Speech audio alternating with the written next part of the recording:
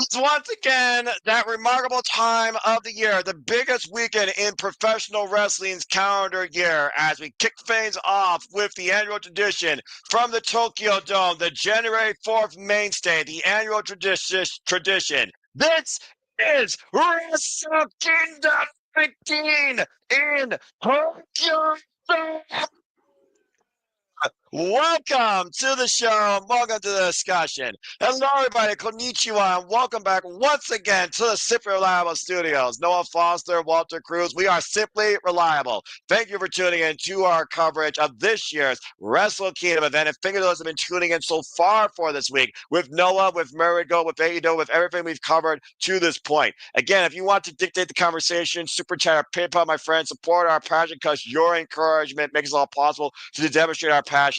It's as simple as that. Please subscribe, comment, tell a friend. You could also watch this along with us, courtesy of NJPW.com. Become a subscriber today. It's just $9.99. Or if you choose Drilla TV, you might even get both Wrestle Kingdom 19 and Wrestle Dynasty as a bundle. We have 10 matches to discuss, as well as a Ranbo that will kick things off here shortly, as we have a kickoff hour with one match, and then we'll have an intermission to further discuss the card. I hope you all enjoy the conversation. The reaction to provide you the alternative coverage and the overall results. Thank you so much, everybody. Let's go ahead and kick this shindig off. Walter, Yonegashi Voss, welcome to Wrestle Kingdom for the first time ever, my brother. How are you feeling about this event? It's good to see you once again.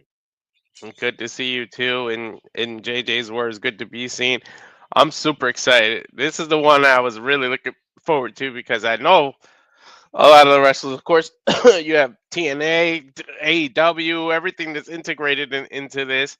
You got Zack Sabre Jr.'s first main event there in Tokyo Dome after winning the G1 Classic. You got so much coming up.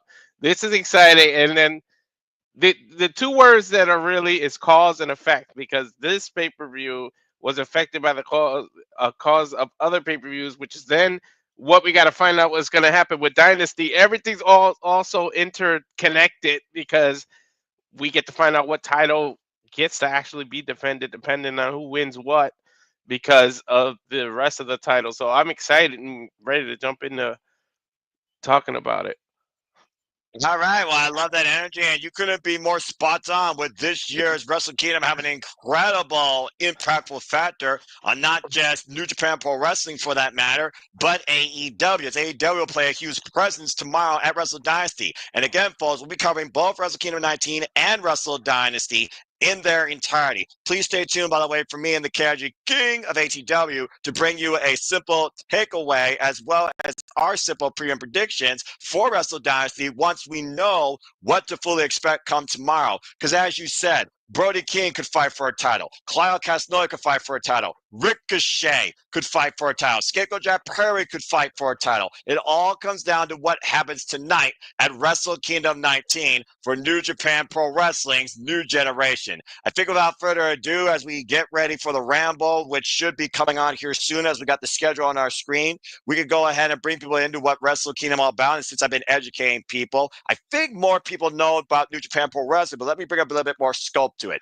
New Japan Pro Wrestling is a company that's been established since 1972, founded by Tatsumi Fujinami and, of course, endorsed by Antonio Inoki, who took over as the chairman to blur the lines with sports and combat sports, making professional wrestling the strongest form of combat sport, and thus creating the idea of MMA, mixed martial arts, with champions and figureheads of the wrestling business, including not limited to Bob Sapp, Vader, Hulk Hogan, Brock Lesnar, Shelton Benjamin, just to name a few pinnacle people from the past. Superstars you know today that have gone to worldwide glory, like Shinsuke Nakamura, Kota Ibushi, Kenny Omega, the Young Bucks, the American Nightmare, Cody Rhodes. We now have this new generation that looks to lead and show what strong spirit is in so many ways. The phenomenal AJ Styles, to Lily's point, thank you so much. A countless who's, Prince Devitt, that have gone through New Japan Pro Wrestling and has demonstrated why New Japan Pro Wrestling truly is the king of sports streaming. As we got the schedule up here on the screen again, folks, Wrestle Kingdom 19 officially begins 3 a.m. Standard Time, but we have a kickoff match, a New Japan Ramble that'll be starting here shortly at 2 a.m. Eastern Standard Time. And the winner of that match will be the new #1 contender for the IWGP World Heavyweight Championship since Great-O Khan, all hell, retired the KOPW title and made the Ramble now about whoever wins should get a shot at the world title. It was the last decree of Great-O Khan, the Dominator, after beating Taiji last year during the Road to Tokyo Dome tour in Corrigan Hall, the last KOPW match ever. Again, Double JHF, Jarrett, Kurt Angle, I could go on and on and on. I've been a fan of New Japan Pro Wrestling since 2008 when I first was exposed to it, thanks to the Wrestle Kingdom 7 shows, thanks to matches like Shinsuke Nakamura, Styles, Yuji Nagata versus Minoru Suzuki, and of course, Rainmaker Tsuchika Okada versus the ace of New Japan, Hiroshi Tanahashi. And of course, Keiji Muto. I mean, I could go on. Trono, Tenryu, you're going to get me on a sprint. When I say I love Japanese pro wrestling and I follow New Japan Pro Wrestling more religiously than any other company, what time are we at? I effing mean it. So there a little bit of a 101 for you on the long-standing term history of New Japan Pro Wrestling and its faction warfare and the demonstration of fighting spirit and, of course, the establishment of strong style. And we're going to see that and so much more tonight as we go inside the Tokyo Dome. Look at that stage. Ooh, I just heard the bell for a second. I was like, huh? Yeah, I just heard the bell too, which means we are going to kick things off here shortly with the New Japan Ramble. And there you see the rules. And watch, if you want to do a screen share about that graphic, I will explain to people exactly what that means. Rambo is like a rampage. It's like freaking carnage. We are going to have a unknown number of people enter the ring at intervals, starting with 2. Eliminations occur via pinfall, submission, or over the top rope. It could be representatives from NJPW, could be representatives from any wrestling company, could be legends, could be current wrestlers. But the winner of this Ramble, the last man left, will receive a future IWGP World Heavyweight Championship opportunity. And again, your opinions matter too, and so does your predictions. If you know New Japan Pro Wrestling or think you know Japanese wrestling, let your names go out there. And I have a simple prediction form for you on my social media if you want to get your predictions in for Wrestle Kingdom. I will leave it open until 3 a.m. Eastern Standard Time. That being said, Walter, you see capacity crowd filing into the Tokyo Dome once again. I've seen up to near 40,000 people on a single night here. This is New Japan Pro Wrestling's biggest day of the calendar year, and we're kicking things off in fun style with the Rambo. Let's freaking go! Wow, it started right on time. And again, you hear Walter Stewart, the English commentary voice of New Japan Pro Wrestling, alongside analyst, translator Chris Charlton. We also have Tom Fane from Stardom, and we have statistics from Chris Sampson from Voices of Wrestling. As it looks like we're kicking things off with the very man that established this new-found earned challenge from this Ramble. The last ever KOPW champion, Great-O Khan, the Dominator. And of course, Great-O Khan won that title last year in a heavy battling effort against Uya Umura, on to become a very prolific KOPW champion, defending it all over Japan, including against Stardom's own Crazy Girl Suzuki in a hardcore match. I got the feeling I'm going to be bopping my head again tonight because the themes in New Japan. Exactly. And shout out, by the way, to those that are watching us on the trap. What's up with your digs, BDW1? Good to see you. Also, Save T, Lily, Charles Schultz, the stalkers, the first-time watchers, the continued viewers. Thank you all so much. Arigato. Again, you all make this possible. And again, please, as always, we encourage your conversation, your thoughts, your excitement, but also remain on topic.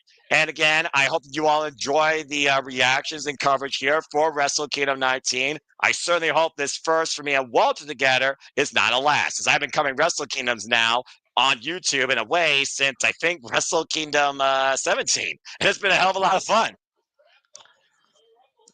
Yeah, New Japan is one of the most consistent, I'll tell you that much. Hey, you're damn right. And Walter, I want to put this out here. We know Great-O Khan, why he has a chance to maybe become a future challenger for the IWGP World Heavyweight Championship. In the battles he's had with Zack Sabre Jr. in the past, he's never beaten the man one-on-one. Great Khan is also working double duty because we know tomorrow he has a chance to fight for the IWGP Heavyweight Tag Team titles with a partner of his choosing against the Young Bucks. Yeah. Oh, yeah. You got to remind me that they're going to be on there, but we'll see. I mean, again, Great Khan. I mean, last year really changed up the traditions that New Japan Pro Wrestling has established for some of their biggest events and biggest accomplishments. Here we go. Funny. I love that entrance. Great Khan.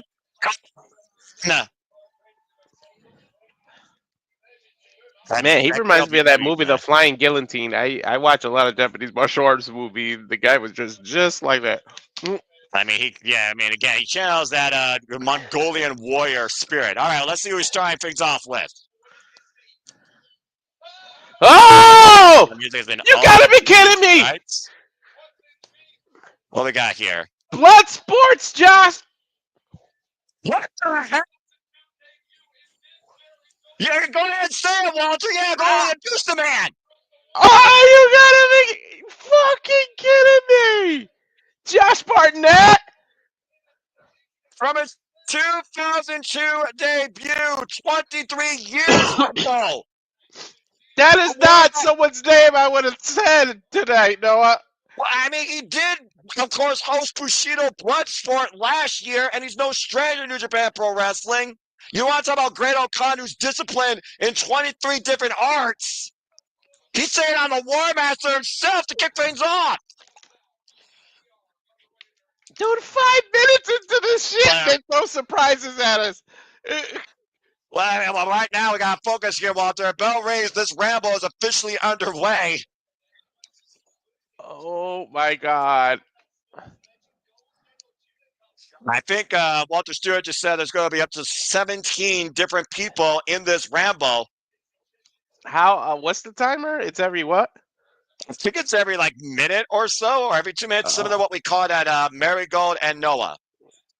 Okay, so all 3 events started with Rumble style matches. And it's kind of like a Japanese tradition, if I'm being perfectly honest with you.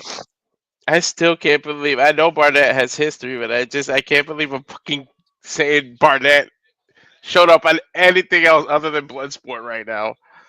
I mean, Barnett's been getting around. I mean, again, he previously was involved in NJPW Academy, disciplined the freaking Alex Coughlin when we had the Coughlin Challenge, and of course, trained by Carl Gotch, 22-year veteran of the game. Did you get a countdown yet? Yep, and here comes our next participant. Wait a second. Who's this? Oh, this is going to be interesting. Bars, Button Oleg. Button Oleg, Button Oleg, 1/3 of the Never Openweight 6-man tag team champions. He go. Oh, I thought he was gonna go right after Barnett, but Barnett stood up and prepared himself. And Button Oleg now in the ring. We're up to 3 people. And look at the size here, Walter, of these two. Just behemoths, dude. Oh! Button Oleg, longtime student of Josh Barnett. And he just took Barnett down with a belly-to-belly suplex. Again, you can't eliminate him like that. Again, pinfall submission or over the top rope, both feet hit the floor, you're eliminated from the Ranbo. Barnett just did a beautiful judo takeover. Judo throw, I should say. I'm sure you can't wait for the next Bloodsport call this year, of course. Josh Barnett, of course, who was heavily involved last year in GLEAT, Pro Wrestling Noah, and of course GCW. The submission mastery of the War Master, and then you see Great Khan going in to break up the submission. Just got to end of another countdown. I'm about to get that too. 3, 2, 1, go. What we got? Oh, nice. The Fierce Warrior, former Never Openweight champion, Hiroki Goto, 1/2 of Bishamon, representing Chaos, and a former IWGP heavyweight champion. This ring's going to fill up fast. Oh, yeah, it is. We got nothing but heavyweights so far, it looks like. And you see right now, Great Khan trying to work the left arm of Bolton Oleg. Hiroki Goto, of course, who previously challenged for the IWGP Global Heavyweight Championship last year against David Finlay back at King of Pro Wrestling. And also came in last year in the Tokyo Dome. Oh, man! Defending the IWGP Heavyweight Tag Team Championships against GOD.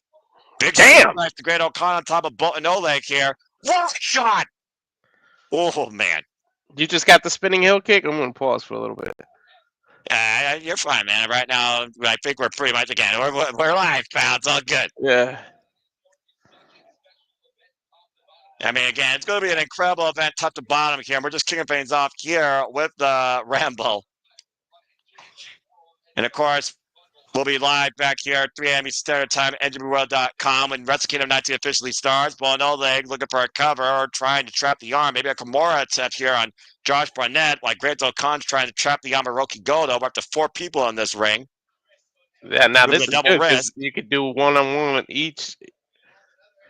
You don't have to look over your shoulder right now. Right? Did they alter Barnett's music? I didn't even notice. Yeah, they did. Uh-oh. Well, again, licensing is always going to be a thing. Oh, another legend, Brute Justice, Yuji Nagata. I was pointing out him earlier. And by the way, Walter, that 2 out of 3 debut of Josh Barnett was against that very man, that legend. Yep. I wonder if he's going to beeline for Josh. Yeah, you wonder if they forgot about his past. They're going to renew hostilities, to your point. I don't think they ever could forget. Well, I mean, some things are never forgotten. Yuji Nagata, by the way, living legend, 56 years of age, 32 years in the game. Yeah, I think Josh just looked over his shoulder and noticed it was Yuji. Yeah, there we go. Well, you're going to get the face-off you wanted. And already exchanging kicks here. Yeah, they're picking things right off where they left off 22 years ago. That 22 years ago, and they remembered it immediately. Former Triple Crown champion, former IWGP heavyweight tag team, former GHC heavyweight champion. You guys done everything in this company and beyond. Great O'Connor taking a seat on Goto and Boz right now. Bolton Oleg going after Josh Barnett. Well, I mean, you know, it's one of those things, unfortunately, wrestle laws where musical all rights and licensing, it is what it is when you just don't pay for it, even for one night. Then again, I don't think nobody expected Josh Barnett in the Tokyo Dome. That's just something we got to deal with. But, I mean, if that's the least I can complain about, it's a good day. Yeah, I agree. And right now, I'm not sure. Bolton Oleg trying to take Josh Barnett up and over. Why Bart's had to ruin it? I was enjoying Yugi and Josh. So we got another alternative music entry. Oh, no! There's literally a warning. Yeah, Josh Barnett and Bolton Oleg have been eliminated, but Josh Barnett has a hell of a stranglehold on Bolton Oleg's arm. It's literally saying music has been altered due to music rights. They literally warned you. They always alter this Great Bash Heroes music. The Unchained Gorilla, Togi Makabe, former Never Openweight champion, former IWGP Heavyweight Tag Team champion. That is a long-ass walkway. It's always been an establishment here at the Tokyo Dome, bro. These poor guys. They need the little rings from WrestleMania 3. I mean, they still pretty much move like they used to this day. And of course, Togi Makabe, 52 years of age, 27 years in the game, trained by the likes of Ruchi Toshu and, of course, Kensuke Sasaki. I remember watching this guy take on Tomoshi for the Never Openweight Championship. Oh. What year was that? I'm trying to remember because I always get the years confused because also Tomoshi had old school music. I think it was Wrestle Kingdom. I want to say 9. It's either 9 or 8. Oh, okay. And right now, and by the way, the Neverweight Championship, Walter, has the highest percentage of change at Wrestle Kingdom. Well, many champions have gone 0 today. Many champions have gone 0D with that title. Well, we're gonna find out. Yeah, we'll talk more about that, I'm sure, later right here, right now. This ring's starting to fill up. We got Yuji Nagata, Hiroki Goto, Great O'Connor, and Togi Makabe here.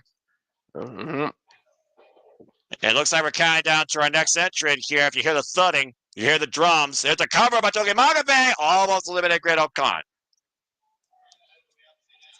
All right, who we got now? Well, I believe this is entrant number 7 because we already had 2 eliminations. Yeah, Toki's over there working on a sleeper hole, but somebody's coming out. Yeah, and Blue Union got just teeing off against Hiroki Goto. Oh, Kenta! Who just came back from Pro Wrestling Noah after having a clinic with Keno. Bullet Club Zone. Oh, he's speed course, walking. Of course he is. You gotta get your cardio in before Wrestle Kingdom starts, Walter. Yeah, I guess so. Come on, Kenta, get your ass in here. The former Defied champion and also that beautiful title behind you, former holder of the IWGP United States Heavyweight Champion and a former NJPW Strong Openweight Champion. And Pro Wrestling Noah Grand Slam champion, now teeing off against Yuji Nagata. And again, same team, Wrestle Dynasty will be tomorrow. Wrestle Kingdom is less than an hour, but I'll give you that. Hours from now, less than a day from now. I look for GTS, but Kenta loses his footing, might impromptu eliminate Yuji Nagata. Oh. I don't want to risk moving, and this thing falls on my head, so I'll just drape it on my shoulder for that.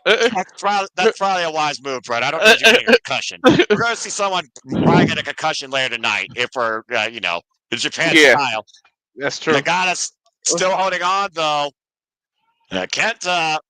Uh-oh, wait a minute. Oh, boy. Oh! Stuck on the top rope. Put Yuji Nagata eliminated. So much for Blue Justice. All right, let's see what else we got here. I love how much indication. We said it earlier, but I love how much indication this is going to give Dynasty. Yeah, right. And by the way, here comes Hiroki Goto's tag team partner, Bishamon, record 3-time IWGP Heavyweight Tag Team Champions and World Tag League winners, the headhunter Yoshihashi.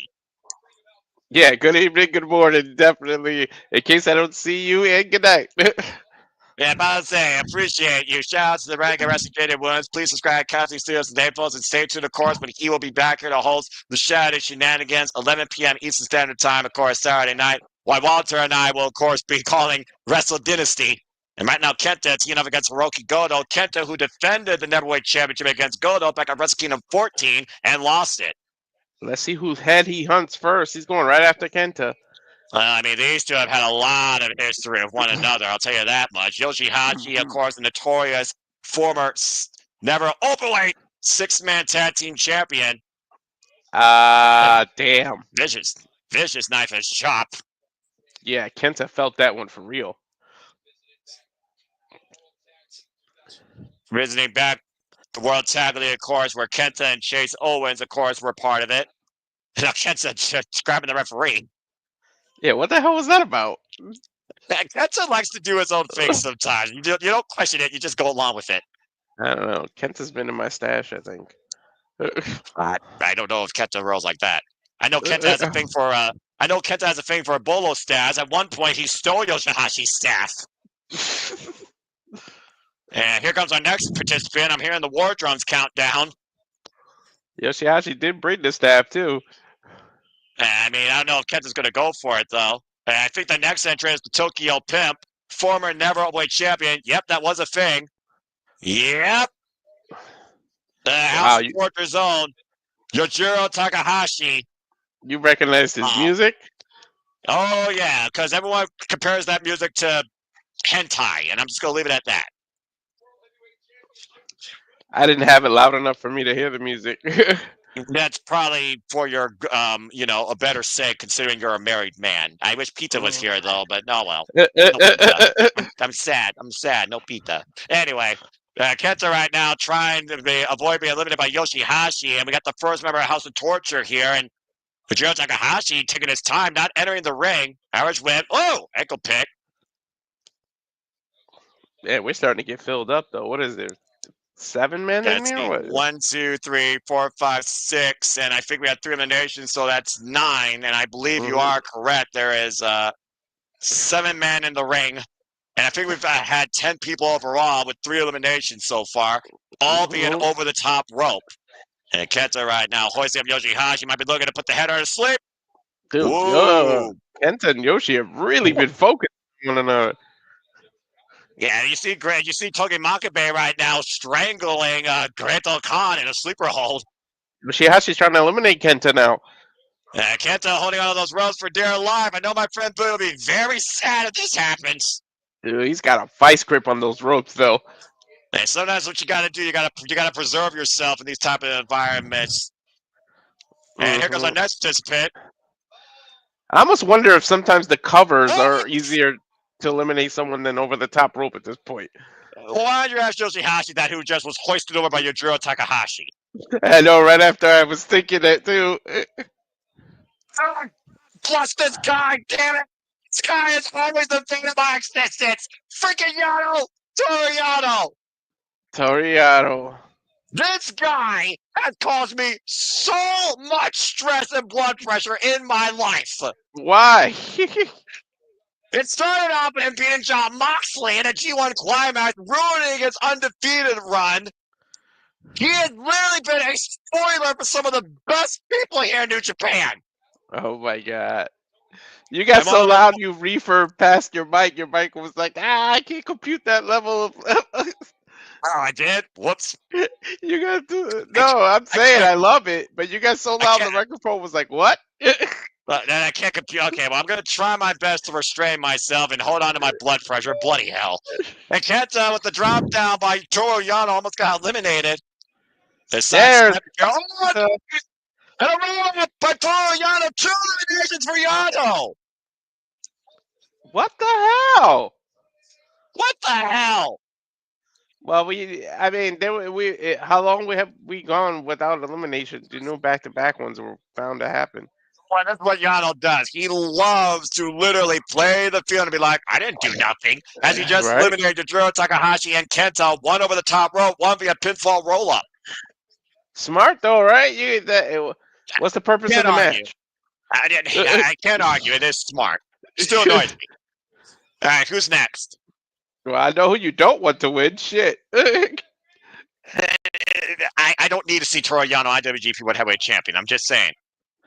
Hey, Hiroshi Tenzan! Of course, the tag team partner of the current MLW World Heavyweight Champions, Toshiko Chima. Shout out to Tenkozy. What did they say? Maybe 17? I believe there's 17 people overall. This is probably 12 or 13 then. Yeah, another living legend, by the way. 53 years of age, 33 years in the game. Former, of course, IWGP, NWA World Heavyweight Champion, multiple-time IWGP Tag Team Champion, 12-time IWGP Tag Team Champion, and 4-time IWGP Heavyweight Champion. G1 wins as well. Nice hip toss by Gretel Khan. Here's Khan with the cover on Toge Magabe and nearly eliminates the Unchained Gorilla. I'm just digging the music, man. Damn, by the time he hits the damn ring, another person's going to come out. Tenzan was scheduled to wrestle at the end of last year. I mean, he was supposed to actually be part of the Road to Tokyo Dome tour, but he took time off to recover. Mm-hmm. Oof. And Hiroshi Tenzan's been through a fair share of injuries and unforeseen health circumstances in his life as well. And also, Walter, Hiroshi Tenzan loves to employ what's called Mongolian chops. There was a match at one point with Tenzan and Gretel Khan, where Gretel Khan officially took the Mongolian chops away from Tenzan. You can ask Karen, though, what those are called now. I don't know. That's probably what he went right into it as soon as you mentioned him. They're not called the Mongolian chops. I would call them basically like I'm not creative as Karen. I'm sorry. I can't think of a name. If someone knows what Hiroshi Tenzan trademarks those Mongolian chops as, please let me know in the chat. Big help up by Tenzan the Great Khan. As long as it ain't choppy, I'm good. Thankfully, it's not like that. It's not Kai and Tai. Well, I did just talk about his tag team partner. Say his name and he appears. There's Satoshi Kojima himself. There he is. I mean, hey, why not have your own tag team partners back? You have one, you have the other, right? And we saw how much bread was given to this man. I'm sure he carved up before this match. Of course, the current two-time MLW World Heavyweight Champion, former GHC Heavyweight Champion, and of course, former IWGP Heavyweight Champion, former Triple Crown Champion from All Japan Pro Wrestling. We just got the call at the last match with James a couple weeks ago, right? With him. Yeah, exactly. Back in the MLW, and of course, we know he'll be defending that title against Matt Riddle. James couldn't get one. There was so much bread in the ring. It was the funniest shit ever. Okay, the man loves his bread. Now we got a double team here by Kosei to Toriano. Making a bakery.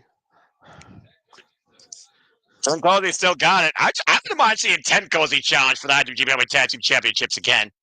Yeah. But Toriano with the roll up on Tenzin and Kojima saving his partner. I don't know about that. Zack Sabre Jr. might wipe the floor with them both at the same time, to be honest. Yeah, Toriano taking advantage. There's a roll up on Tenzin by Yano. Hiroshi Tenzin eliminated. He didn't last very long. Come on, man. Dude. What was that? 10 minutes in the match? If that, again, Yano, the ultimate spoiler. Mm-hmm. I want to put this out, though, Walter. Great O'Khan, the first entrant, is still in this match. Yep. He's been in that corner right there, too. You know why? Because he's been avoiding the freaking action a lot. Oh, I thought Togi Makabe was just restraining him. Who we got? Hey, look, it's Homa. Toomaki Homa. Former, of course, Great Bash heel IWGP Tag Team Champion alongside Togi Makabe. And, of course, Kogeshi always makes him happy.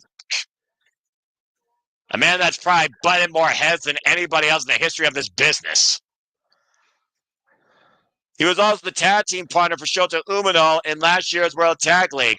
27-year veteran of the game, 48 years of age, trained by Animo Hamaguchi and Keiji Muto.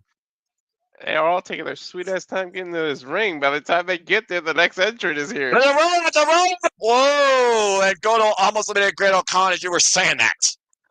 You got to take advantage of these entrances. Everybody's looking at the entrances. Roll somebody up. That's kind of what they're doing. To your point.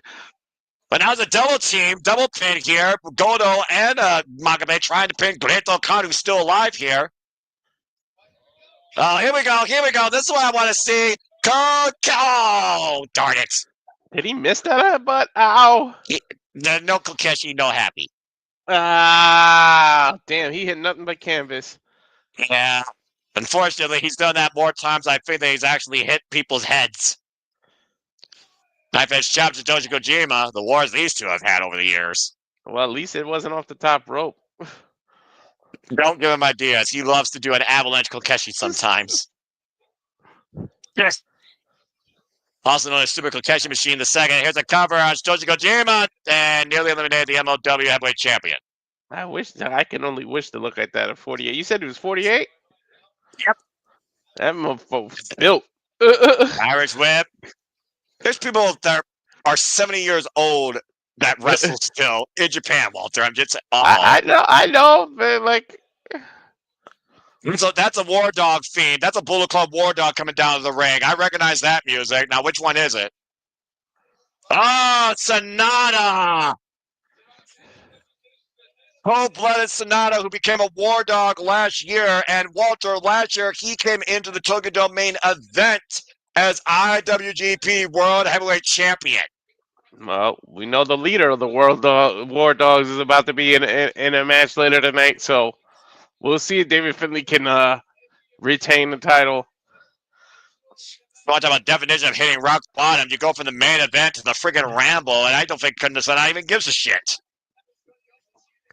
But now he's got the opportunity, though, to get back to the world title picture if he wins this Ranbo. Well, of course, if he doesn't win, as long as he takes someone with him, right? You said the War Dogs model. Again, bring gold or bring bodies. That's the War Dogs. That's Toshi Kojima lining up Sonata in the corner with the machine gun chops. Shots. Oh my that was like 50 of them. What the hell was that? That's Satoshi Kojima. This is Togi Makabe mounting Sonata in the corner. Giving 10 Yeah. shots to the crown Sonata's head. Oh, come on. I thought they were going to keep going and everybody's going to attack the War Dog because somebody likes them. You were saying? I think Yeah. Satoshi Kojima and Togi Makabe are firing up each other. Kind of ironic considering the two used to be mortal enemies. There's a meeting of the minds there. Waistlock, standing switch, referee. And referee push. Oh, yeah, middle kick. No. And Togi Makabe tied up in the ropes. They're not eliminated, though. He went through the middle. But I want to also point this out. Togi Makabe is now on the outside of the ring, but also is Toru Yano.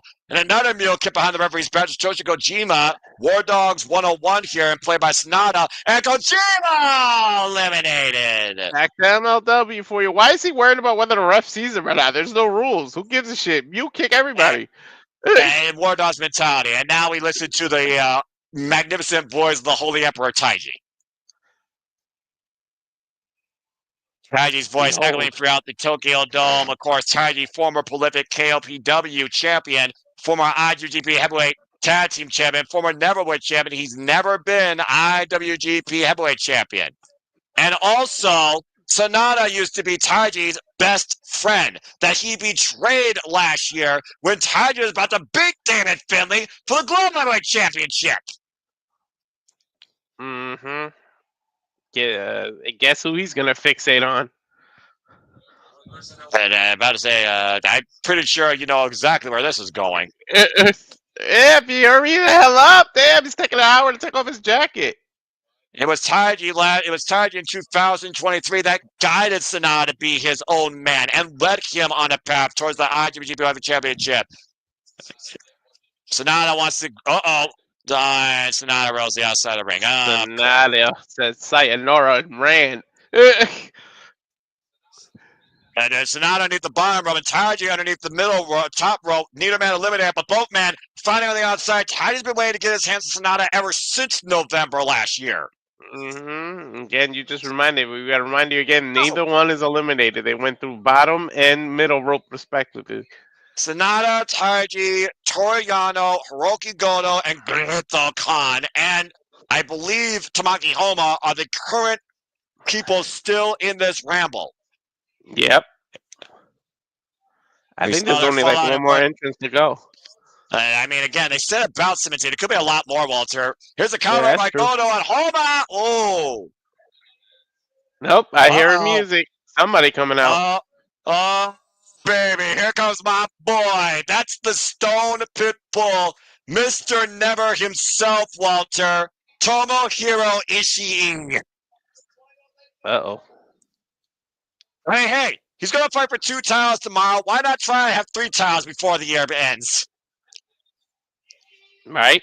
Why the hell not? The refrigerator walking its way to the ring. Mr. Never himself, former multiple-time, 6-time Never Openweight champion. Mr. No Neck himself, huh? How dare you? And, of course, tomorrow he might be Mr. Never and Mr. AEW National Champion. Never say never. And don't forget, Walter, he's Wrestling Gate Kid at Battle in the Valley, regardless of what happens tonight and tomorrow. Yeah, but all the belts. If what he wants happens, at least it will be Battling Gate Kid for the title. One shot, and there goes Goto Khan. I love Ishii so much. He's the guy that's the definition of fight me, bitch. I'm going to hit you as hard as I can. I see. Homa with the shoulder block. Oh. Lariat. Yeah, you were saying, Walter. Oh, no. Oh, he got it! He hit the headbutt! Kokeshi makes Homa happy right to Ishii's heart. The violent wars that Homa and Ishii have had in their respective careers to each other. Now big forearm strike. A combination forearms being here, played by Homa and Ishii up the ropes. Ishii pulling out all the great hits. Oh, my God! Oh, that's a nasty headbutt. Oh! That might have been the stiffest headbutt I've ever seen. He just intercepted the attempted Kokeshi with a vicious forearm and vertigo drop brainbuster. 1. Ishii with the cover. Oiwa eliminated. Oh, I didn't think he was going to get him. Oh.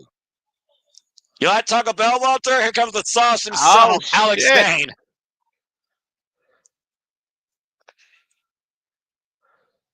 All right. The fuck is he doing here? I wasn't expecting him. Alex Zane, of course, part of the World Tag League. Tag alongside Ryusuke Taguchi. Used to tag alongside Lance Archer when they were Monster Sauce. Alex Zane's been a standout here in New Japan Pro Wrestling during his excursions. Also part of the Best of Super Juniors. You might as well call him the Sauce of the Junior Heavyweight Division. Well, we'll see. And you see right now, this ring is really starting to fill up. Taiji renewing hostilities with Sonata. Tomoichi E is still very much alive in this match. The very first entrant, Great Khan, is still in this, by the way. And Hiroki Goto is also here. I hate that we don't know exactly how many people are going to come, so we can be Now- like, all right, now- this is the end of the field. I mean, at this point, though, this Rambo's going a lot longer. Oh, what a foot kick by Taiji. Of course, Taiji loves to imply that sumo background. He's And fired might up, be looking- too. Yeah, he's looking for an axe bomber, and Sonata blocked it. Looking for the German suplex, standing switch. Again, referee. Taiji able to scout that. Taiji knows a thing or two about doing that. P and Par Suzuki going previously. Oh, wait a minute. He didn't do anything. Oh, come on. Wait, what? You could get disqualified? Yes, you can. And Kenzo Sato caught Taiji facing Sonata. Sonata playing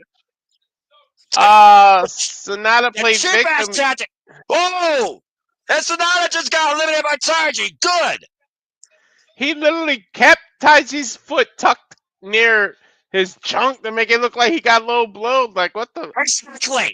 And then Sonata, idiot, went over the top rope, and Taiji just booted him out of it. Taiji and Sonata both eliminated. I never liked the fact that people can get eliminated by people who are already eliminated. And in this case, it's justified, in my opinion. Oh, yeah, And there's Alex Zane up and over. but- Oh. Yeah, that was combination offense. Running, shooting star into a set time. Damn, Alex.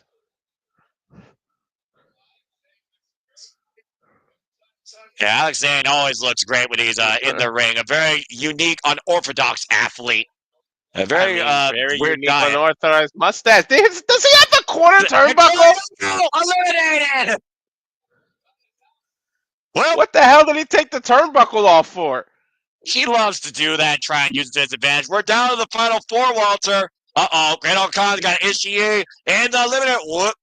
And now transitioning, looking for the vertical drop brain buster. Great Khan countering, hoisting up Ishii. Uh-oh. And up the top rope, land on the apron.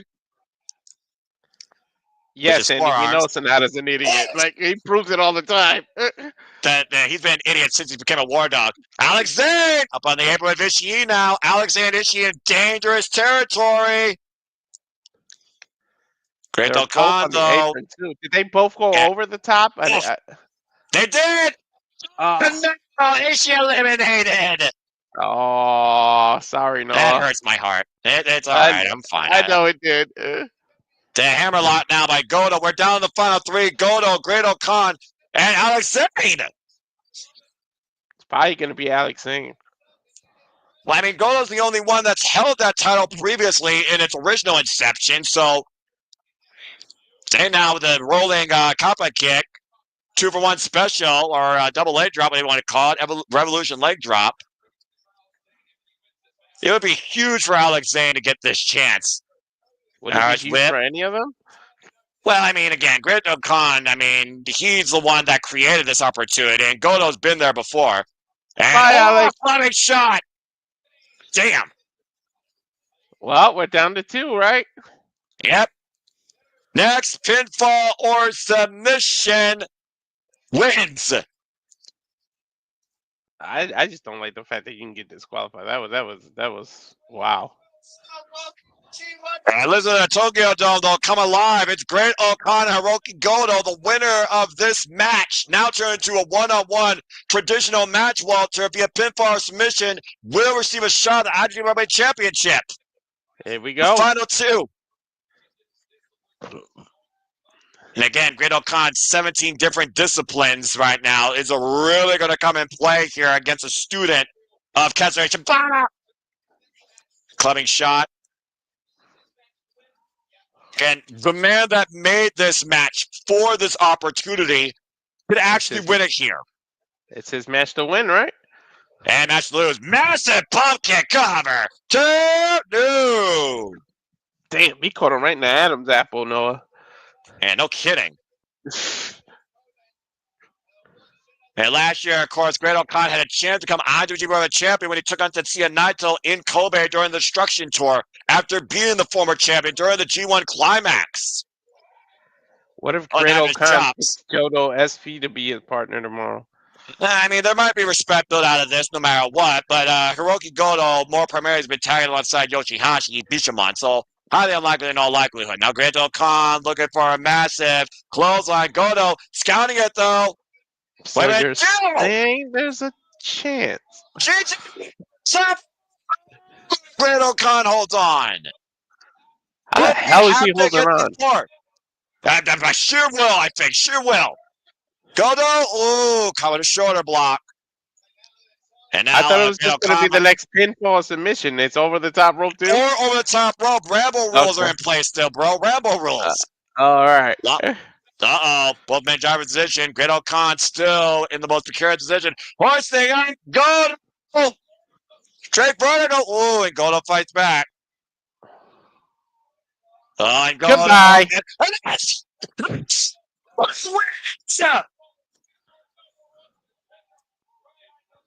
Hiroki Goto is your new number contender for the IWGP World Heavyweight Championship. He's going to have his eyes set on the main event tonight. I really did not see that coming. The Goats of Revolution might be in full effect for a New Year's resolution as Goto has new life to become the face of New Japan once again. And that means he might face either Shota Umino, Zack Sabre Jr., or Ricochet, or Claudio Castagnoli once Wrestle Kingdom Wrestle Dynasty concludes. We'll see. This is why you can't miss the next 2 nights. Again, Hiroki Goto, he's kind of been the bridesmaid, never the bride. Last year, losing against David Finlay, losing out on the G1 Climax, losing out on the New Japan Cup, now finds himself with a guaranteed shot at the richest prize in New Japan Pro Wrestling, eliminating the very man that created this opportunity. Well, if you can eliminate the person who created it, right? And no kidding. He's got 4 different obstacles right now to figure about, though, but he has a guaranteed shot no matter what. When is his shot? Whenever he wants, or is the next? You see the contract in his hand. It's whenever he wants it. He has to sign on the dotted line. That is his.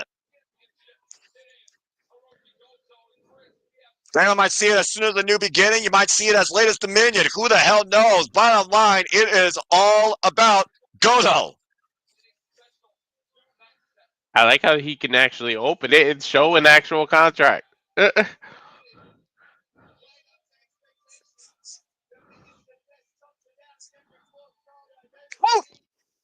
Well, that was a hell of a fun ramble. Congratulations to Hiroki Goto. I wonder how long he waits. Well, Walter, you had a hell of an introduction towards most of the New Japan Legends roster. Mm-hmm. And, of course, we have a massive card ahead, not only talking about the IWGP World Championship, we got the IWGP Women's Championship, the IWGP Junior Heavyweight Tag Team Championships, the IWGP Global Heavyweight Championship, NJPW World Championship, IWGP Junior Heavyweight Championship, and, of course, we got that special singles match as our semi-main event, as well as Hiroshi Tanahashi might be in his very last match ever. Lumberjack matches. We got tag team, the Tokyo Terra tag ladder match. Hiroki Goto, though, with the first ever chance, and who knows how long, to finally become for the first time ever in his career, though, IWGP World Heavyweight Champion. Sandy pointed out he hasn't had an opportunity since 2016. Correct, after G1 Climax. And then you see again play-by-play Walker Stewart, analyst Chris Charlton. Here's some Baba Studios. Play-by-play, I'm Noah Foster, analyst Walter Cruz. Hope you're all enjoying the conversation, the reactions as we take a short intermission to bring up the speed on what's ahead.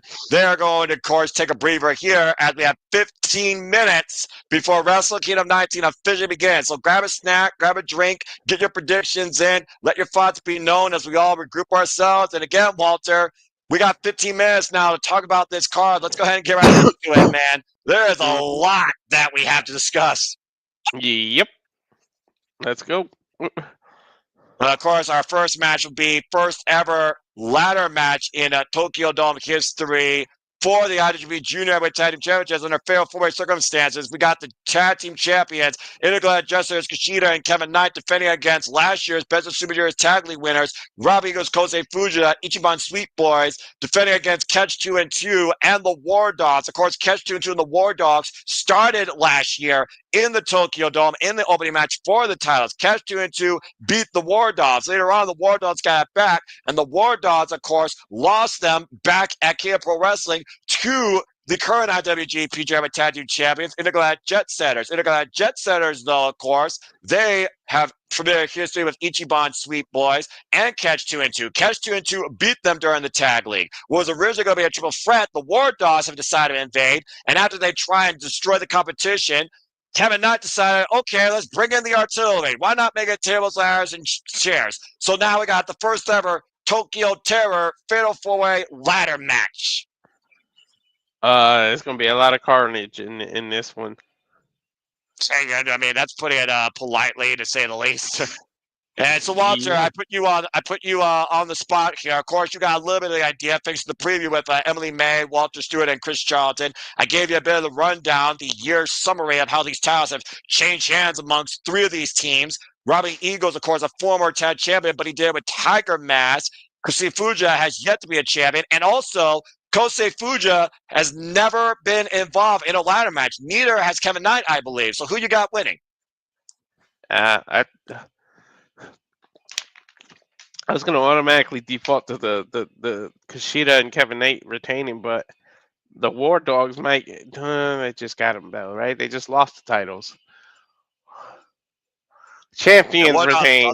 I was going to think the War Dogs were going to walk away with it, but TJP and stuff we're going to win, but I'll say the champions retain here. What about you? It's one of those things where I think Kevin Knight is one of the fastest rising stars right now. Just seeing him in TNA and New Japan Pro Wrestling, literally endorsed by one of the aces of the junior heavyweight division, Kushida. And of course, this is now their second time as IWGP Junior Heavyweight Tag Team Champions. I'm holding out for Kevin Knight to soar to heights and not dive bomb from a ladder. I'm holding out for the chance to retain as well, although it really would surprise me if Kosei Fujita and Robbie Eagles win, since Robbie Eagles has experience in this environment and knows how to win these titles and successfully defend them. But I think the War Dogs are the most dangerous to overcome because they love violence, and we talked about their MOs. So this very well could be the War Dogs environment, but I'm holding out for the chance. That's why I was conflicted, because the War Dogs love the violence so much, and like you just bring body or bring a gold, but they might not bring the gold, but they're damn sure going to bring some bodies. Yeah, well, I mean, I'm pretty sure someone's going to end up in the freaking infirmary if they're not careful. Let's go ahead and move on to our next match here. We, of course, have the IWGP Women's Championship back at Wrestle Kingdom 2 years later. The Stardom icon Mayu Iwatani defending the gold against the young prodigy herself, the daughter of High Speed, Asume. Asume, of course, has been involved with this since elementary, while Mayu Iwatani, of course, has been the icon of Stardom since day one. Similar vibes, of course. Long-standing leader and member of Queen's Quest, Mayu Iwatani, truly the leader of stars, the star of Stardom, who worked her butt off to prove I deserve to defend this, and this deserves to be showcased in the Tokyo Dome. While Asume looks to make this her year and become the Stardom icon herself, Mayu Iwatani is looking to show exactly why she is the ace of Stardom and probably Joshi Pro Wrestling. I put Saray up there as the MVP for Marigold. Mayu Iwatani, though, is the GOAT of Joshi Pro Wrestling, in my opinion. Do you have a new champion, considering you saw Sume for a short stint in AEW and previously challenging Stephanie Valkyrie, for example, for the Strong Championship, but came up short? What do you think happens here? She came up short, yeah. Um, yeah, I don't see a new champion. I think Iwatani retains here, but I think it's gonna be a very game match, like where it seems like that's how he didn't win. Assuming, wow, I just mispronounced her name really It's horribly. all right. You're learning. You're learning. Yeah, I know, but yeah, I see a retention here. Yeah, it's one of those things where I look at Mayu Iwatani's run, now 622 days. I think my friend King said it best. She's trying to basically match this and surpass what Kazuchika Okada did during his longest run as IWGP heavyweight champion, over 700 plus days. And while Asumi has faced Mayu Iwatani on 4 previous singles occasions, it wasn't until this last year in the 5-star Grand Prix that Asumi finally pinned Mayu Iwatani, just barely, with the sushi roll. It's also one of those things that, again, Mercedes Monet, to Sati's point, previously, of course, challenged Mayu Iwatani for the IWGP Women's Championship, and that's when Mayu, of course, won that title. I really, though, think that Mayu Iwatani is the longest-standing member of Stardom for a reason and is the ace, also, of that entire company. I think this is a huge opportunity for Asume, but it's going to be like chasing that dragon like Momo Watanabe did last year at the historic Crossover 2. Why there's been a history of title changes in Tokyo Dome history, this is one of them that has not changed since inception and only been defended one other time here at the Tokyo Dome. I say Mayu retains as well. It's a fact. Why you gotta do that to me and remind me about the whole Mercedes Monet thing, man? You know what? You know what? That's it. I'm gonna show y'all what I think of Mercedes. Oh no. Now look what you did. Now look what you all done. You friggin' all right, that's what Mercedes is, okay? Can you please say that down and move on to our next match? Getting back on track. Bloody hell. And that's an insult to Muppets. He said it, not me. All right. Christopher Akira saying there's a new champion. Asume wins. I like that optimistic thinking, considering, again, we've seen so far every world champion in the major Japanese companies have changed hands. Pro Wrestling Noah, Marigold. Can it happen in Stardom like it did with the Red Belt, with the IWGP World Women's Championship? We'll see. All right, let's go ahead and talk about this 4-way for the WWE World TV Championship. Of course, Ren Narita was able to outlast Jeff Cobb and Yosuji in triple threat action last year, winning this title at King of Pro Wrestling. Ryohei Oiwa, though, has now put his name in the ballot to challenge for this title after coming up short against Gabe Kidd. But of course, of Phantasmo, he decided to intercept this match after overcoming cancer. God bless him. And now he wants a chance to get his first singles title here in New Japan Pro Wrestling. It's one of those things right now in Fatal 4-Way. Champion does not be above a decision, but the champion can actually defend this title successfully without being above a decision as well if he runs out the clock. I kind of want Jeff Cobb to win it again because Jeff Cobb says that I am the gatekeeper before this new generation said that it's their time. It's not their time yet. But I kind of have a sentimental feeling for ELP because he went through a hell of a crazy year last year. I was thinking about this a little while, but I think I'm going to go with Phantasmo surprising us here and say we're going to get a new champion. Who you got on this one? Considering Ren Narita 2 years ago was in the inaugural match for it and lost against Zack Sabre Jr., which kind of caused him to sold out later on. I was also gonna pick El Phantasmo, but that's more of an emotional thing because, like, fuck cancer. But you know, I it's more of an emotional thing in my heart. Says I really think Ren might just run out the clock and freaking retain. But just for this hell of it, I'm gonna pick El Phantasmo. All right. Well, considering that Ren Narita is part of House of Torture, he also very well might be working double duty, much to Sandy's point and our chagrin. Let's go ahead and talk about what could be the last match for the ace in New Japan himself, Presidente, the 25-year veteran, of course, of the business, who celebrated his 20th anniversary last year. The ace in New Japan, Hiroshi Tanahashi, going one-on-one against a very formidable and familiar foe, Even in what will be a lumberjack match. And if Hiroshi Tanahashi loses, his career is officially over 1 year before he said he was going to retire on January 4th, 2026. This really picked up, of course, at King of Pro Wrestling when the Ace announced that he's going to retire, but Eva has been using every possible ploy to embarrass the Ace of New Japan, even saying that he is the president of this company, and even took the locks of the Ace himself. You mess with Tanahashi's hair, you just set yourself up for a death wish. The man who's on the lease on the Tokyo Dome for the longest that I can remember, record-setting amount of times he's been the main eventer here, and of course has come in as champion, let alone won the championship. Of course, the last time he won the championship, though, was against Kenny Omega back at Wrestle Kingdom 13. But last year, he was able to defeat Zack Sabre Jr. for the World Television Championship. When it comes to the Tokyo Dome, there are some constants. You don't bet against the Ace 9 out of 10 times. And I also believe good should triumph over evil every damn time. Keyword this evil, because fuck House of Torture. I gotta go with the Ace here winning, and I pray to God that I'm right. What do you gotta say regarding this? I was looking at Christopher Scott. He said, "I'll never pick anybody for the House of Torture." Yeah. I mean, now the pressure's on me to agree with you, right? Like. I mean, hey, you're your old man. I'm not going to belittle you. I'm not going to, shun you. You know what? In but this I am going to world, question you.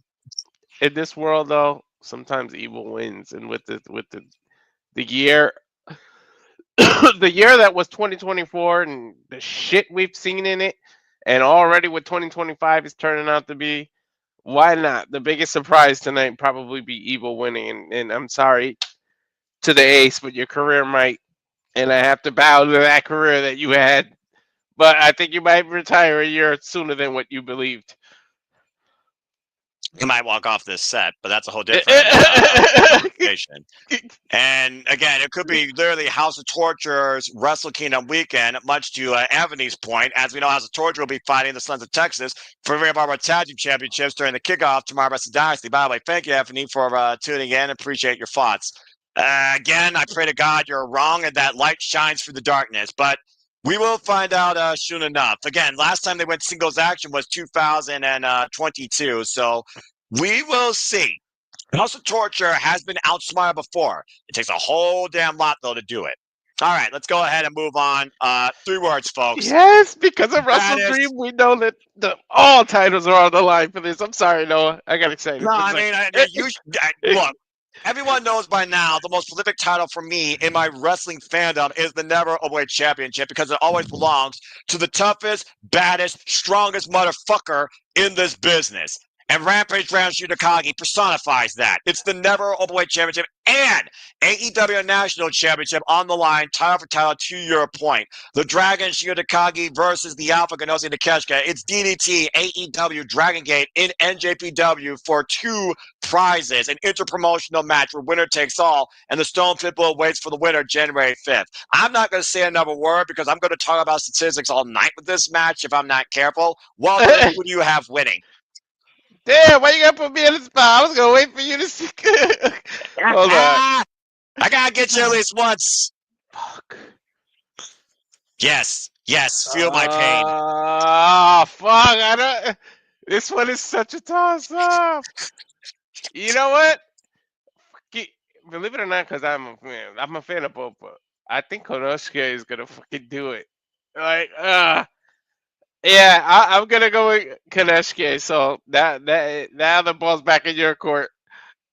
Well, I mean, it's one of those things right now. Do you look at age? Do you look at experience? Do you look at who you believe can hit the person the hardest? Because Shinya Takagi has been hungry for this match ever since Konosuke first arrived in New Japan last year during the G1 Climax. A dream that the Alpha has had since he was 10 years old. And of course, he defined himself into DDT Pro, as Sandy, of course, follows that promotion much more verbatim. And of course, Shinya Takagi was involved there last night. While Shinya Takagi, he was defined in Dragon Gate before he came into New Japan Wrestling as X. Shinya Takagi right now is in his 5th run as Never Openweight Champion. But again, this is the title that has changed hands the most in Tokyo Dome history. In fact, Shinya Takagi lost it last year to Tama Tonga. Does history repeat itself? It very well could come down to which man has a stronger will. And I've seen Shingo laid out by Hinare, the man that he beat for this title eventually. But I think I am going to go with Konosuke Takeshita because I think youth is on his side and he is on the rise while Shingo is established. And I think I am going to go with Konosuke somehow knocking out the Dragon. As we get ready here shortly for Wrestle Kingdom 19 to begin, folks, and we'll be talking about the rest of the card here later on, of course, during VTRs and their emissions. Buckle up.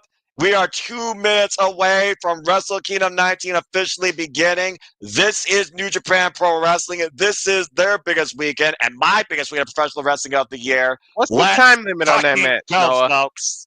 What's up? What's the time limit on this? Is it 30 minutes?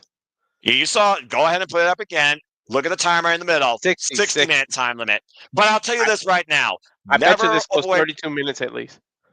Oh, wow. That's a bold take. I was going to say never weight championships never hit the 60-minute mark. And again, never open weight championships, I think, have shortened careers because it really tests the strongest spirit and, again, the baddest motherfucker in this business. And to Sandy's point, Shigeru Takagi, of course, who once came in here as IWGP champion, even lost that against Kazuchika Okada. Necessarily the strongest recent record in Tokyo Dome, despite his appearance. And yes, Sandy, I want to keep talking about this too, but to your point, like I said, in the words of Sting, ladies and gentlemen, it's showtime. Let's fucking go! Did my microphone vibrate during that? Yep. I just feel like that's going to be one of the longest matches of the night. At least I hope, because I'm just going to I'm going to go crazy. I wouldn't expect anything less from you, and I hope that you indeed do. So, again, if I vibrate, then Walter can take over, but you're going to get a lot of damn excitement out of us tonight. We both vibrate when we get too loud. It's just the mic. We're overloading the microphone. That's all it is. Yeah, well, the microphone should know what passion is, and unfortunately, they don't. It is what it is, I guess, with cheap-ass technology that costs you $20. And again, folks, we'll be back here after Wrestle Kingdom 19 to call Wrestle Dynasty. We will not be calling New Year's Dash, and it's still a debate. We'll be back here calling Battle in the Valley. But please stay tuned for Sipping Reliable Studios. We're going to keep you engaged across all the wrestling throughout the entire year. And again, to everybody that's watching for the first time, thank you as we get our VTR going and our opening video package. This is Wrestle Kingdom 19. Hey, Mount Fuji. Well, Claudio stays for New Year's Dash like Danielson and Moxie did last year. And again, you never know what happens, Derek. And thank you once again for tuning in. That's right. Now we got our cold opening here, folks. And of course, we'll run down the match order one more time. Once, of course, they, of course, run it down here. There's a Tokyo Sky Needle. This incredible two-day spectacular, Walter, is finally here from the Big Egg itself. Yeah. Opening match, IWGP Junior Heavyweight Tag Team Championship Fatal 4-Way Tokyo Terror Ladder Match. Intergalactic Jet Setters, Kushida, Kevin Knight, Ichiban Sweet Boys, Robbie Eagles, Kosei Fujita, Bullet Club War Dogs, Drew Moloney, Clark Connors, and, of course, Catch 2 and 2. Second match, IWGP Women's Championship. Mayu Iwatani defends against Daughter of High Speed, Asume. I'm really holding out for Asume, who wants to be Stardom's next icon, but Mayu Iwatani has been Stardom since day one for a reason. Fatal 4-Way New Japan World Television Championship. Jeff Cobb, Oiwa, El Phantasmo, Narita. I love how he sounds so blue during the freaking House of Torture name calls. Oh, yeah, right?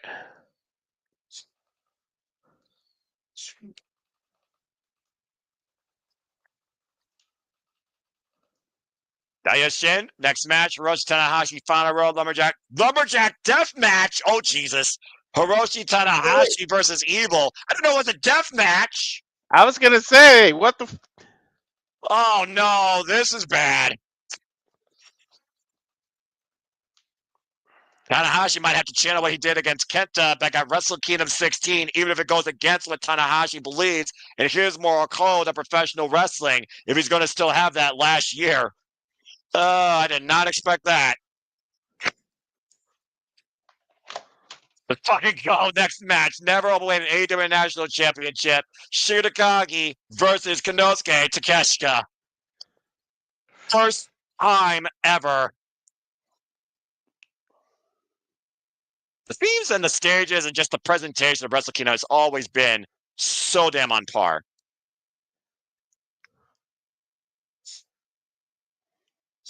Bumping Bomber or World Class. Raging Fire or Last of the Dragon. Now we get into the heavy part of the card, Walter. IWGP Junior Heavyweight Championship match. Doki versus El Desperado. A rematch from New Japan Soul where Doki beat El Desperado for this title.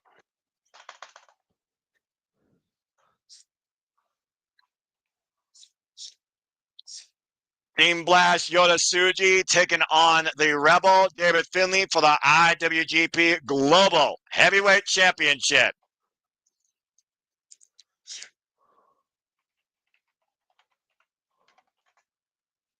And of course, our semi-main first time, and is it also last time? Is it adios for Tetsuya Naito in a match 15 years in proving and finally made?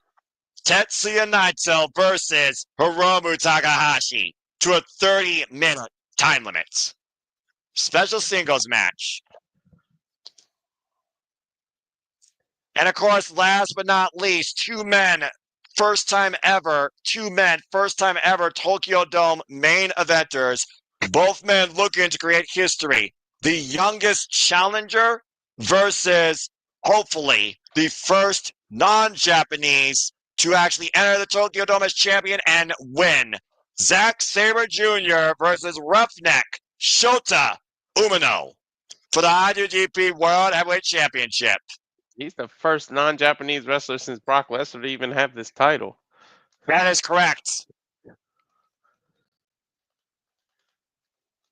And that being said, Simulama Studios brings you our coverage of Wrestle Kingdom 19 in Tokyo.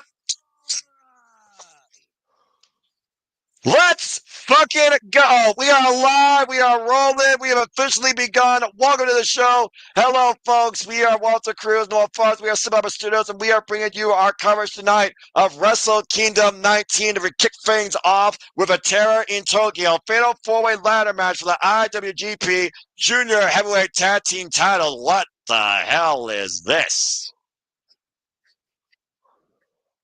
Well, anyway, Walter, very first time a ladder match taking place for the IWGP Junior Heavyweight Tag Team Championships in the Tokyo Dome.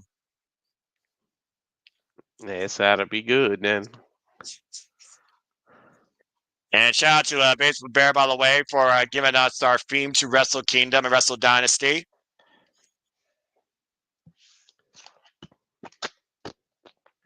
And it's the mission of the War Dogs, of course, bring gold, bring bodies. They may be able to do both in this match, to be honest. It's kind of interesting seeing. It's kind of interesting, Walter, seeing Clark Connors and Drilla Moloney escorted by what they would call side bitches when they rechristened those IWGP Junior Heavyweight Tag Team Championships in those adorned dark white straps that, of course, were taken away by Catch 2 and Intergalactic Jet Setters, and Kevin Knight confirmed he threw those things away after giving them a world tour. Oh, interesting indeed. The heavyweights of the junior heavyweight division.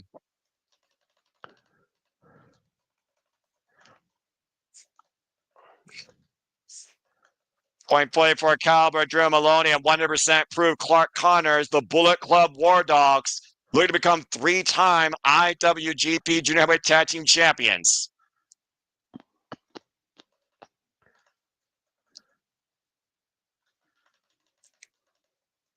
And here comes Catch 2 the very man that beat the War Dogs last year at this stage. And of course, we saw. You went with retention, right? Yeah, that last year, Castro and 2 were challengers after winning the Super Juniors World Tag League. A nice Squid Game helmet, by the way, there. And of course, the United Empire went on to find their own form of violence, including facing the Bullet Club War Dogs in one of the damnedest steel cage matches I've ever seen in wrestling.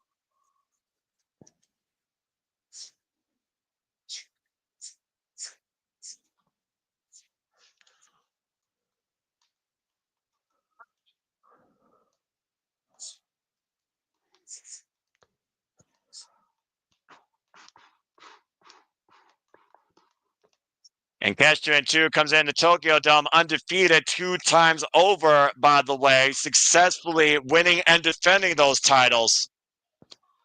You're on the Eagles entrance, right? Oh, yeah. I got the reason I looked lost for a little while. I got in sync and I was trying to catch up. Ichiban Sweet Boys, the Japanese Young Punk Kosei Fujita, and of course Robbie Eagles, who won last year's Best Super Juniors Tag League to earn this opportunity. Trophy Of in course, hand. Robbie Eagles, no stranger to this stage, who came in here with Tiger Mask, essentially defending those tag team championships just literally 3 years ago.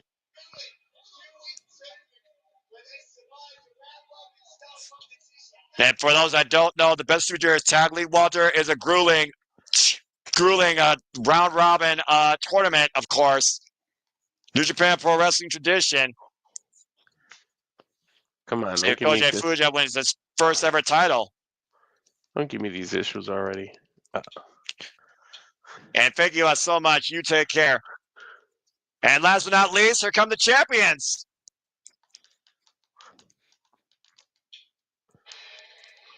Of course, the match strategy right here. Climb the ladder, claim the titles. You are the winner.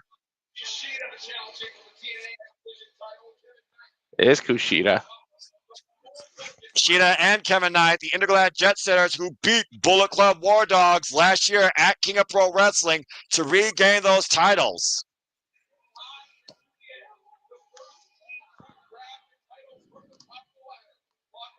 And Walter, you and I know the dangers that come with a ladder match. We've seen people's careers shortened and ended by these. Yep. I mean, how many times the Hardys have done something crazy in a ladder match? The Dudleys, the just Edge, Christian, like a lot of their injuries were due to the beginning of the TLCs and all that. I mean, look at I almost said John Morrison, but it wasn't John Morrison. It was his partner. I mean, when that ladder flipped and his nose literally shattered, he had to wear a mask for like the majority of I his remember career. that. That was one of the most gruesome injuries I've ever seen. Hopefully we don't get anything gruesome as that, but if we know the War Dogs MO, you very well might see something like that. Of course, Kushida, record-setting trailblazer of the IWGP Junior Heavyweight Division. And of course, Kushida and Kevin Knight are in their second run as IWGP Junior Tag Team Champions, while Kevin Knight is arguably one of the breakout athletes of last year, rising in New Japan Pro Wrestling. And the Intergalactic Jet Setters, by the way, are the 76th IWGP Junior Heavyweight Tag Team Champions in this company's history. All right, let's hook the belts up, raise them up, and let's get started. Yeah, I'm just curious to see who grabs the ladder first. And there you see Taiji Ishimori, former IWGP Junior Heavyweight and Junior Heavyweight Tag Team Champion, joining the Japanese contingency. I never even understood trying to go for the ladder anywhere near the beginning of the match, because you got to wear out, especially in this one, you got to wear out so many other people. You might as well just wait and just play defense for a little while. And Tokyo Terror ladder match here, fatal four-way. And to Walter's points, the ladders, of course, will be in play as the titles are suspended high above the ring. First one to grab the straps are the champions. And there's a couple of people here in this match that have never been involved in this environment or messed with a ladder. Just to make it clear, you need to pull down both titles, correct? That's correct. And again, look how high it is. I mean, you got to consider, even from a camera angle, that's got to be intimidating to see. Mm-hmm. I wonder if they got the Wile E. Coyote cam because I love that overhead view one.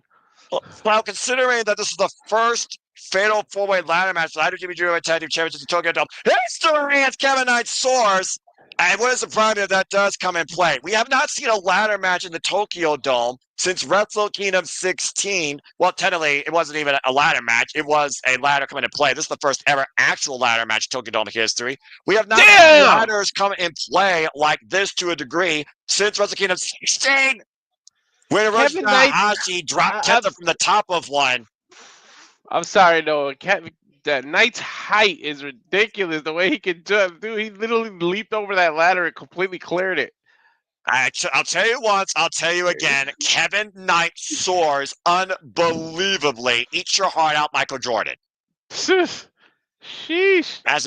As a drought kid by Francesco Akira, and don't blink, by the way, here when it comes to how fast these athletes are. Again, first ever ladder match in Tokyo Dome history. TJP's hand trapped in that ladder, and Drew Moloney teeing off against. I don't know if TJP's channeling the Oswong here or not, so I'm not sure what to call it. Public Enemy besides that. I don't know what they're going to do with the short ladder. Nobody's going to be able to reach the belts with that one. Well, you can a weapon. Yeah. Or a battering ram. How fitting from the Wild Rhino. I think TJP just caught it in the gut. Yeah, Kosei Fujita just caught it in the gut, to your point, right then and there. The Japanese young punk. Oh, man. A high-low modified with those chairs. Yeah, you're not going to hear a lot of statistics from me when it comes to this, because this is the first ever ladder match in Tokyo Dome history. Keyword, ladder match. And look at those Japanese ladders, by the way. They are not built the same way as American ladders. I will just tell you that right now. I can see. Freaking assembly itself, just to stand the damn thing up, let alone make sure it actually stays together. Mm-hmm. That's what that ladder is. Look at the platform like in between it. It almost looks like a platform instead of the legs of the ladder. That first time we're seeing a ladder climbed here in this match. Double handstand, back elbow strike, knocks the ladder down. He takes the War Dogs down with it. Right, War Dogs. Oh, I think Kosei just hit that table in the corner, and Kushida right now is taking full control of this bout. Kushida, of course, like I said, Ralph, 4-time IWGP Junior Heavyweight Tag Team Champion, a 6-time IWGP Junior Heavyweight Champion, former Best Super Juniors winner, and former NXT Cruiserweight Champion. What are the champs doing? Something stupid. No, wait a minute. Watch it. Oh, it took too long. Kevin Knight just rolling down to the floor. Don't worry, JJ. Part of me was thinking that too. Oh, my word. Kevin Knight flew into that chair. And you talked about earlier, Walter, while you were thinking that the War Dogs have the best advantage here in this match because they thrive on violence. Mm-hmm. Look what they're doing, setting up the tables now. And I think they got Kushida in their grasp here. And it looks like they might be looking to send the time splitter back further than 1980 through the table from the diamonds. That ladder didn't even, the table didn't even break. I don't think he hit the table. I think he misstepped, but he still planted him with his version of a pile driver, the Drilla Killer. I think he more kicked the table rather than put his opponent through it. That might be the Kushida saving grace, but still, that Drilla Killer, that pile driver is one of the most devastating moves in New Japan Pro Wrestling. And now it's Akira's turn. Yeah, the Fireball isolating Francesco Akira, of course, the first Italian to be part of the Tokyo Dome and Wrestle Kingdom scene since first arriving in Wrestle. Oh boy! I don't think he's gonna miss this one. Oh! Full clip, and TJP comes the end of his partner. And at CJP right now, as Drew Moloney is laid out on the table, and Catch 2 and 2 now is trying to keep their undefeated streak alive. What the hell? What are they doing? What are they doing? Oh! Walter, take picture! Take picture! Senton bomb through the table, hoisted from his partner's shoulders. That damn table is too small. I wouldn't do any shit on that. Those Japanese tables feel like a rock. Nice sliced bread by Robbie Eagles, the sniper of the skies. Kevin Knight. Right. Where the hell he come from? Off the top rope for the skies. Where else? Like, he literally just came out of the corner of my screen out of nowhere. Look at the ladder he got. Such a big boy ladder right there. That's like a 30-foot ladder. And 5 minutes have passed so far, by the way, Walter, if you're keeping track with the time calls. That's it. Then right now it looks like Kevin Knight's trying to make sure that ladder stays in place. Does some of the Richter set, but Clark Connor's taking advantage. And again, Knight with that beautiful leaping ability. To your point, clears the hurt on, drops Clark Connors face first into that ladder. Clark Connors is about to go flying. Oh, don't do what I think you're going to do. Don't climb that ladder and instead of reaching for the title, jump on Connors. Don't kill my ideas like that. Oh! Wait a minute. Robbie Eagles. 450 slash on the ladder. And he did land perfectly if you noticed. Nope. And then look at the ladder. Look at the shape of the ladder after that, Noah. And buckles. And Kevin Knight making the long ascent. And I do mean long ascent up to the titles. Kosei Fujita, though, with the ladder to the ankle, pulling Kevin Knight down.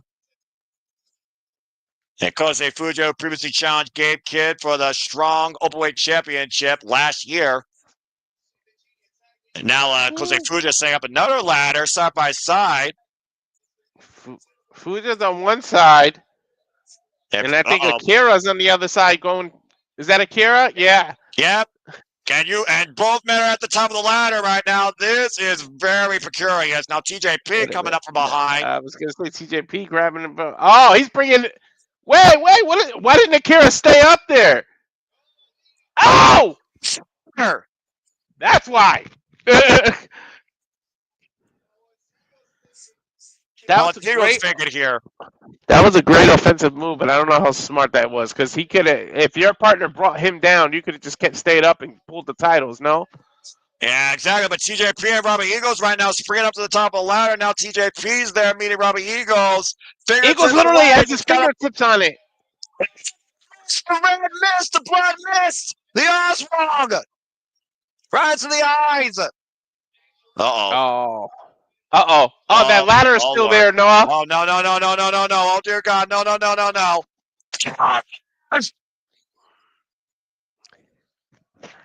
Ow. I think Robbie Eagles taken out of the match for now. There's a reason why this is called Tokyo Terror. That was terrifying. Mm-hmm. Here's Kushida. What the hell is he doing now? Kevin Knight. Check. The height of Kevin Knight. I love the NBA Jam reference. He says it's got to be the shoes. I mean, you might as well put this guy in the video game. Dude, that Kevin ladder right now, crazy. Yeah, and Kevin Knight right now readjusts the position of that ladder. He is literally fingertips away now from retaining. Uh-oh. The War Dog trying to come and play though. Drew Moloney back elbow straight to Kushida. Kushida right now. Oh. Flatliner to Drew Moloney, disposing him face first. The red turnbuckle, and Kevin Knight just a rung away. He may have the height, but he doesn't have the reach. He doesn't have the distance. Yeah, he's over too. He's too far over to the right. He might have to jump to that other ladder that's standing there. And right now, Clark Connors trying to pick Kevin Knight. Kevin Knight readjusting position, and what the hell is Kevin Knight doing? He's going to jump over to him, Noah. No, exactly what I was thinking. No, Kevin Knight, no. Knight, no. Knight, what are you doing?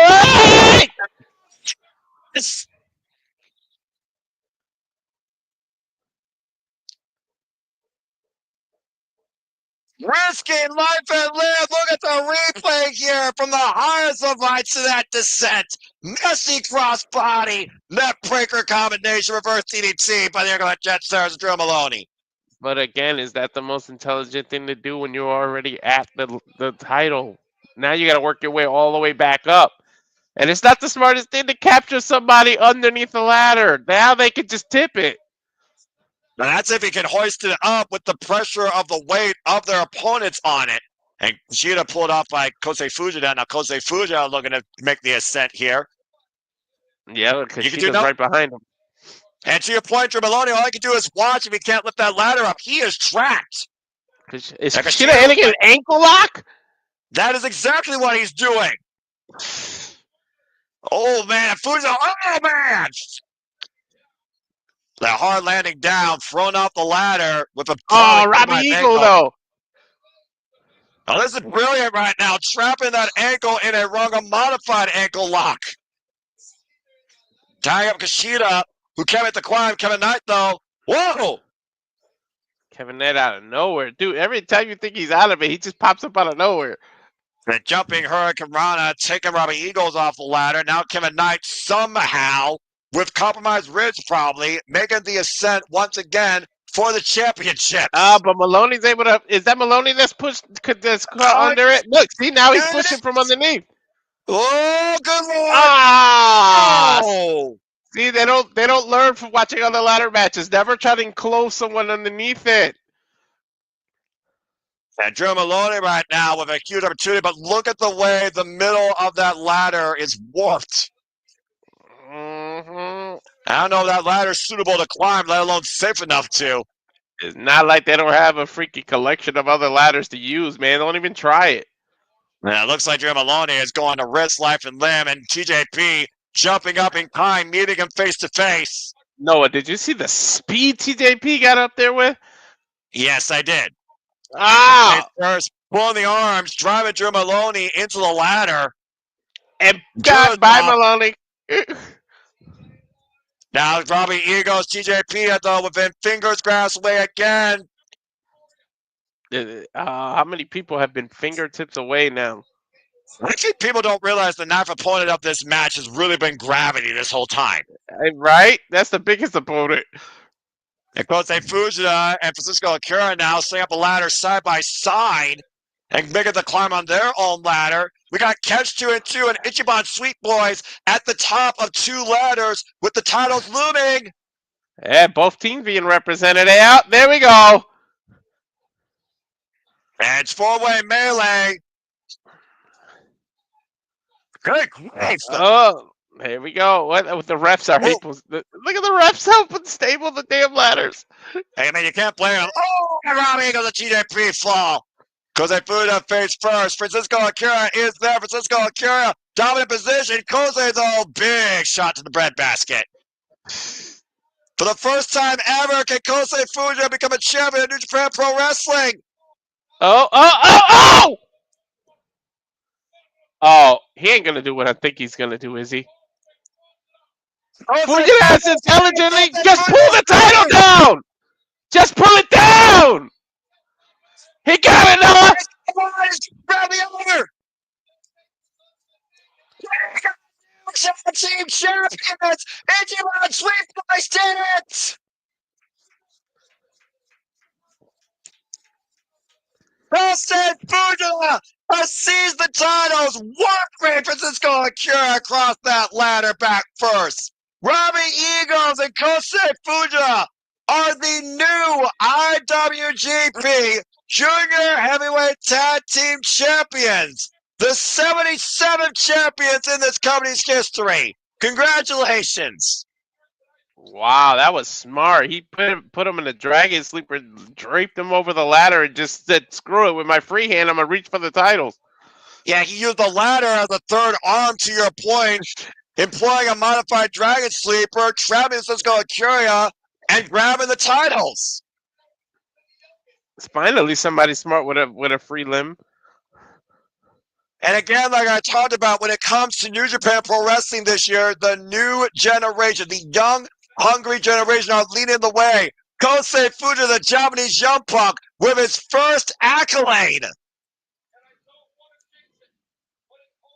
And Walter, I gotta point this out. The champions called for this match, this type of match. And originally, it was supposed to be just Ichiban Sweet Boys versus the tag team champions. The Intergalactic Jet Setters invited Catch 2 and 2 to the dance, and then the War Dogs invaded. At the end of the day, the champions cost themselves here. Be careful what you wish for. You might get it, and then look. Congratulations to last year's Best Super Juniors Tag League winners, as the new IWGP Junior Heavyweight Tag Team Champions, capitalizing on that opportunity. Incredible. This very well might be the year of TMDK once again. When opportunity knocks on the door, you gotta open it, right, Noah? Damn right you do. It is their word to conquer, and the mighty don't kneel. And of course, Robbie Eagle's no stranger to holding that strap.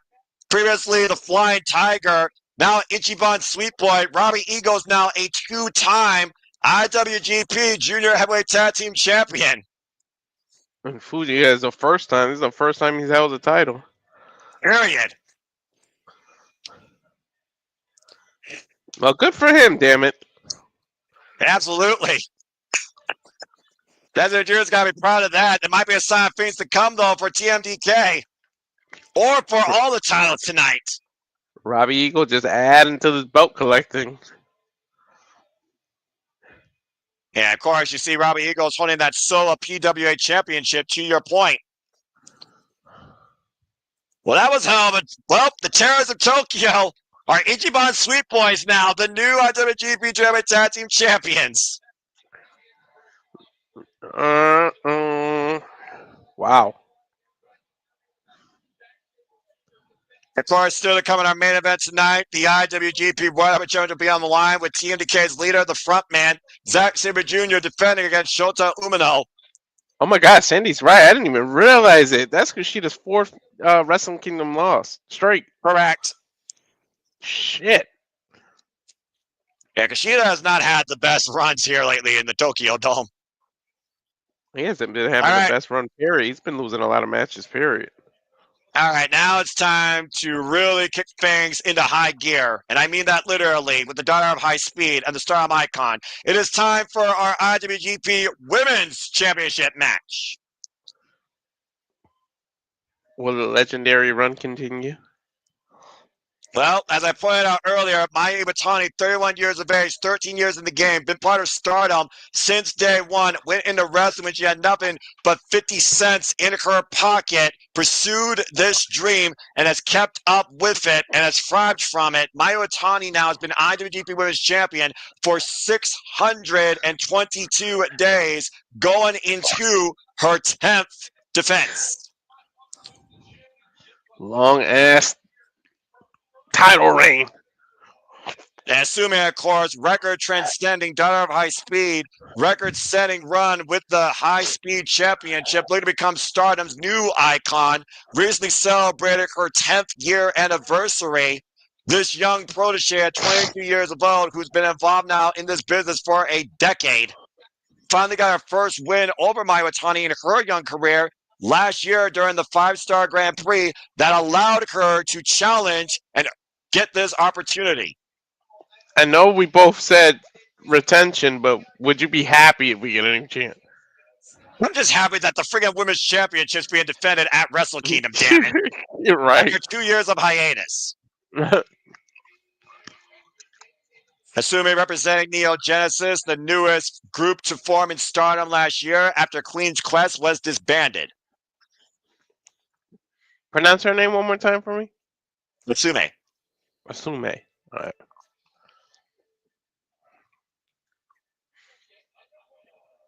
And here comes the Stardom icon herself, and arguably the premier Joshi.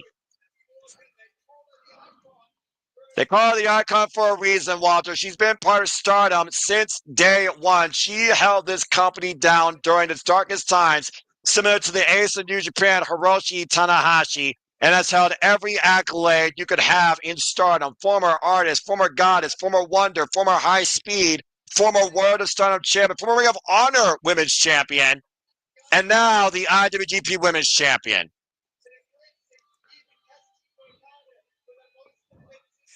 She wants to not only make this her year once again, she wants to surpass Kazuchika Okada for his longest reign as IWGP World Champion, which is over 700 days. She is very well on her way to doing that.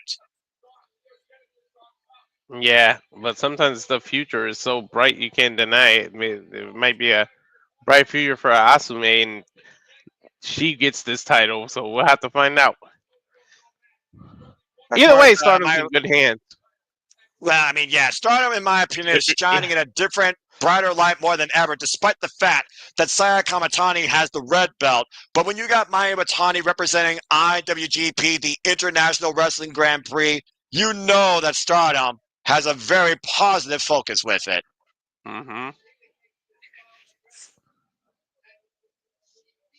And of course, the style that a Stardom wrestles, it's indicated by the name itself and by the spirit and emotions that they waver.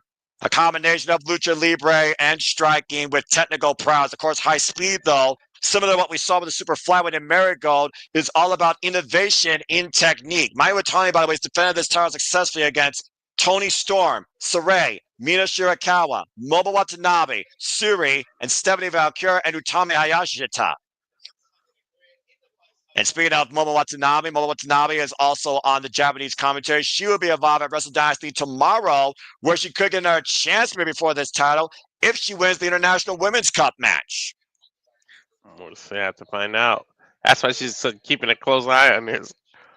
Mayu Iwatani, of course, has been champion since last year, April, after beating Mercedes Moné at the All-Star Grand Queendom pay-per-view. History being made here tonight in the Tokyo Dome. The second ever defense of the IWGP Women's Championship.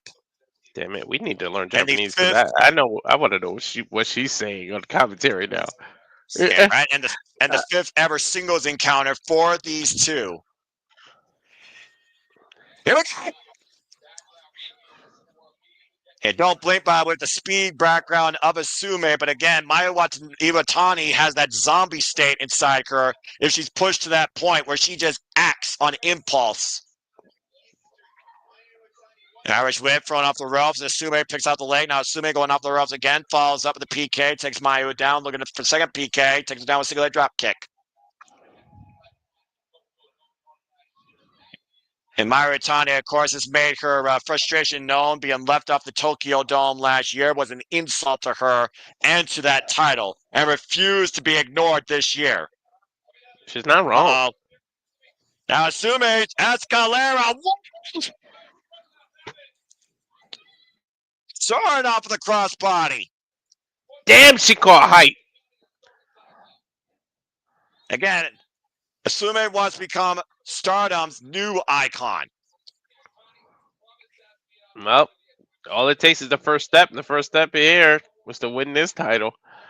That's a hell of a way to start your new year if that's the case. Up and around. La Mystica, take the arm down into the Fujita arm. Look how straight she got her elbow, too. Ah. Again, you see right now, Asume, though, trying to work the left arm. Irish whip to Mayu Iwatani. Now fall up in the corner. Mayu, though, slips in between the ropes. Here's the schoolgirl roll through. Nice drop kick. No cover, though. I think she just kind of used it as a way to get out of the corner. She wasn't really expecting a cover. First time ever these two met one-on-one, Walter, was 2015. It was only to a 5-minute draw in Asume's Proving Ground match in her first arrival to Stardom. Well, she proved herself. Oh, she's proven herself year and year over. Yeah, but she's going to have to do more than just prove herself tonight if she wants to win.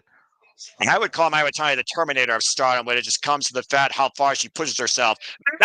Frog splash! Hook of the leg! Kick out at two. That was a deep frog splash, too, and she got all of it, Noah. Yeah, full-on body-on-body impact there, crushing Asume's ribs. Knocking the wind out of Asume. That's got her in a waist lock now. Mayu Iwatani, by the way, with the highest win record last year in Stardom. And Asume following. Oh, God, what a kick. Look out. Oh. Nearly crashing down, taking out her leg as Mayu might be hung in the tree alone. Asume might have Mayu what she wants for her. Oh, stop. Ooh, cover her. What are you waiting for? What are you doing? And rolling her way from the ropes back towards center. Looking for another high impact move. I think it might be a mistake that she didn't cover here, Noah. Now, Asume right now might be looking for that double stump of her own crossbody. Oh. Ooh, Double she hit her right in the midsection. Yeah, she got her right with that double stomp. Here's the cover. Lara snag, kick out at 2. I mean, I get you want to keep going for continuously high impact, but it might have been a missed opportunity to try to cover her before doing that again. There you see Azuke, by the way, in Mayu Iwatani's corner, also part of Stars. Block the kick, big right. Oof. Oh, both women, same idea with the high kick. And Natsume rocking Mayu Iwatani. And a super kick. Both women down. That's why I fucking love this company. Stalemate. Yeah, right? Flush in the face. As soon as someone picks up speed, it is dropped to 0 just like that with a single shot. The super of kicks. Natsume's last accolade, by the way, as I said, was the high-speed championship. She's a 2-time high-speed champion. Last held that title for 458 days. Mm-hmm. Oh! 15 defenses before she lost it. Running it with the drop kick is Mayu Iwatani, though.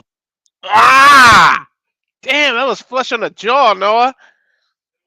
And Mayu right now might be looking for something bigger out of the corner again. Asume rocked. Asume staggers up to her feet. Mayu, though, in the high-risk district. Massive missile drop kick. Dude, I wish they would show the replay of that kick we just saw because it was almost like a claymore kick in the corner. The proficiency of Stardom striking is next level, and you just saw it right there. It doesn't need a replay. It speaks for itself. Crash and burn. Susume gets out of the way. Missed the moonsault.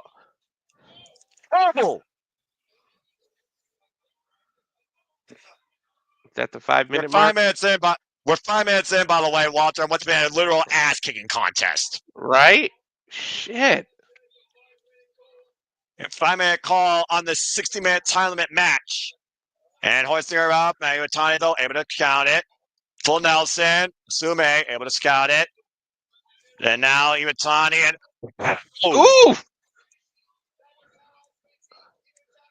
It was a destroyer into the sushi roll. That's how Sumi beat Mayu Iwatani last year for the first time ever in the 5-star Grand Prix. Might be looking for a similar combination. Double underhook. Oh, a double underhook destroyer!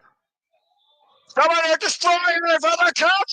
No! Holy shit! No, I don't think I've ever seen a destroyer done like that.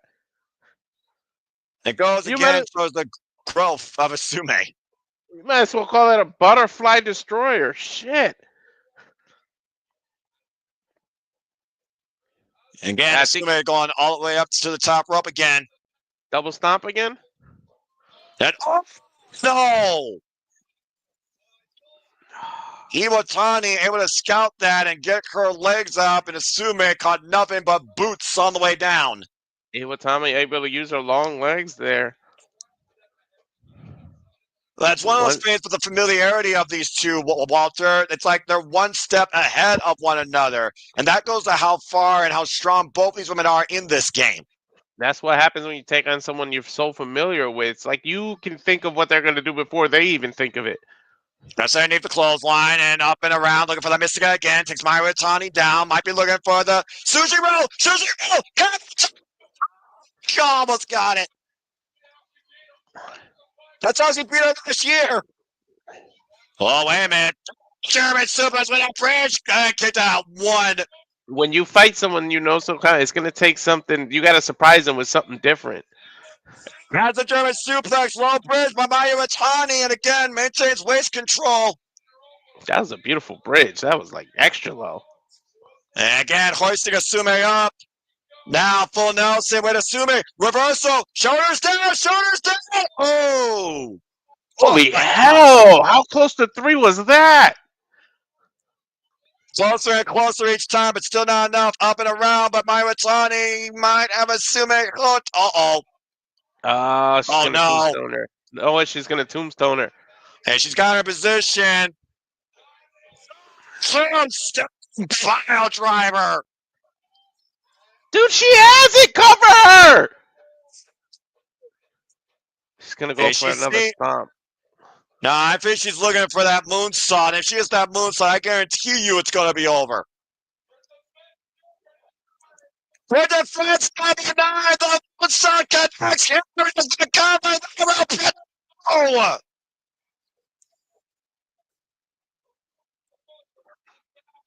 You look at the eyes of Mayu Iwatani, who was shocked by that. Tells the story. What happened to your guarantee, Noah? And frustration might be coming out of the champion here. Waistlock applied again. Asume hoisted up. Full Nelson. Dragon suplex. Contender. It's over. The Dragon suplex hold leads to defense number 9 for the Icon of Stardom. What a match! She won, but Good I know God. she knows she was in a damn war.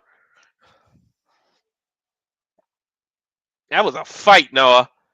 That's professional wrestling, damn it.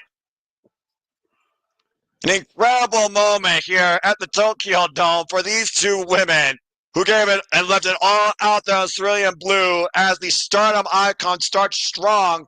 Her 2025 still IWGP Women's Champion. Here we go. She gave her heart. She gave it all, man.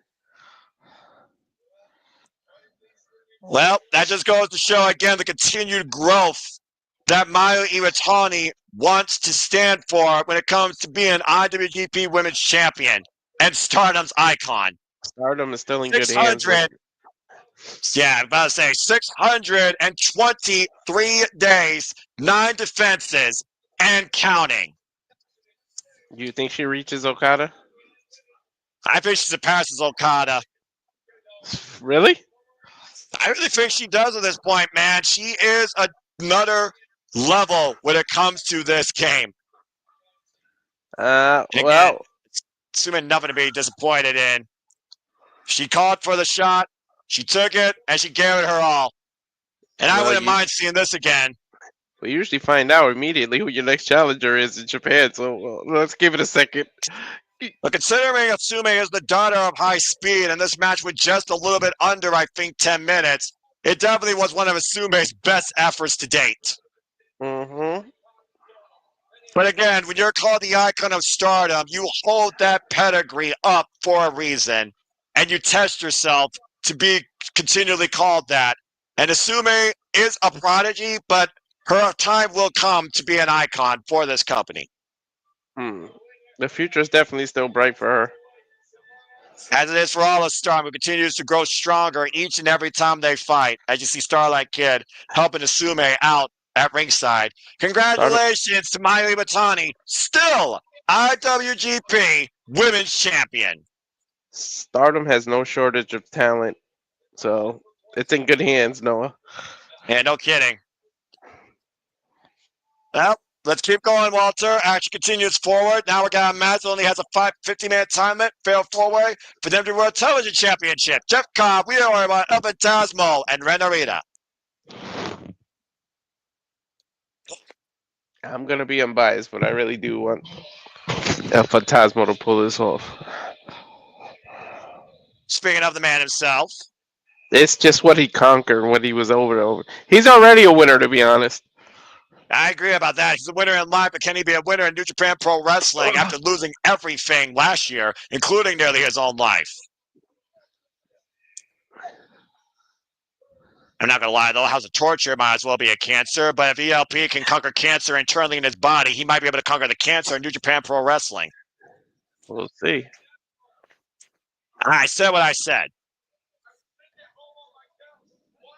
ELP made it known, of course, how he lost his titles, he lost his friend, he nearly lost his life. But again, the will of the people, those that show the support and love him, and hell, he almost joined House of Torture in the process, continues to give ELP newfound life and purpose. Being, of course, escorted out by Jado. There's a question for you on the screen. Why only 9 defenses in 600-plus days? Was he injured for some time? It's a different type of aspect when you're in Stardom, JJ, considering a lot of times Stardom is surrounded by round-robin tournaments. And, of course, those were within certain intervals. She had defenses back in August, November, January, February, April, June, and October. It all depends on the shows. It depends on the challengers that step up, not just in Stardom, but come to Stardom or challenge her in different companies. And she's defended that title now successfully across New Japan, across Stardom, across Ice Ribbon, and NJPW Strong. So don't question her reign. It's just the way sometimes how the company calendar works. Ice And of Rivers course, was the newest go they ahead, were brother. represented it pretty well last night. Damn fucking right they did. And of course, it also had to do a lot with the fact that when she was first champion, Rosie Ogawa was very possessive over the town of Stardom. Ever since he left, there's been more interpromotional purpose and showcasing with the Stardom town, including the likes of Mina Shirakawa, which we'll talk about tomorrow. Anyway, to your point, Walter, Rhea Oiwa, of course, one of the latest members of TMDK, looking to bring the grip forward and become NWA World Television Champion. And Jeff Cobb, of course, I believe, Filipino champion. There you see him holding that belt. Former NWA World Television Champion, and one of few men last year to beat Zack Sabre Jr. In fact, he beat Zack Sabre Jr. for that title. Yeah, I was gonna ask you what that title was. I was like, why is he holding a title? Never promotion. Mm-hmm. See, this is what happens when you don't pigeonhole your talent. Mm-hmm. Anyway, that's enough of a little bit rant about Rosie Ogawa's stubborn, possessive booking methods. And here comes the current NWA World Television Champion, House of Torture's own Ren Narita. Ironically enough, Walter, it was 2 years ago in this very building when the inaugural champion was being crowned. It was Ren Narita and Zack Sabre Jr. in the finals of that tournament, and Zack Sabre Jr. won. It was since then that Ren Narita decided to sell out his own soul to House of Torture. And unfortunately, thanks to that braced up push-up bar, it's led him to finally become NWA World Television Champion. Yeah, and he's got 3. The only way to defend the title and not be involved is if the time limit runs out, right? Basically, again, 50-man time limit. If there's not a decision rendered, Ren Narita will hold on to the championship. It was a triple threat match last year at Akira Pro Wrestling that allowed Ren Narita to escape with the title at the expense of Jeff Cobb and Yota Tsuji. What the hell? Why did Ren jump out of the ring? Because Ren's trying to play chicken shit. And there you see Greto Khan on commentary, by the way, for Japanese Jiu-Jitsu. Whoa! An ELP with a tope suicida. If there's one thing I think Rhea Oiwa, Jeff Cobb, and ELP can all agree on, they need to make sure Ren Narita does not leave with that title. And Rhea Oiwa and Jeff Cobb getting things off here inside the ring. Off the ropes, shoulder block. And of course, Jeff Cobb trying to be the gatekeeper of this new generation, saying that your time will come, but not yet. Double shoulder block to ELP, who basically became the latest addition to this match, much to Jeff Cobb's chagrin. We just called a Ryohei match, right? Like I think it looks familiar that I just finished calling it on one of his matches, right? Yeah, Rhea Oiwa, of course, you called back at the Walter Pyramid when he challenged Gabe Kidd for the Strongboy Championship. Massive arm drag Beal. Into Jeff Cobb's grip. At this point, ELP might become, a willing sacrifice. And this really picked up between Rhea Oiwa and Jeff Cobb after Jeff Cobb lost the title at Kia Pro Wrestling. Mm-hmm. Yeah, thank you that I can call him ELP. I didn't even think about that. Yeah, right.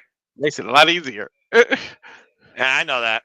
And again, at JJ, it's my passion. There's a reason why I hold Japanese wrestling stronger than anything here in the States. So nothing against you.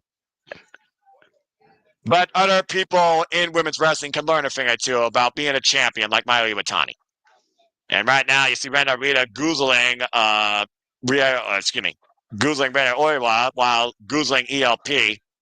I think this guy that used to be called the son of strong style, with comparisons to the like of Katsuyori Shibata, became this. Ren got the ELP in the corner there. He's choking the shit out of him. And it goes back to that new aggressive, dark, underhanded nature that Eva has inspired in the House of Torture. And Jeff Cobb hoisting up Narita. Ah! You would think that's called a legal choke. You guys tied you. It's a Greco-Roman throat hold. Ooh, nice rolling. Nice leg pick, ankle pick. Like I said, Son of Strong style for a reason. Drop splash by Ryohei. Gets a 2 count on Narita. Got a little bit misconstrued there. That's the problem with multi-men matches. You got to keep an eye on everyone. Well, yeah, and again, Champion does not be involved in the decision to lose the title, but all he has to do is run the clock out. Unlike most matches, it's only a 50-minute time limit. Yeah. The sleeper hold, of course, sets up for that southpaw lariat, though, for Oiwa, like he calls the grip. And Ranbo set up and over to the floor. But when all you got to do is let the time run out, I would just play defense. I wouldn't even try to win. Let the time run out, but be involved in everything. As long as you're playing defense, you're good. Well, this is also his first defense of that title since he won it back in October. And here comes Jeff Cobb. Try the island. Way up here. Here's the schoolboy roll up on Cobb to win the title. Gets a 2 count. Oh! He just stomped the hell out of Jeff Cobb's hand. I mean, that's one way to neutralize, I guess, the fists of this Hawaiian juggernaut. ELP now looking to walk the ropes here. Phantasmo, great wrist control. Looking for the moonsault, but Jeff Cobb holds on to the hand and a big punch. Good punch. Oh, but he took out the rest of the field, though, when he fell. Yeah, I guess you call that a fall from grace. I don't know. Even with the stomp to the hand earlier, to your point, he still sucker punched ELP. Jeff Cobb is still a beast. Now, there's no denying that. Again, Jeff Cobb, former NJPW World Television Champion, 164 days after beating Zack Sabre Jr. for that title last year. I think I know what's on his mind, Noah. Wait. Jeff Cobb picking up speed. What the hell? Meat just flew through the air. Top kilo. I can't believe he cleared that. He cleared that. As a 5'10", 262-pound heavyweight, flying like a cruiserweight without touching the ropes. Here's Cobb, landing. Hammer and sickle to Narita. Cover gets a 1 count. Standing moonsault follow up. Lateral press and gets a 2 counts. This big man wrestles like he weighs 70, 80 pounds less. Now again, all it takes is 3 seconds here, and we are 5 minutes in this match. Kick, pushed over to Narita. Now we are Oiwa looking to take advantage. Irish whip reversal, Irish whip, and no way. Gut wrench. Dude, he got him. Ryohei is freaking strong. Gut wrench suplex, and ELP with the save. And again, to your point, we are Oiwa coming back from excursion from Pro Wrestling Noah. His last match being with the former GSA champion, Keto Kiyomiya. Very unique, unknown strength in the grip and massive Kokechi headbutt underneath the jawline ELP. The hell was that? That was impactful, I guess. He rocketed his head into ELP's jaw. Kokechi a headbutt of sort. Right now, it's a different terror tower here being built by Jeff Cobb. They're going to do a powerbomb suplex combo. Oh, dear God. Tower. Noah, the camera literally shook. Did you see ELP's face on the way down from the heights of hell? Look at the champ! Look at the champ! And Narita! Guillotine, knee drop, cover, two-bate, kick out at 2 by Cobb. Look how smart he is. Cover everyone. Cover.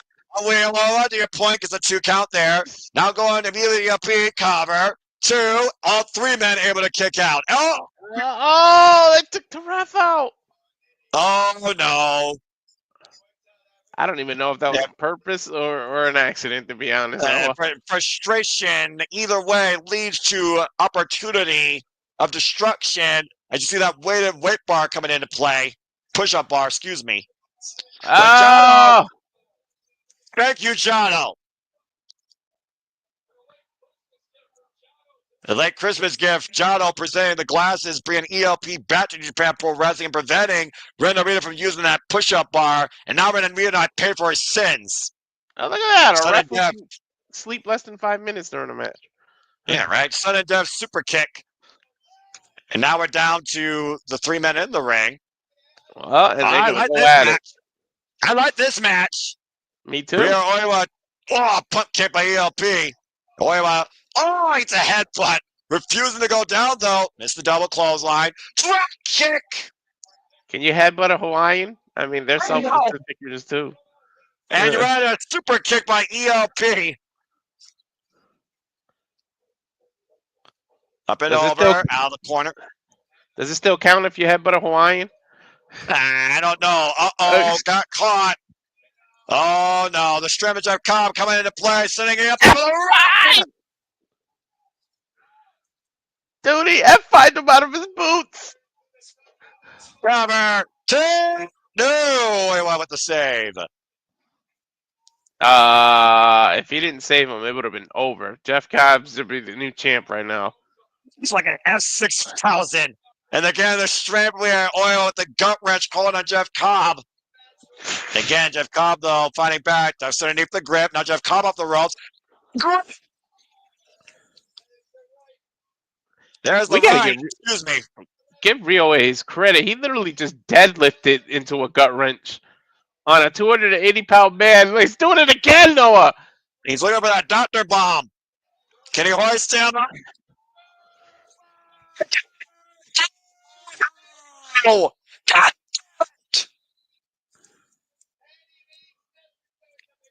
Why? You can't get too mad. Ren saved his title. That's what you should be doing. Oh, we're seeing him with the push-up bar. Now the sleeper hold applied by Oiwa to Narita.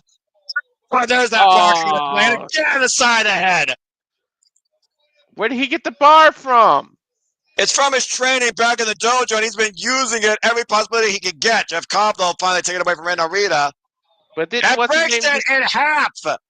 Didn't what-you-call-it just took the bar from him? Like, how did he retrieve it again? I didn't even see him. And a low blow.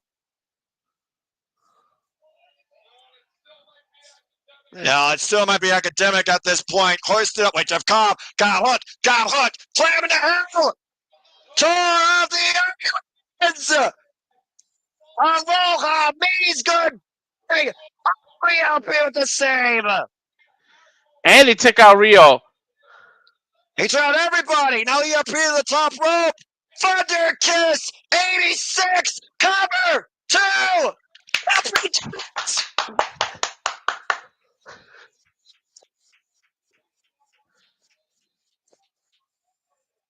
He conquered cancer twice. And he conquered a fatal 4-way now. ELP, the new NJPW World Television Champion, hitting Ren Narita with Thunder Kiss 86. Walter, after one of the most abysmal runs I've ever seen in G1 Climax history, where a man was literally left to his own woes and depression with no point of returning, ELP has come back, renewed and cleared and cured, and is now a champion. Stuff movies are made out of, man. A Cinderella story back on the road to redemption brings New Year's resolution and clarity. ELP, the new NJPW World Television Champion. But Jeff Cobb, once again, not involved in the decision. But we can all smile that the House of Torture has no gold once again. The headbanger. Congratulations to the headbanger. Wow. What a beautiful moment. That's a fucking feel-good moment, Noah. Yeah, and it makes me feel good. This year has been full of nothing but feel-good moments. And they continue on with ELP, the face of NJPW World TV. And his first singles time in New Japan Pro Wrestling. From Survivor to Champion. Wow. New World Television Champion crowned here tonight at Wrestle Kingdom 19. As we move forward to a match that's not about titles, but could be a match of finale, time for our Lumberjack death match. What? Oh boy, Lumberjack I'm death concerned match. about this one. Dude, our graphics said that the whole time, and I didn't even realize it was a fucking death match. I gotta be honest, I kind of forgot deathmatch was a thing here too.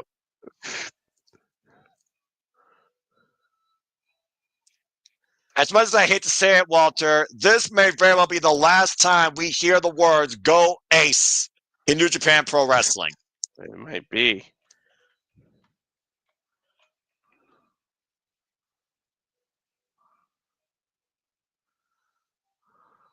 Oh boy.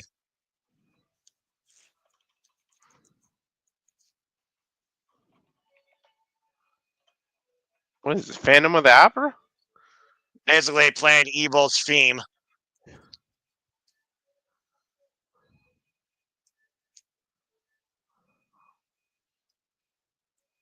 Yeah, this entrance disturbs me. Sorry. I was working, editing your banner a little. There we go. Oh, you're fine. There we go. Now it says death match in there. And the Tokyo Dome just faded to black. In the darkest shrouds of night, And it's just Evil filled comes with forward evil. to no one's delight. Looking to be the end of the ace of New Japan. The Tokyo Dome just got filled with evil. And hopefully it is purged of it.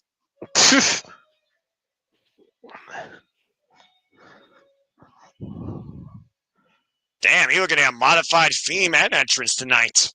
I like the guitar version more than the keyboard version.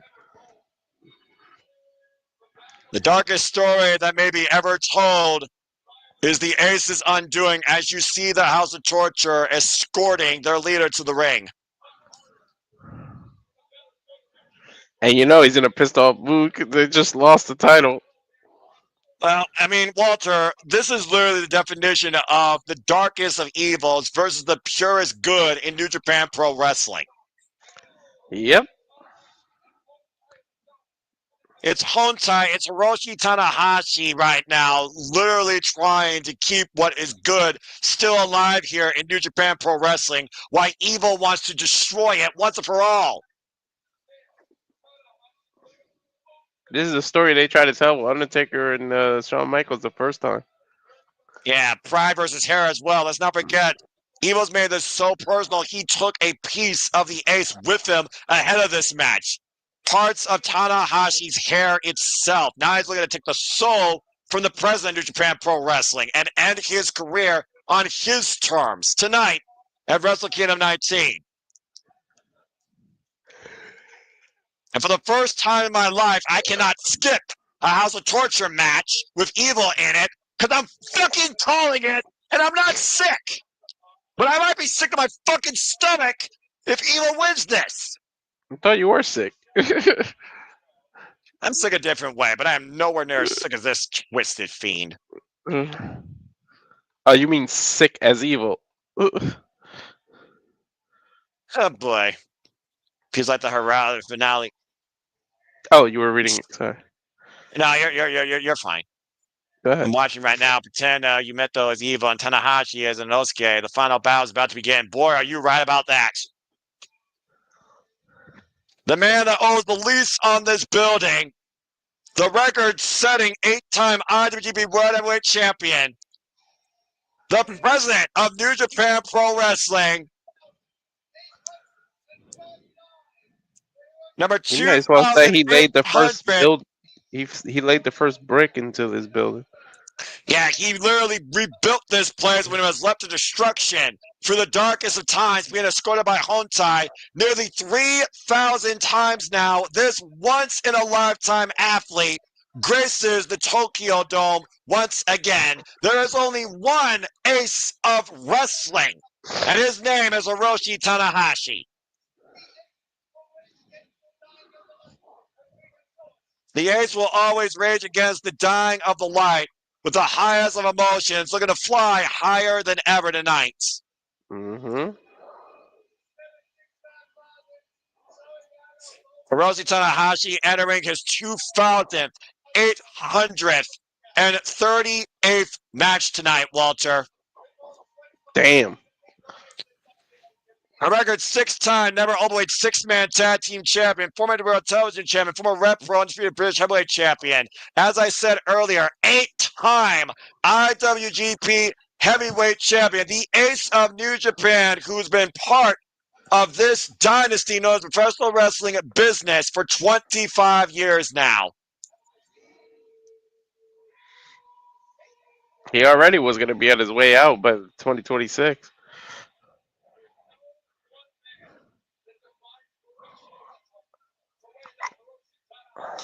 You know, I talk about all the time, Walter, when it comes to my fandom, my passion, my style.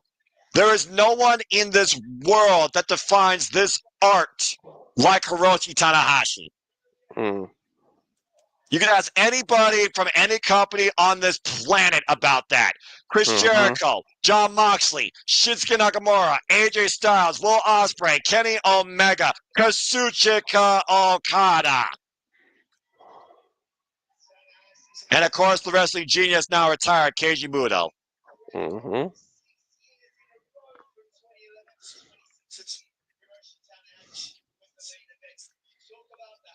Again, 6 years in a row, Hiroshi Tanahashi alone was the main event of the Tokyo Dome. Uh-oh. Here we go.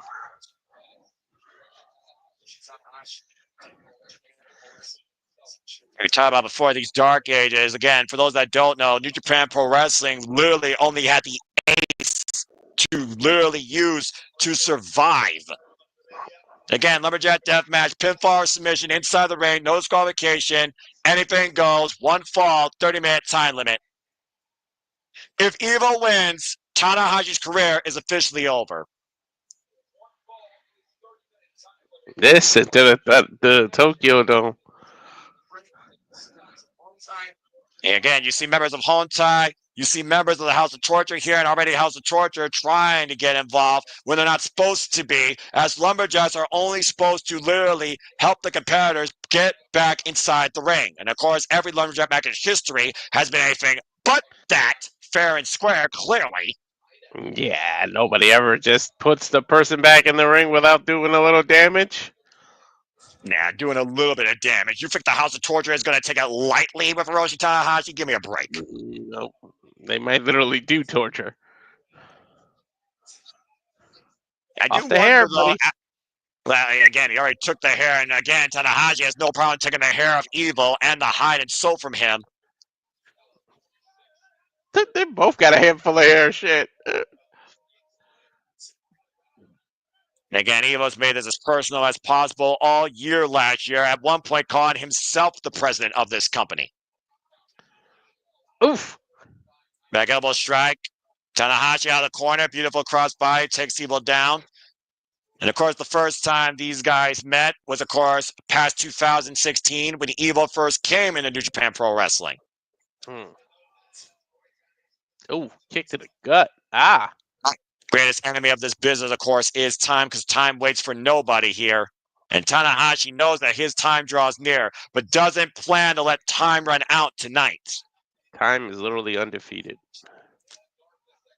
And again, the darkness that shrouds Evil protects him right now by the House of Torture, giving him a refresher. Yeah, they're supposed to throw him back in, not sit him down and give him water and fan him off. Yeah, well, I wouldn't expect anything less from these freaking crooks. And again, Yoshinobu Kawamaro distracted the referee, and Evil taking advantage from behind. This might be the longest 30 minutes of our life. Up and over, skinning the cat, and now Togo trying to get involved, and Dick pushing the barricade. And Evil, though, taking advantage, though, picking the angle. Is he biting his hamstring? What the? Yeah, he literally is doing that. Dragon screw leg whip. Ow.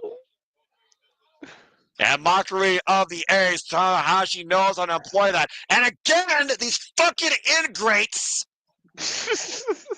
Don't hold back, Noah. I'm trying to be integral, but I can't be integral when this trash of wrestling is on my screen. I've literally looked away from New Japan streams. I've literally said, fuck House of Torture every time they've been mentioned on the marquee. You've done the nope from James. Nope is too kind of word. They don't deserve that. Uh-oh, what is Yeah, Evil doing? I Oh, know exactly what he's doing. He's something looking to swing evil. for the fence. He's looking to swing for the fences. Uh, Tanahashi right now, oh, one man against the Dark Army, and unfortunately, it's good in the Tokyo Dome. he might have hit it out of the park. Shit. Yeah, like Iwatani right here in the Big Egg. I don't think even he would approve of this. Now what? Oh boy.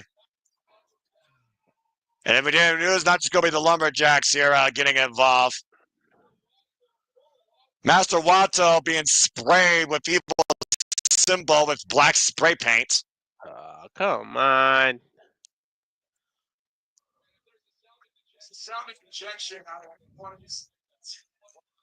I mean, if the audience is going to be, not, disciplined and quiet during this match, I welcome them to show how visceral they can be.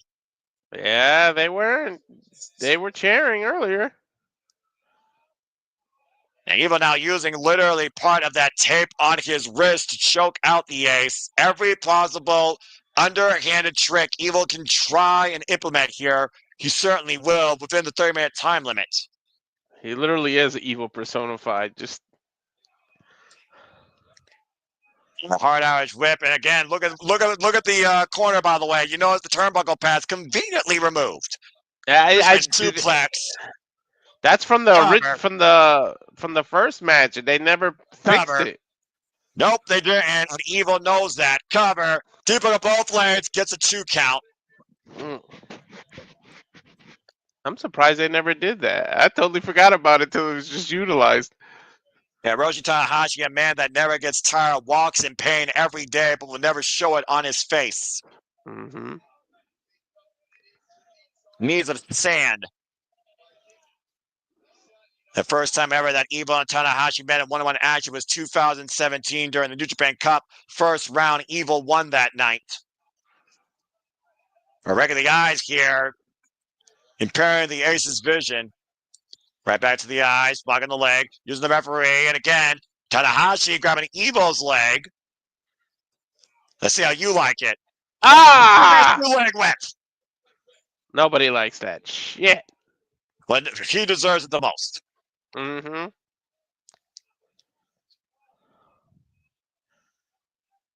And right now, Tanahashi has his own Tanahashi, evil intentions. well, unfortunately, what Tanahashi loves, again, to keep his moral code as pure as possible, he might need to go to that dark realm in his mind, which we know exists, if he's going to be evil tonight. Gotta do what you gotta do to win, right? Baseball slide to Dick Toll. Go ahead. You gotta do what you gotta do. Off the ropes and Tanahashi taking the Evil down. Now come on, the Lumberjacks are out there for not jumping up on aprons and shit. Get out of here, House They're of not Torture. Lumberjacks. They're Evil's bitches, and Tanahashi just neutralized them for the moment. I guess. And Tanahashi right now scouting Evil. Well, the House of Torture right now has been taken out of commission. Scoop slam. Tanahashi up to the second. Ooh. Rolling sets on. And this could finally put this down. 2 count only. It's hard to keep evil down, to be honest. Yeah, you're not wrong. And I don't mean the wrestler. It could be the last time we see the wrestler Hiroshi Tanahashi on the cerulean blue, now off the ropes. And Evil looking for a reprieve, going to the outside. Crawling away. Where's the Lumberjacks to bring Evil's ass back in? Your point? Yeah. Yeah, right away like a scolded dog. Show your true color, Evil, which is yellow bars. Literally putting Evil back in the ring. That's how you bring somebody back inside. Mm-hmm. Bars did his job. Yeah, look at Evil begging off. Go figure. There's nowhere for Evil to run. And again, right back to the eyes, though. Right at the eyes. As Evil right now is taking advantage again up the fireman's carry. Tanahashi fine back, though. Waist lock. And again, you see right now, Evil trying to grab the referee. Well, trying to hook the referee up for a suplex as well. And I think Tanahashi's aware of it. Oh, there you go. I respect it. Twisted shot. Wow, referee that stood up for himself. These referees have been on the butt end of House of Torture shenanigans for months, and the president is not going to fine or suspend them for that. And right now, Tanahashi up there. Oh, no! Evil used the referee. God damn it. Well, and now it's the House of Torture literally in full play. This just became a mugging. Well, when you gamble, usually the house wins. Yeah, no, we don't want to see Tanahashi's career in this way. Oh, no. Dick-to-dick contact by Dick Toggles. I hope you were wearing a cup. God damn it. And choking out Tanahashi now with that Garrett. Yano! And Yano trying to come to the Ace's aid. There's Tiger Mask right now. Whoa. The Hontai trying to protect Tanahashi all they can, but again, the numbers game. And Well, Narita they're trying to clear now the whole house. Whoa! Yeah, TK Suicida right now. Wipe out Yujiro. Double breaking the eyes to Master Wato, though. Kanemaru and Sho trying to get the better of Hontai. Now double teaming Bo and Oleg. And Bo and Oleg, though, out of the corner. Hard action with exposed corner. Double suplex. Sho and Kanemaru looking to double team. Well. Oh, there. Wow! Double suplex by Bo and Oleg. And 10 minutes in, by the way, Walter. Master Walter! Tope con Hilo. Dude, he is exhausted. That evened it up a little, Noah. And a little bit, but Eva and Tanahashi starting to stir, but there's still no damn referee. Oh, shit. I forgot. Yeah, Evil just threw him into Tanahashi. Yeah, Sakamoto got wiped out. I think there's another referee. Yep, that's Kenta Sato.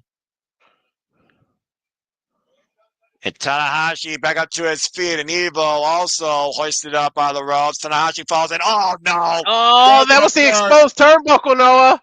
Yeah, again, clothesline, though. Didn't affect Tanahashi at all. Again, the company Tanahashi built. Now leading into a brighter future. Ducks underneath. Oh, God. Southern flash the air. There's a lariat kicker at 2. You know, even the referee got to be a little biased, right? Since this is the company that Tanahashi built. I mean,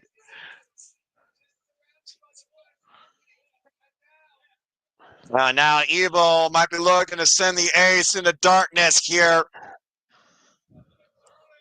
Everything is nope. Everything is oh!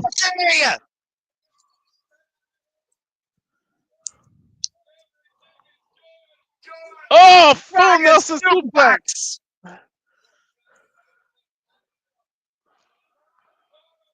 Tanahashi in the driver's seat.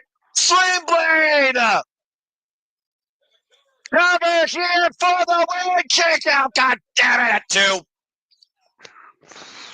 Shit. Oh, ace is high, though. That adrenaline pushing Tanahashi through. Up to the top rope, finding its footing. Looking to fly. High five the sky. High five, fly. He got it. Tanahashi knows that's not enough. He's going for it again. So nice, we're going to do it twice. Wait, Evil. Oh, no. Oh, powder. Powder.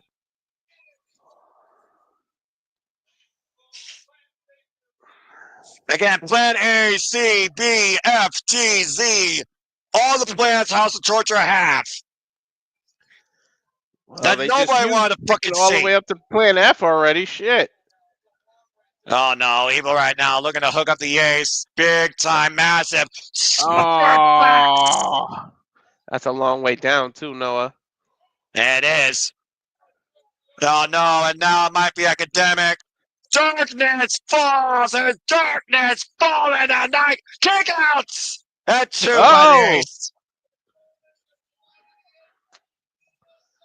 Darkness draws near, but it hasn't faded to black yet for Tanahashi.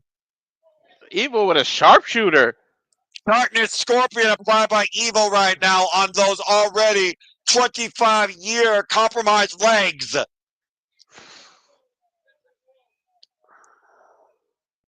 And Tanahashi right now in a world of trouble, center of the ring. We've seen the Ace tap before in the Tokyo Dome, unfortunately. Remember, Chris Jericho tapped him out in the Lion Tamer back at Wrestle Kingdom 14.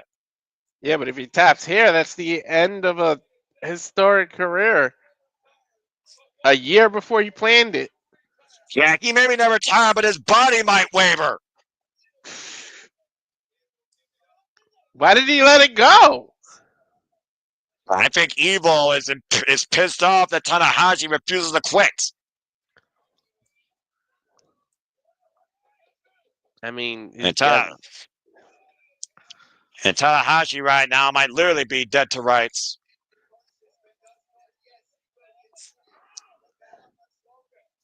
It's also one of those things like Evil might be looking to prolong this as long as he possibly can, believing that he's got the easy win.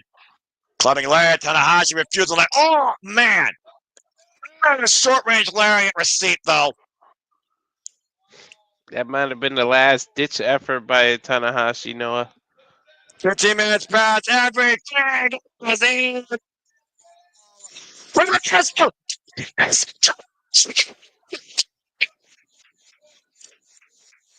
You definitely referred. I hear nothing you said. Is that the first time I referred tonight? Oh well. Tanahashi got him! Got way too excited there, sorry. That's okay. He reversed the cover.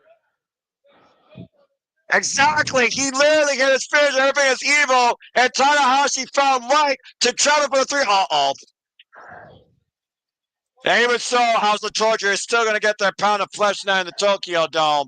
Tanahashi's career will continue for the next year. But he won't retire yet. But he might sustain an injury. Still the last year of his career. Well, wait a minute. Wait a minute. What?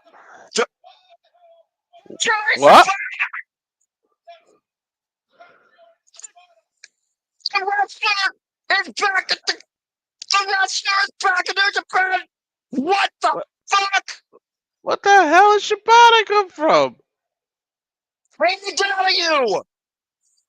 Well, obviously he's got the hoodie on. I never thought I'd see Shibata again in the New Japan ring after the fallout.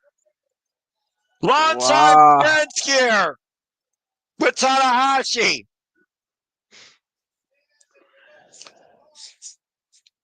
Even promotions apart, Walter, there is transcending respect with these two legends. Wait a minute. Shibata's asking for a mic. And for once, he's not using his phone? He doesn't have to. He can speak Japanese. I suppose that's fair. We'll see.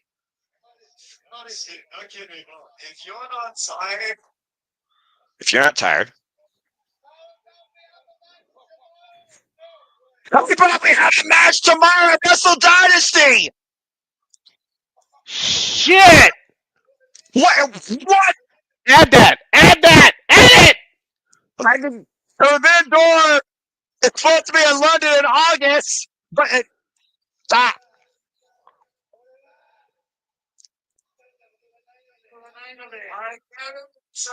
Never been tired.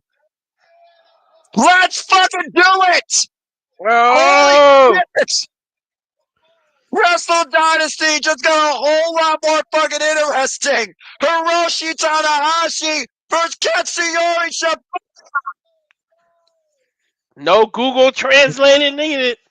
Well, I mean, for One us, more we time, needed it. Walter. One more time. We're running back a classic. Let's fucking go. We get to call it too, Noah.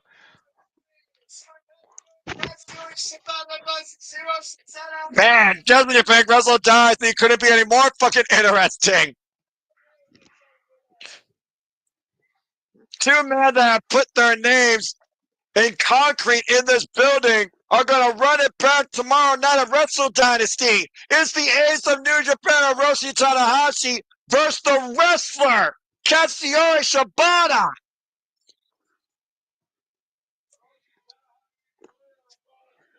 And as we know, like you said, Walter, earlier, Hiroshi Tanahashi's career will continue to January 4th, 2026, before he puts down the boots. Wow, I wonder who his last opponent will be. Holy shit. Meanwhile, congratulations to the ace. Evil failed. Good wins in the end. Thank God I didn't. Thank God we didn't do all the graphics to freaking Wrestle Dynasty. They just added that. Oh, baby. Now I'm in a whole different mood. Walter, you ready to go? Yeah. I think, with all due respect to the main event, this was the match you've been waiting to call. Mm-hmm. Holy shit! It's seriously Shibata versus Tanahashi tomorrow. Doubt that opens, actually. Oh, boy. Here, Noah, I hope Shibata opens tomorrow. I wouldn't mind it. Yeah, just give it to us right off the rip. Rip the Band-Aid Look. off, right? I mean, Band-Aid? I mean,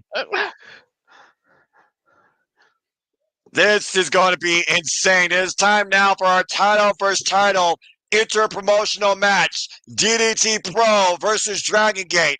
AEW versus New Japan.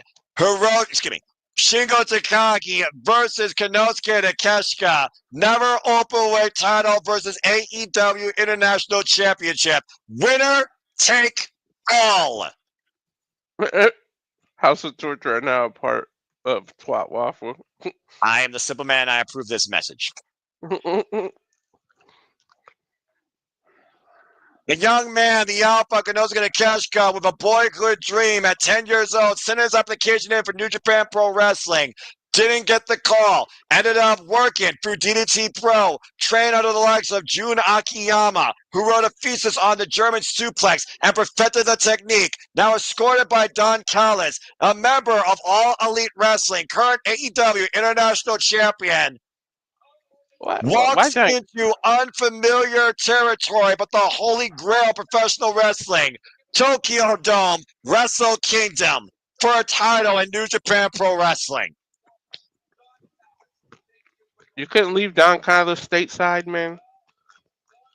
Well, I mean, Don Callis, as much as we hate the parasite, you can't argue that Don Callis has been the guy that has made history and moments happen here years on end at Wrestle Kingdom.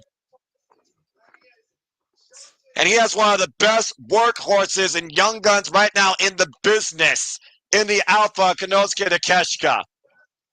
I know a screwdriver better not have made it through customs, Noah.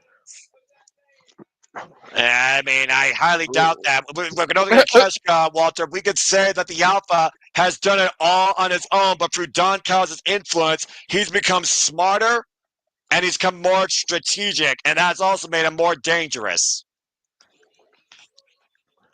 Yeah. I cannot believe we got Konosuke Takeshita at Wrestle Kingdom. Well, we were going to get him either way. It was just whether he was going to continue retain that international championship so that this is now online. This was not a possibility before that G1 Climax initial invitation to New Japan for the Alpha before last year's summer, bruv. Watched Don Callis yesterday. And now, here comes, arguably, the baddest motherfucker in this business, holding the very title that symbolizes that attitude, that presentation. that fighting spirit, the Rampage Dragon, Hiroshi Tanahashi. And now again, Shingo. Walter, this is the first time ever matchup. And Shingo has something to gain out of this. But we didn't know because if Kanosuke lost the title at Wrestle Dream, then it's only would have been Shingo's title up for grabs. Rampage Dragon, now the Rising Dragon. Once again, NJPW's never openweight champion for the 5th time after beating Hanare with successful defense against Ryohei Oiwa. Backlash year at Kia Pro Wrestling challenged the Alpha Konosuke Takeshita last year at Fighting Spirit Unleashed.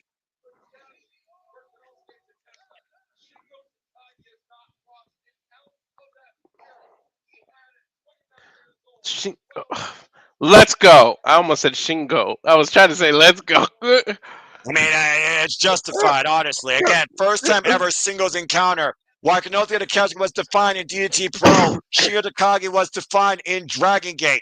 Came in as X, part of Logan Naomi's Day Hapong in Ryogoku Sumo Hall years ago, and has been upwards ever since as a top star in New Japan. Recently celebrated his 20th anniversary last year in professional wrestling. This former multiple-time Open the Dream Gate champion 7 times over is now looking to once again be the face of New Japan and arguably the international face of AEW. Regardless, Walter, the result here, we are going to see one of the hardest hitting matches we are probably going to see all fucking year, and it's only January 4th. It's probably going to be the longest match of the night so far. I don't know, man. Like I said, never openweight championships waver waver a wrestler's fighting spirit and has the highest percentage of change rate in Wrestle Kingdom history.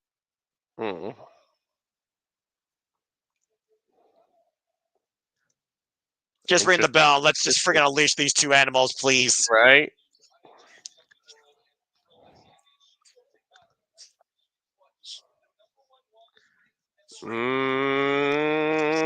Shingo pointing at that title, the international title.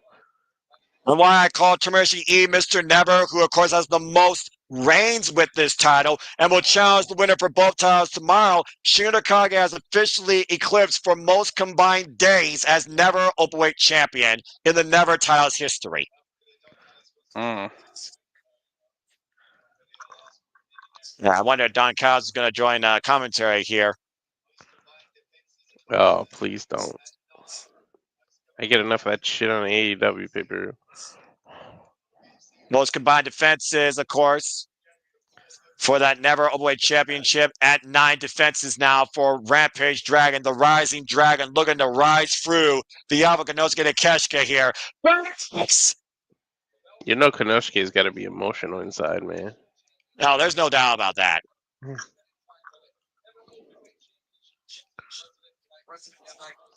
And by the way, Walter, you know the International Championships usually defend underneath 30 minutes time limit? Because we're in New Japan Pro Wrestling and the Never title is taking precedence, this match is a 60-minute time limit to your point. And both these bulls are ramming into each other right now with these shoulders, not giving an inch. Oh, boy. Like, I really wonder what's going to give first. And I'm not sure necessarily what to even speculate on. Ducks underneath the clothesline. Konosuke get a cash, got picking up speed. No, Konosuke with the first big move. Again, like I said, went to DDT school with a vision to get to New Japan Pro Wrestling, the apex of Japanese professional wrestling. Big shoulder block there by Shinya Takagi. No disrespect to All Japan, Noah, and the other promotions out there, but New Japan has the biggest, highest presence in the Japanese wrestling landscape. Boop. Boop. And of course, you notice Konosuke Takeshita every time he's here in New Japan, he represents not only AEW, Walter, but DDT Pro. Yeah. Oh, Konosuke asking Shingo to hit him with these elbows. This is Never Spirit. That's why I love this title so much. Minoru Suzuki, Katsura Shibata.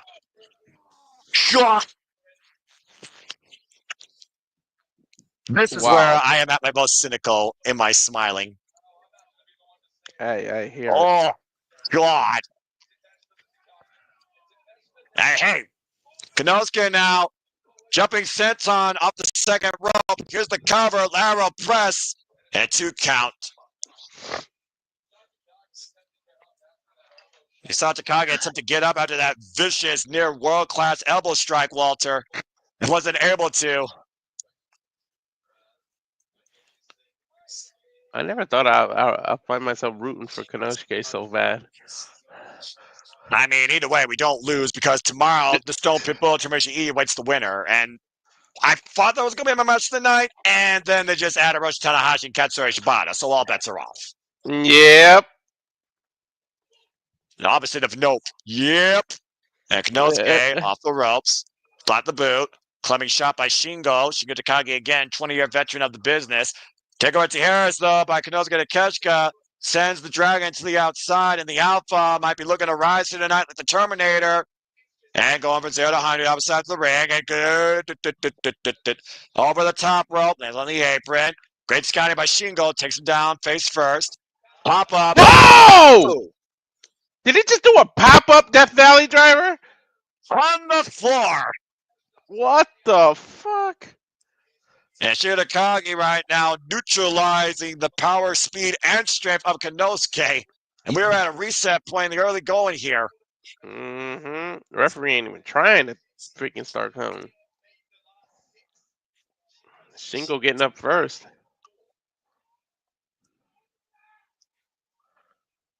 Of course, we saw both these men in last year's G1 Climax. Walter, Shingo Takagi made it to the very finals itself. The final 4, Konosuke Takeshita's running the G1, stopped at the final 6 when he lost to Yota Tsuji. Uh-oh. What's Shingo going for? Oh. Lost the boot, clubbing lariat in the corner by Shingo Takagi.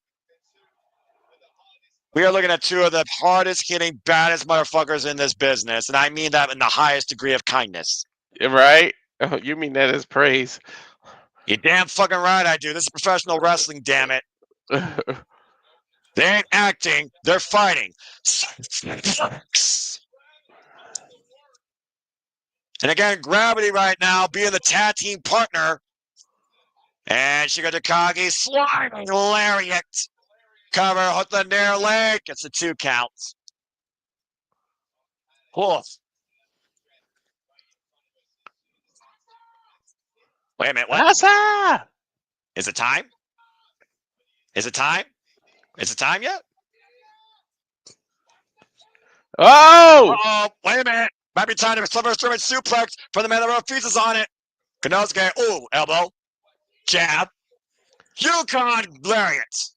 Dude, Shingo is beating Konosuke at every little punch. I say, wait a minute, now is it time? Is it time? But now, his time's come now, Walter. Mm-hmm. Go, go, go. And the people are with Shingo.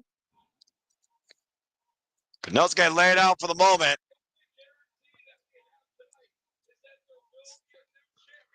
And Shingo Takagi right now might be looking to hoist up. Konosuke made it. No.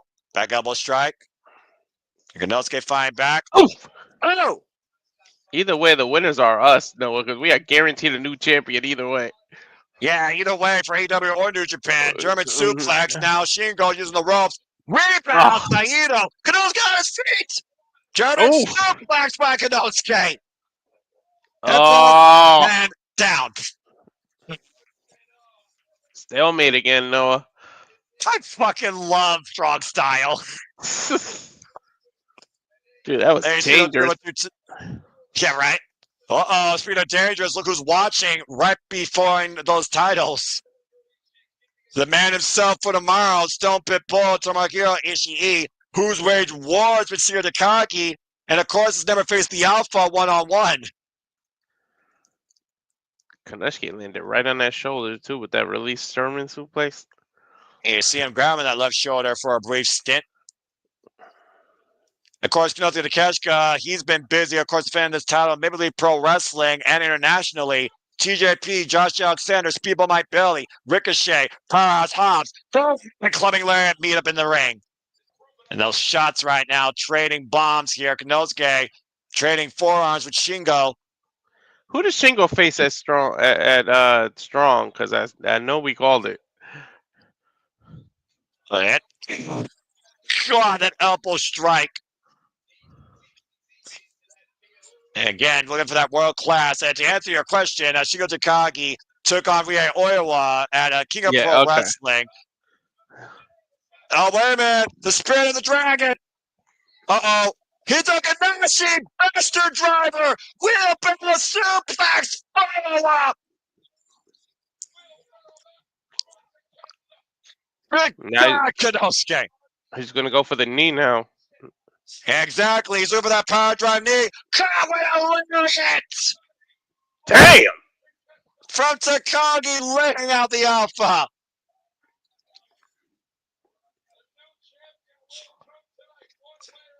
Which company's going to get a new champion come tonight? AEW or New Japan? That's what is 100% certain, no matter the results.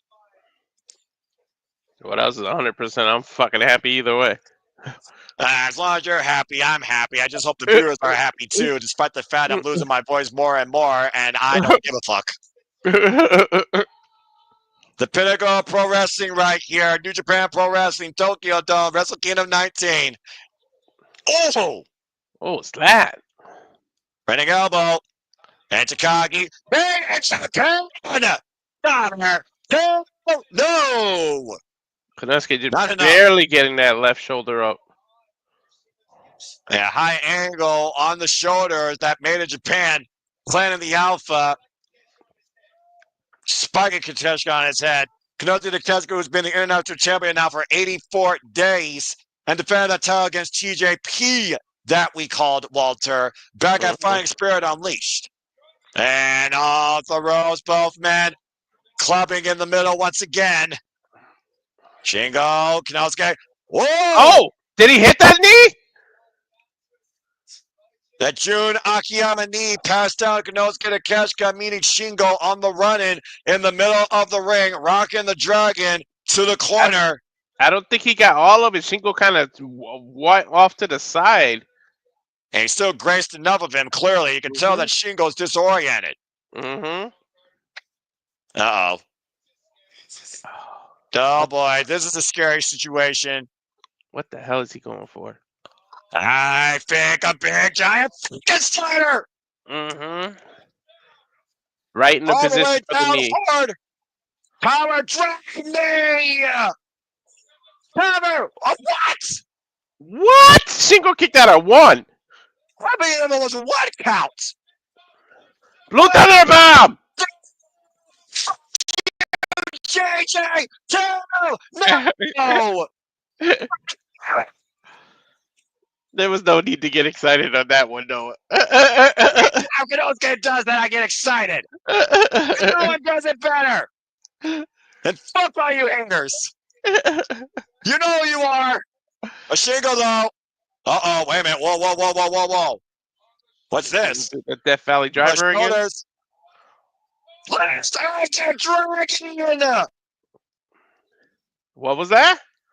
Last of the Dragon, but he can't capitalize. They're both out. He tried to reposition him. A messy landing, and Shingo unable to go for the cover.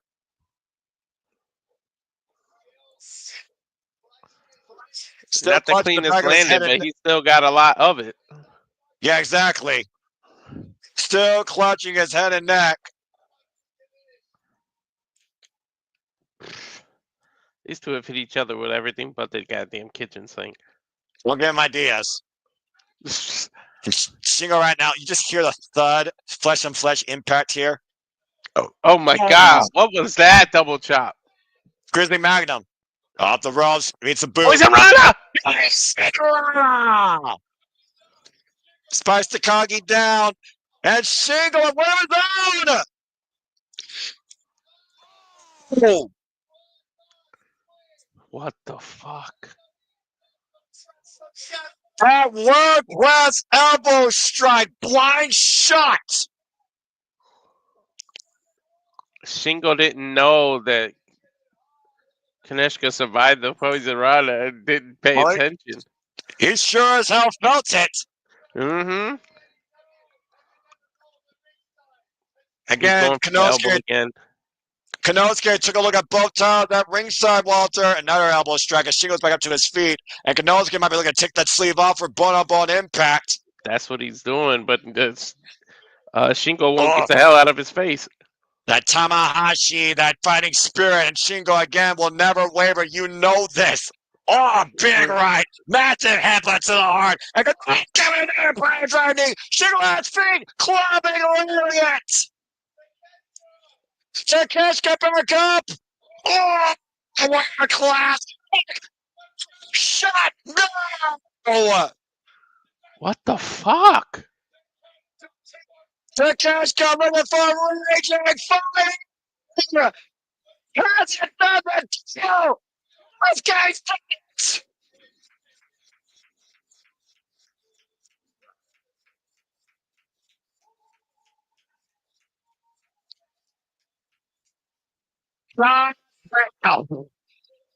Wow. Yeah, your silence speaks volumes. I thought I reverberated, but I guess you were just stunned in shock and awe. Konosuke Takeshita is still AEW National Champion, and with a giant raging fire following an exposed world class, Konosuke Takeshita is now also NJPW Never Open Weight Champion. Yeah, but look And who we got Walter, waiting in the wings, Noah. Exactly, Walter. You know what that means come tomorrow. Your first cause and effect. It will be Konosuke Takeshita defending both those titles against the Stone Pitbull, WGE, at Wrestle Dynasty. In a matter of 24 hours, Kaneshka might have gone from gaining a belt to losing 2. And the realization of Shingo Takagi just set in, I think, if he's conscious enough to know that he just lost his Never Weight Championship again at Wrestle Kingdom 2 years in a row. You said it. You said strategic. I mean, statistically, it's the most lost title. Again, Walter, you said it verbatim. I will echo it until the cows come home. Wrestle Dynasty can't come soon enough, but what a rise for the Alpha, Konosuke Takeshita. You better hope he didn't just gain a belt just to lose it. Shingo, again, that pride, that fighting spirit's gotta be upset with himself. But again, Konosuke, nothing but love and respect to the Rising Dragon. Congratulations again to Konosuke Takeshita, AEW International, and now Never Openweight Champion as the Stone Pitbull. Oh boy. Did he bow to the Stone Pitbull or did he bow to Shingo? He bowed to Shingo, but look at this face-to-face, Walter. 24 hours time, these two are going to lock it up in the second most damnedest fight of Konosuke's life. Dude, My God. Kaneshka's on a fucking roll of his life. He really is. That's the BMF floor that the Neverweight title represents. Boyhood dream for Konosuke Takeshita realized once again here in New Japan Pro Wrestling. And again, always a dream for me to call Wrestle Kingdom for you all. No voice or not. Again, thank you all for tuning in so far. I hope you've enjoyed the conversation, the reactions. Reverberation, excitement aside, Walter Cruz, Noah Foster, we are super reliable and having the time of our lives here tonight. And again, if you are enjoying this, please like, subscribe, comment, tell a friend. Subscribe to this man's channel. Support him. Support our demonstration of passions. PayPal him as this night continues. And again, if you want to dictate the conversation, super chat, PayPal, as simple as that. Action rolls on. It's now time for the Junior Heavyweight Championship. I thought we were going to get an intermission. I said that you might get a chance to breathe, but they're like, fuck that. Look, we're just going to keep rolling as long as there's breath in my lungs. And we're about to see who truly deserves to call himself the face of the Junior Heavyweights. El Desperado has arrived. El Desperado became the lead guy last year, Walter, when he won the Junior Heavyweight Championship at Wrestle Kingdom 18 against his lifelong foe, Hiromu Takahashi. He went on from there to be the ace of the Junior Heavyweights, willingly taking on that mantle until he lost it to Doki, a guy that was nothing more but a support player at New Japan So, has proven since then that not only is he a guy that can support this division, but can lead it. Now, El Desperado wants to see if he can cement it tonight in a rematch. I feel really bad for Doki and El Desperado.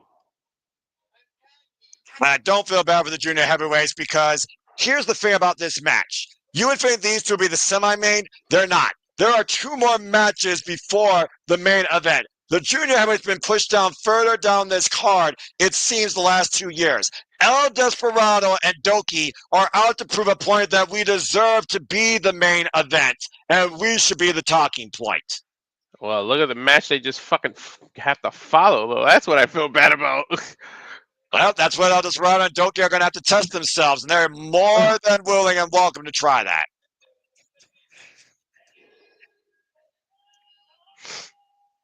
And Walter, in case you don't know, much to my friend Sandy's point, New Japan, we just keep rolling. It's the flow of the company. Barely do they have intermissions. Last time they had intermissions, they had to clean up the ring because it was covered in blood. And of course, El Desperado coming back from the injury was involved in stage shows while he was away. Ooh.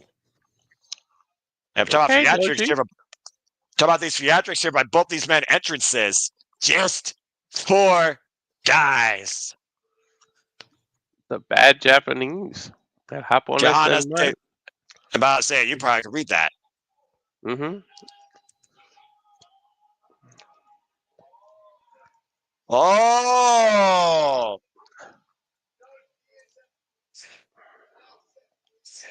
Shido Nakamura, a famed theater actor here, escorting Doki in this very unique entrance. Shido Nakamura looks like the Japanese gold dust right now. And it's kind of like a focus on yokai, Japanese folklore here. Hey, the actress is just as much big part of the show as the wrestling itself. This is just the culture right now on full display here. And of course, Doki, a man of tradition. This is really cool, actually. It is. Wow. Japonés del mal.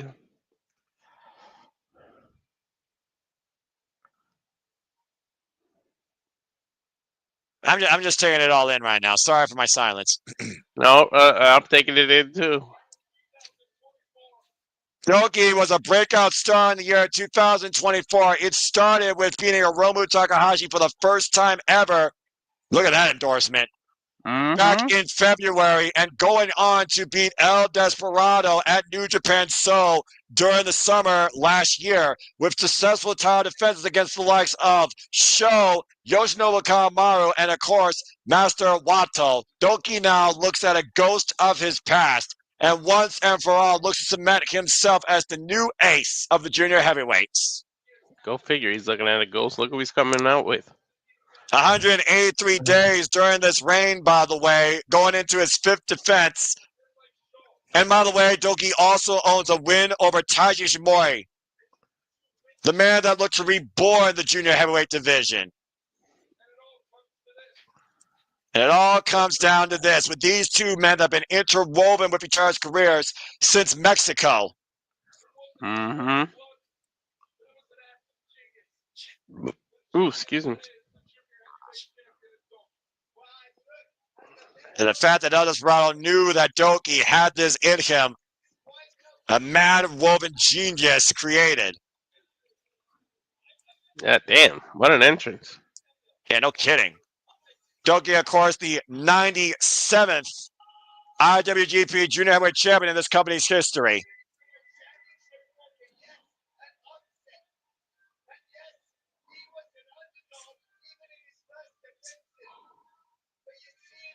From the upset,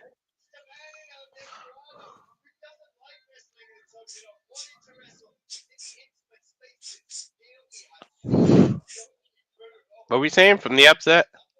I was saying from the upsets to the underdog to being right now the point to understand. There's Masawato on Japanese commentary, by the way.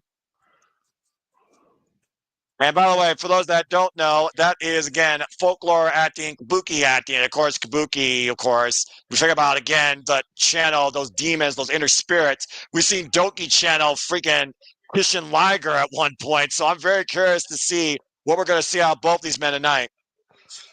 That's wow. He getting caught in the strings. And Serpentico knows a thing or two about that. Mm-hmm.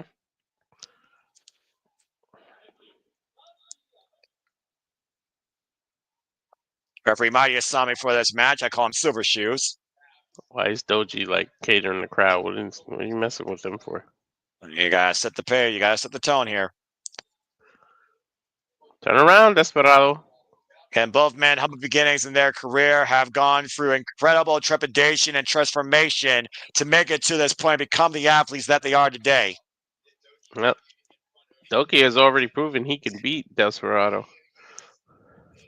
Yeah, but now Desperado has also proven that he still could be Doki's superior. Who is the senpai now? We're about to find out. Here we go. Bell rings. This is a dream match for Doki and for El Desperado. Not on the stage that El Desperado necessarily wanted or anticipated, but now more than welcomes. Well, I'm sure you welcome it too. You goddamn right I do. El Desperado, a four-time IWGP Junior Heavyweight Champion. Previous run lasted a short period with one successful win, of course, taking that title from Show before losing it to Doki. The sidestep right now, and again, Desperado wants to see how strong Doki truly has become. Tucks underneath the clothesline, off the ropes, up and around. Take over to Harris, sends Desperado to the outside. And now Doki looking to follow up off the ropes again. Desperado gets out of the way.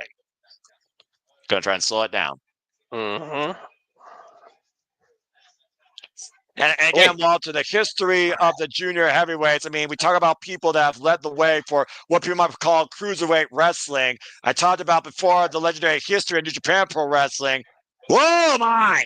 Jujin Thunder Liger, El Samurai, Ultimo Dragon, of course, Great Sasuke, and of course, Kubatu Guerrera, Tiger Mask, the original Tiger Mask, by the way, folks. Mystico, Prince Devitt, Mirafuji, Hiromu Takahashi, Tachimori, and now we have Doki and Ellis for wow! Here at 19. Desperado running off the ropes now. Off the rope, man! Oh, God! I don't like the way he landed on the railing. Reckless abandonment as El Desperado crashes his legs under the barricade off the Tope Conlodia point, flying through the ropes, but wiping out Doki in the process. I don't think he gave two shits either. The adrenaline just helped him there. Well, that's how strong El Desperado has disciplined himself to be. Literally channeling every style of wrestling imaginable, from death matches to the Ave. Think about, again, this guy disciplined by Minoru Suzuki, Power Suzuki-gun. Torso first, El Desperado sent into those blue steel barricades by Doki. Referee starting his 20 count here. That's at 7. Mari Asami right now trying to get both men back inside the ring. I'm surprised they're counting out loud in English. Oh, they always do that. This is what happens in New Japan Pro Wrestling. I want you to notice, by the way, Walter, that stage, that ring is elevated so the audience can see the action better. So it's still very dangerous out there. Mm-hmm. 2-2 record, by the way. 2-2 record, by the way, with these two men. Backdrop suplex by El Desperado. So somebody got to break the tie. Well, that's what it's all about here tonight. It's only a 1 count off that backdrop suplex as Doki kicks out. Of course, Junior Heavyweight Championship, as I said earlier, has changed hands multiple times here at Wrestle Kingdom as of recently. History has not been kind for this title for champions at Wrestle Kingdom. Knife edge chop. You mentioned that in the match before, and look. Combination blocked by El Desperado. Vicious forearm. Again, El Desperado's not going to fall for that. Summon Seguri, though, by Doki. That was a nice step up on Seguri. The last person that was successfully able to defend this title was El Desperado at Wrestle Kingdom 16 against Hiromu. What? With the spine buster. Ooh, nice triangle armbar. Oh, wait a minute. Cloverleaf. Yeah, great step through into the cloverleaf by El Desperado. That's a hell of a way to reverse a triangle armbar attempt. Yeah, the Italian stretch, also known by Gino, the Doki Choki. And there is the rope break by Doki. It was that Doki Choki that literally incapacitated, that blood choke, incapacitated Master Wato in Doki's last title defense. Well, Desperado didn't let it happen. Yeah, again, these two discipline the Japanese style and the Mexican style, as I said earlier. Up and over, shoulder block. I love how similar both men's styles are. That makes this match even more interesting. Mm-hmm. Ooh, nice super. Up and over. The power advantage here goes to El Desperado, but the technique here is pretty much stalemate. Nice takeover by Doki setting El Desperado outside. Now Doki might be looking to go create. No, wait a minute. Doki, what the hell? Wait. Desperado thought he moved out of the way. Doki's crazy. He's fucking too nuts. Fucking madman. One more time. Look at the replay here. Both of these motherfuckers are nuts. That landing driving El Desperado against the barricade as Doki launched himself up the top rope with that ridiculous I don't know what the hell you call that. Cannonball drop? Wait. What? I think he hurt himself. Uh-oh. Oh, no. Uh-oh. No. Doji hurt himself, didn't he?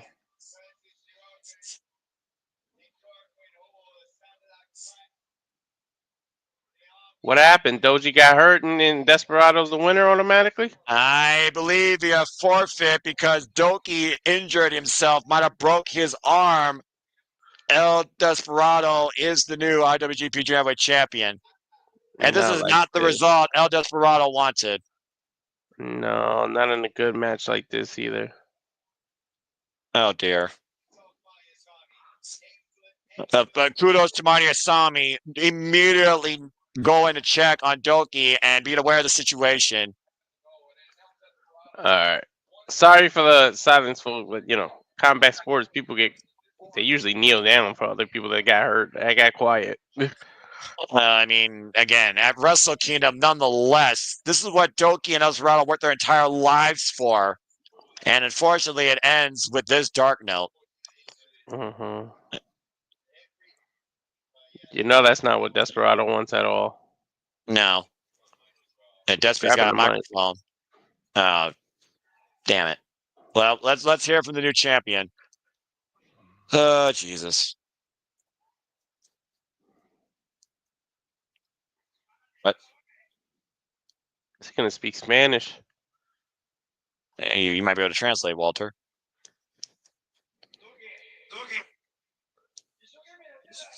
Nope, he's speaking Japanese. You go as hard as you do with everything you had, but it's what you do in these situations.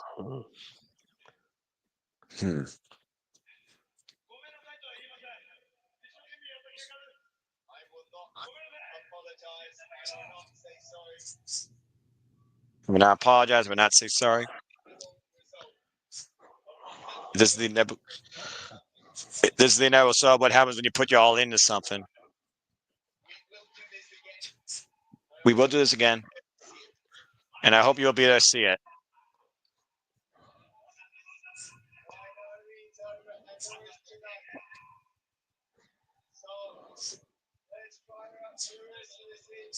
It's fine to be over tonight, but this year has just begun, so let's fire up for the rest of this evening. And then series of unfortunate contact there by Doki, who literally put everything out there beyond his own capability and his own well-being, ends with a brand new IWGP Junior Heavyweight Champion, El Desperado, who has a bright new beginning. And hopefully we will see this again when Doki is cleared and ready. Sometimes, Walter, you take the biggest risks on the grandest stage, and you end up losing more than you come in with. When you go to the top rope, what is it always called, Noah? High risk. They call it that for a reason. I think he It, just it, it, was, broke that. Ugh.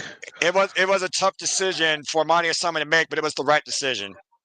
I think he broke his arm. He landed like his arm hit the guardrail Exactly. and just snapped. Exactly. Exactly. You could tell as soon as Doki landed and didn't move, he officially fucked up. The fact that they didn't show any replays either, they know what happened. They don't want to keep bringing attention to the negativity. That's why they didn't show the replay. Well, unfortunately, while this match is over, the feud of these two has only just begun, and they will run it back once again. Anyway, we got to move forward here at Wrestle Kingdom. Still 3 matches left. Time for the Global Heavyweight Championship. Yota Tsuji looks to beat David Finlay for a 3rd time and capture his first singles prize in New Japan. Yota Tsuji, and we don't even know. I mean, you said you saw his last man, but we don't even know if he's 100%. We know he's coming off a history. Now, when I say history, I mean a history of ankle injuries. We just saw another injury before this now, not to keep being negative, but I hope he's okay. But then, fucking David, you got to go against David Finlay now. Well, David Finlay said if he has to break his neck, he will do it. If he has to literally concuss him, he will do it. David Finlay said he has had the year of his life, but he's been living in constant sorrow because of this smiling asshole who has cost him the G1 Climax and cost him the New Japan Cup. And why David Finlay got his redemption at one point and even got the Global Heavyweight Championship back. He knows that Yota Tsuji is the one loss that he has yet to redeem. And he knows that the guns are pointed not only at him, but at everybody else. He will not feel redeemed unless he beats Yota Tsuji tonight at Wrestle Kingdom.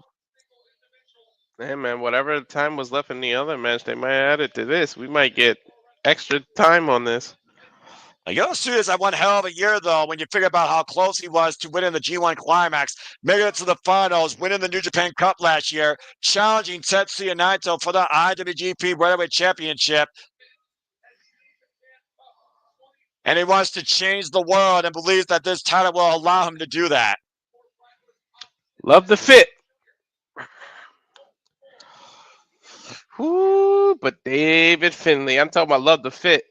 You know, David Finlay comes from a line of people that love to do something else. They love to fucking fight. Yeah, but we talked about, again, the winning record, the year of Zack Sabre Jr. We talked about the standouts, the leaders rising this generation. Yota Tsuji right there is up there with Zack Sabre Jr. with one of the highest winning percentages and the most opportunities earned and gained. And now he has a chance to win his first singles title in New Japan Pro Wrestling. You better hope that that percentage stays high tonight. Well, again, like I said, the Wrestle Kingdom stage has not been kind for champions coming in the last several years. But this title was just created 2 years ago by David Finlay, and he won it inaugurally. And you see those red lights looming out throughout the Tokyo Dome. I'm digging this Yota Tsuji's entrance, though. Well, now I gotta wait for the entrance of the Rebel. What's this? Mm-hmm. Savage King. A guy that owns the world. Wish his dad would come out with him. Oh boy. Leader of Bullet Club. The 3rd IWGP Global Heavyweight Champion. We getting a history lesson. And of course, the man that has literally scorched the earth and has reclaimed it for the savages. Is that like the a boss pyro dog, gun? The boss dog of the War Dogs. Damn! I guess it is a pyro gun. Well, he did say the guns were pointed at him. Here he is pointing a freaking machine gun straight at Yota Tsuji, the rebel, David Finlay. I will say this when it comes to David Finlay and his savage, violent evil nature. David Finlay has done everything possible to prove why he is the real champion, the savior of this company. He literally owns the world. He owns everything. He's the leader of Bullet Club. He has created a title 100% made and owned for him and by him. He has been on the year of his career, and yet he still feels like he has had less than what Yoda Tsuji has because Yoda Tsuji beat him. That could be a case in his own brain, though. Well, he's reclaimed every other loss this past year, and it's almost like he's been literally trying to destroy the past generation, the previous leaders, those that led New Japan, saying your time has passed. And here we are, though, with two people that are going to lead this generation. You would think you want to live for the future, though, not keep chasing the shadows and chasing the past. And of course, we know the winner of this match will defend this title respectfully against either Scapegoat Jack Perry or Yoda Tsuji. Or excuse me, Brody King. That's what I'm saying, Brody King. Of course, the man that literally planted the shillelagh in the head of Switchblade Jay White 2 years ago at Battle in the Valley, and last year created his own legacy when this title was conceived of the destruction done to the property and lineacy done by Will Ospreay and Jon Moxley. I know I need a proper title change after what we just saw. Well, I mean, yeah, after that dark note, we definitely need a positive high, and a positive high tonight would definitely be Yoda Tsuji becoming the 4th IWGP Global Heavyweight Champion.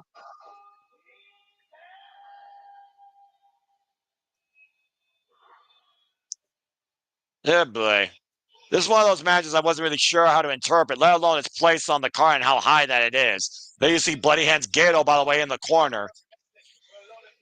And you just mentioned the shillelagh, and what does Gato have in his hand? And Yoda Tsuji and David Finlay, by the way, are also the same age. So again, there's a lot of parallels you could draw here with these two men. Speaking of men that are very familiar with these two men, Hiroki Goto on commentary, who of course has lost to both these men. He lost against David Finlay in front of his own children, challenging for that Global Heavyweight Championship last year at King of Pro Wrestling. But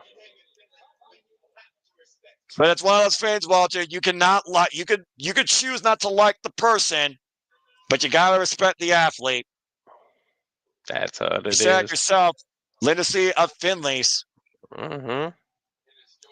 Finlay saying hate always wins. We'll see if hate actually wins here tonight. It's that hate that has drove David Finlay to where he is today. Look at this face to face.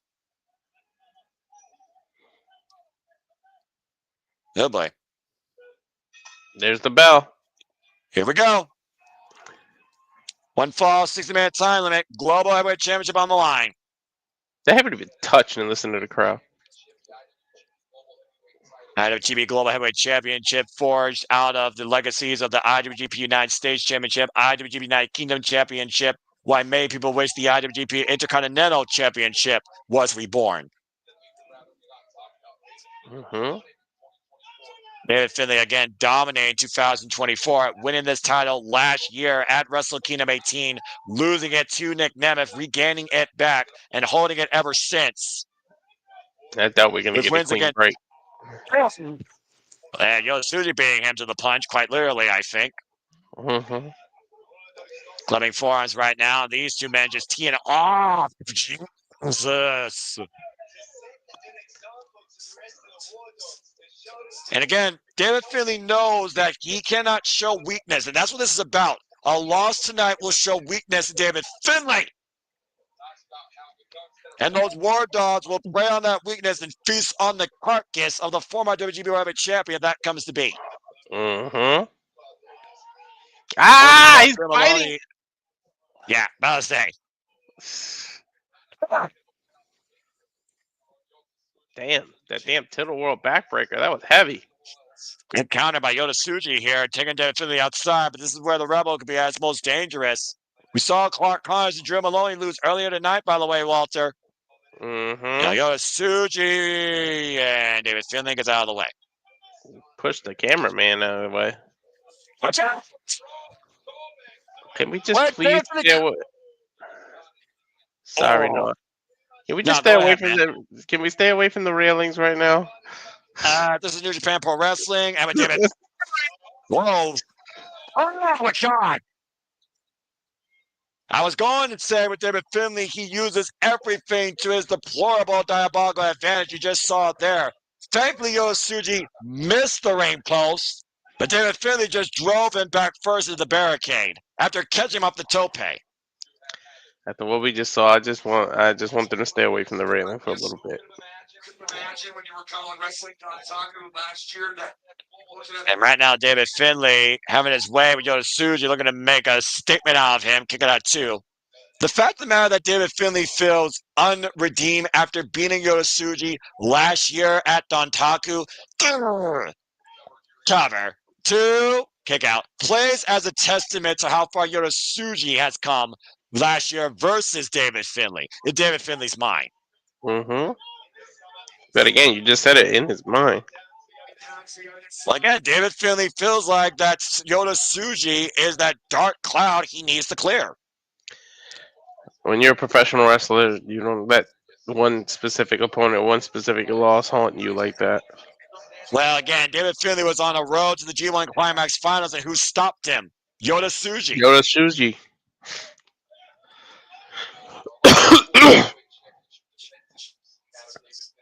And right now, David Finlay looking to hook David Suji up, possibly for a suplex or Uranagi, now driving his knees in the midsection.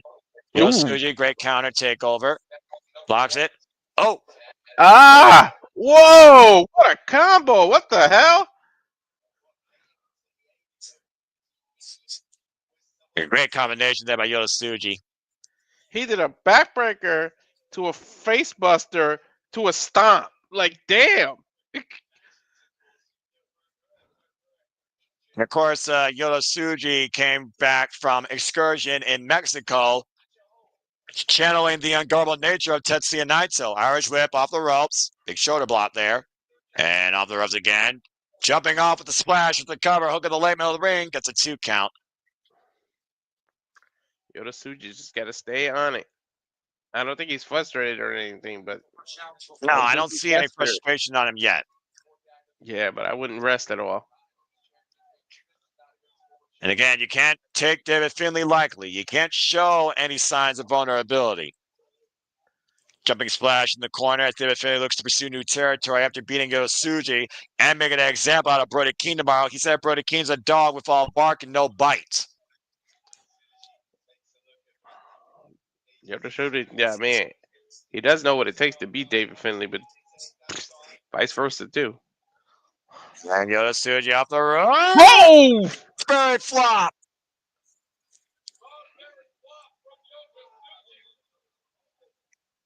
We're 5 minutes in this match. Yeah, look at that beautiful Frostberry flop. And David Finlay tried to move in, tried to catch Yosuji and wasn't able to. It's one of those things you try and turn offense into your own form of defense and counter offense, and David Finlay failed to do that. 1 second, Noah. No, you're fine, man. And Yosuji right now, once again, back in control here. Again, David Finlay, 2-time IWGP Global Champion. He's been champion now in this run for 245 days, and this marks his 5th defense. Wins over Sanada, Yoshihashi, Hiroki Goto, and Taiji. And each one of those matches have become more violent and a lot more brutal and longer. His last defense was 23 minutes long. Of course, Yosuji needs to prove the expectations of the Japanese faithful right here tonight at the Tokyo Dome. Climbing lariat as Finlay sends himself and Suji over the top rope to the floor.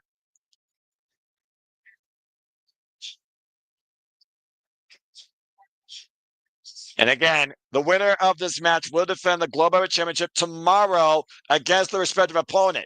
Yosuji will take on Scapegoat Jack Perry. David Finlay is taking on Brody King.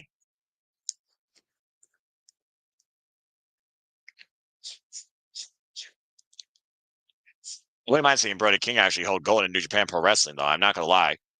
And driven head first, this time in a steel ring post from the fireman carries position. And David Finlay has regained full control of this match. And what's David Finlay looking for here? Uh-oh. Oh, no. Oh, boy.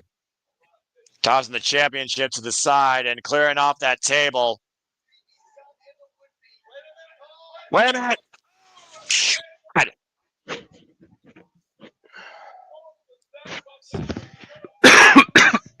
North to south, Irish curse, chokeslam through that table.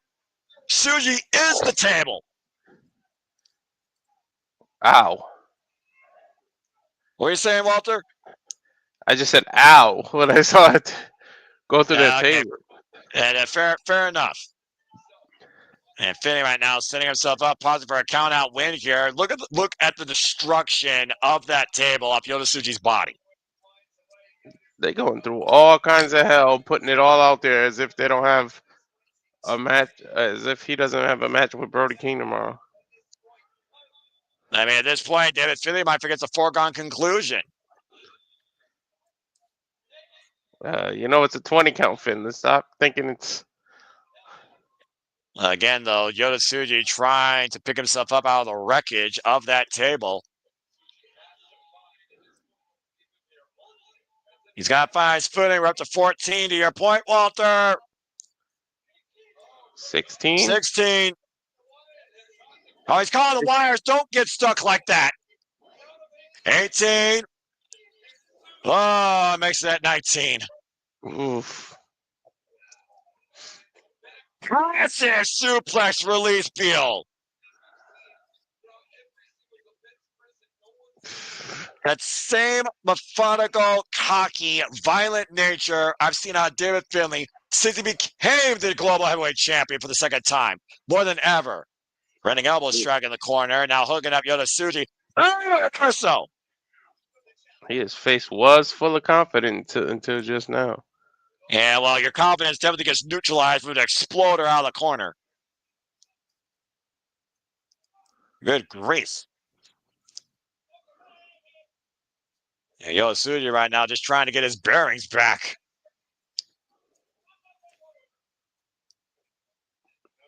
He's got to be dizzy at that point. After he's still feeling the effects of the table. No, there's no denying that. And Yota Tsuji right now looking to plant David Finlay down the hard way. I'm not sure what he's looking for here, though. Title on the line here. Yota Tsuji pushed up at David Finlay, and Finlay regathering his footing, creating distance. But the thing is, you don't want to create distance with Yota Tsuji because they'll get you with that Gene Blast Spear. Oh! Jumping kick. Run in the corner.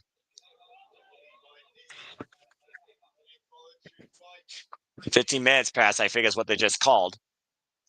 Yeah. Uh-oh. Yota Tsuji.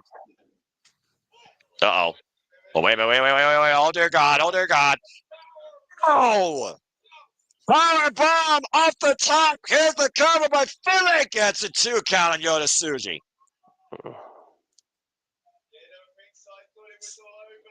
Ringside fall was over there. Now hoisting him up. Oh, a dominator.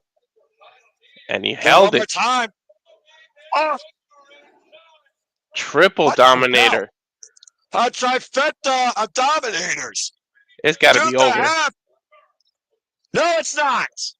What the fuck? Woo. How did he kick out of that? I don't know. Incredible resilience, if nothing else. An unbelievable strength demonstrated by David Finlay.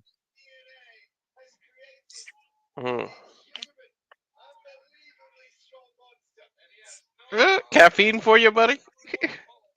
Yeah, I need a little bit just to clear my throat. Again, we talked about the lineage of Finlay before. David Finlay, 3rd generation. Again, the savage, violent, but incredibly powerful nature that this boss dog has become. Yota Tsuji is out. That kick out was basically instinct, Noah.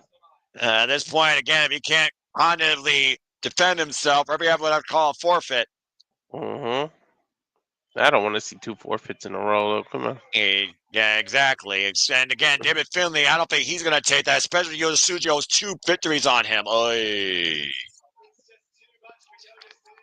It's I think maybe it's too too much. much. Yeah, about to say, I don't think he knows where he is right now. Now hoisted up. Wait, counter. Inside cradle. Oh, 2 count. Clubbing forearm. Oh, God. Now a lariat, a short arm lariat. Yeah, somehow, though, Yoda is not falling down completely. And Tsuji trying to come back here. Will the people keeping Gene Blast in off the ropes? Doesn't hit the clothesline. Now Yoda. Oh! Jumping knee strike, but. Oof. Yeah. 2! Oh. Whew.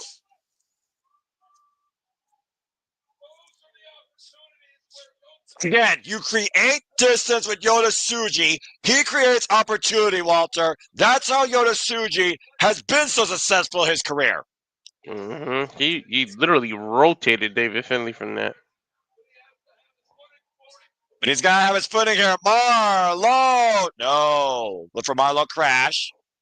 Finlay hooking up. Bomb! He's going for No, another not one. again. Not again. And again, massive buckle bomb. Now what? Dominator again? No, power bomb again.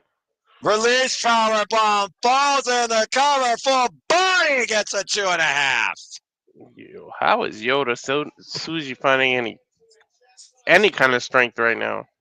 After a jackknife powerbomb release, to your point. Dude, he got power bomb, then he got buckle bomb, and then another power bomb. Yeah, convulsion, if nothing else. It's just pure instinct. I mean, again, Yoda Tsuji has beaten David Finlay 2 times in their previous 2 singles matches back to back, both in the G1 climax. sometimes when you've been doing something for so long, your body goes into like a cruise control, so it's almost like kicking out his instinct. Well, I mean, hey, taxing warfare is half the battle whenever you're in there with David Finlay at this point. Yeah. Especially how deep these 2 go. One more counter. Finlay sent face first in the turnbuckle pad. Now Yoda Tsuji, 3-point stance. Running knee strike in the corner. And again, Finlay falls flat. And right now, got Finlay position. Marlo crash. Mm-hmm. Having a new champion. No. Woo. It's going to take a lot more to keep David Finlay down. If David Finlay did Tsuji with everything, Tsuji ain't hit Finlay with everything. 20 minutes have passed in this match, by the way. Getting close to their G1 Climax finale that lasted 28 minutes. Mm-hmm. Uh-oh, and now look at the distance, Walter. If Yoda Tsuji gets in that 3-point stance, we might be a Gene Blast away from a new champion. And Gato knows it. There it is. And Tsuji. Ran into a cutter. Front side. Into oblivion. Cover. 2. Oh. How the fuck does Tsuji keep kicking out of stuff? Man, David Finlay channeling the Bullet Club OGs with a gun stun. There's a Bullet Club's past. Shout out to Machine Gun Carl Anderson and Tama Tonga. Mm-hmm. And sometimes, Walter, if you can't win with someone from your own arsenal, you look back at the history books. Yeah. Yeah, it worked for other people. It should work for you, but jeez. And right now, David, yeah. Tsuji's a machine to be able to survive this. Yeah, but David Finlay's a relentless Terminator right now. Hell bent on beating Yoda Tsuji. Tsuji escapes, though. Does leave the clothesline. That's my Finlay! Hooking off Yoda Tsuji! Stand up millionaire! There's 3-point stance.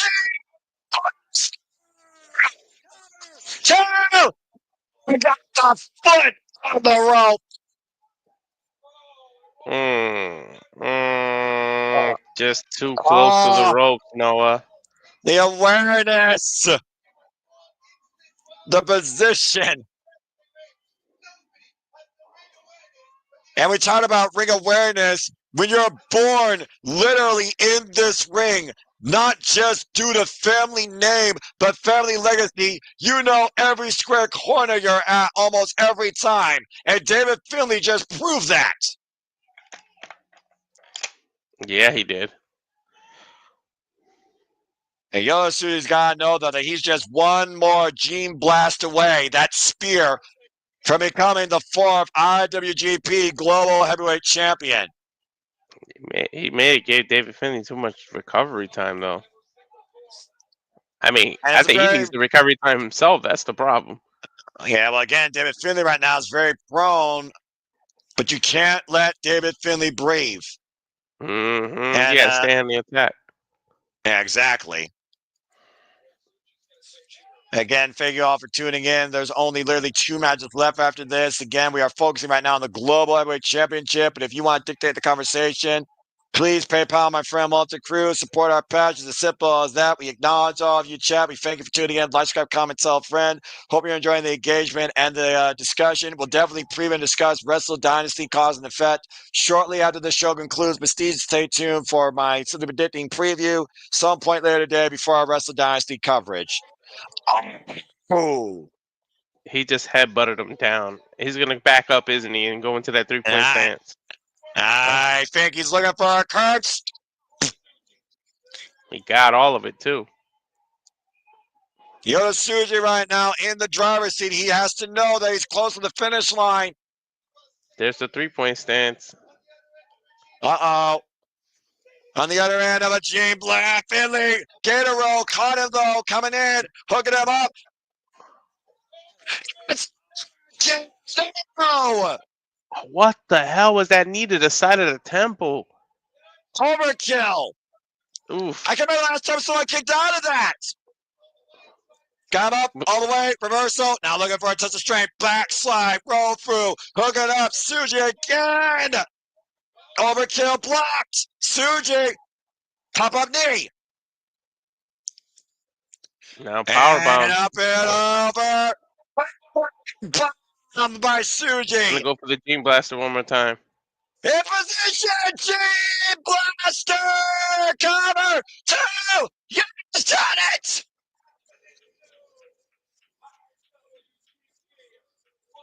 I can't lie. I wasn't expecting that. Yosuji with the field goal needed, a second Gene Blast, has become the fourth IWGP Global Heavyweight Champion and has once again beat David Finlay. I wasn't expecting that. I can't lie. Again, Walter, this week, this year, is the year of change, the year of surprise, the year of the new generation's rise. And Yosuji just continued that point. Wait a minute. Congratulations to Gene Blast and the first singles accolade for Yosuji, the new IWGP Global Heavyweight Champion. The tag, the world television, the open weight, the junior heavyweight, and now the global heavyweight. We've got 5 title changes tonight. Every title under New Japan tonight has changed hands.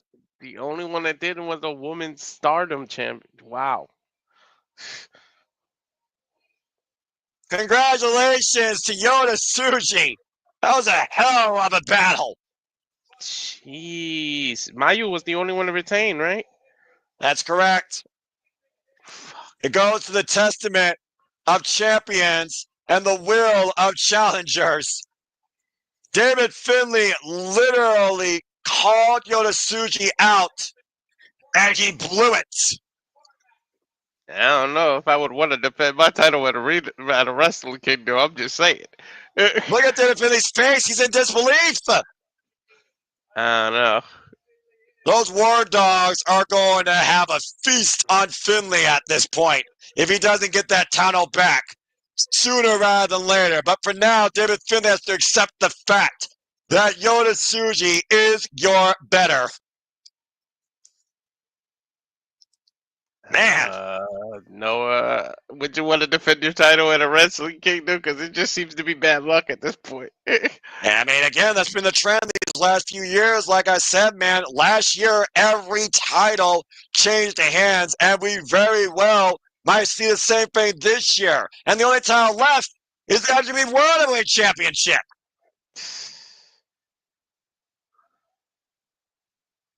Woo! Unbelievable. And also, that means tomorrow, Scapegoat Jack Perry will challenge for that title. Mm. He ain't winning that shit. Well, that being said, that's tomorrow, but we're still not done here, Walter. It is time for our semi-main event of the evening. Is it first time and last time? And is it adios for the Unguardable one? It's Tetsuya Naito versus Hiromu Takahashi for the first time ever. I don't even want to think about crazy-ass Naito, who has crazy-ass surgeries for no crazy reason, just to make his eye actually worse to match another eye. It's fucking Well, crazy. that's the reason why he wasn't part of the Road to Tokyo Dome tour, because he said he needed to show the strength himself. And we might be on the final countdown on Naito's career, because Hiromu believes that Naito does have a life beyond this. But Naito believes that he needs this. And this could be his retirement. Mm-hmm. Whoa! What the heck is that? That's Hiromu Takahashi showing up in the only way he knows how. Don't ask me what the style means, all right? I never will understand it. That ticking time bomb is as crazy as the day is long.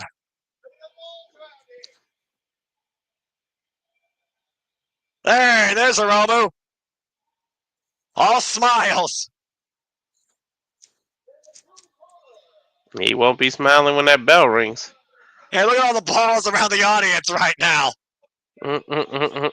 It's a party. It's a celebration of the new year, as Hiromu's been waiting for this match for 15 years. 15 years in the making.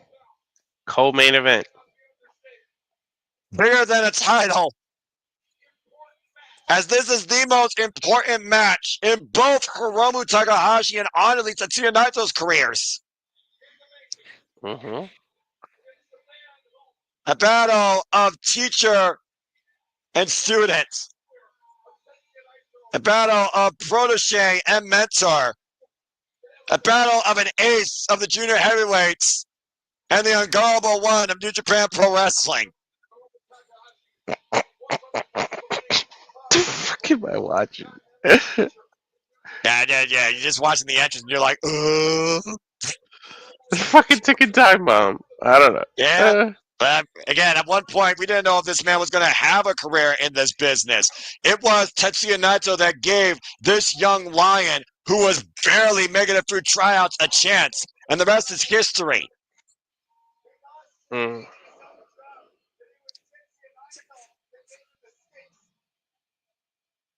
And the funny thing about this match, Walter, Hiromu Takahashi, Tetsuya Naito, they literally do not follow the straight line. They are anything but the simple and the narrow. They have carved their own paths, their own ways, their own destinies this entire time for New Japan Pro Wrestling.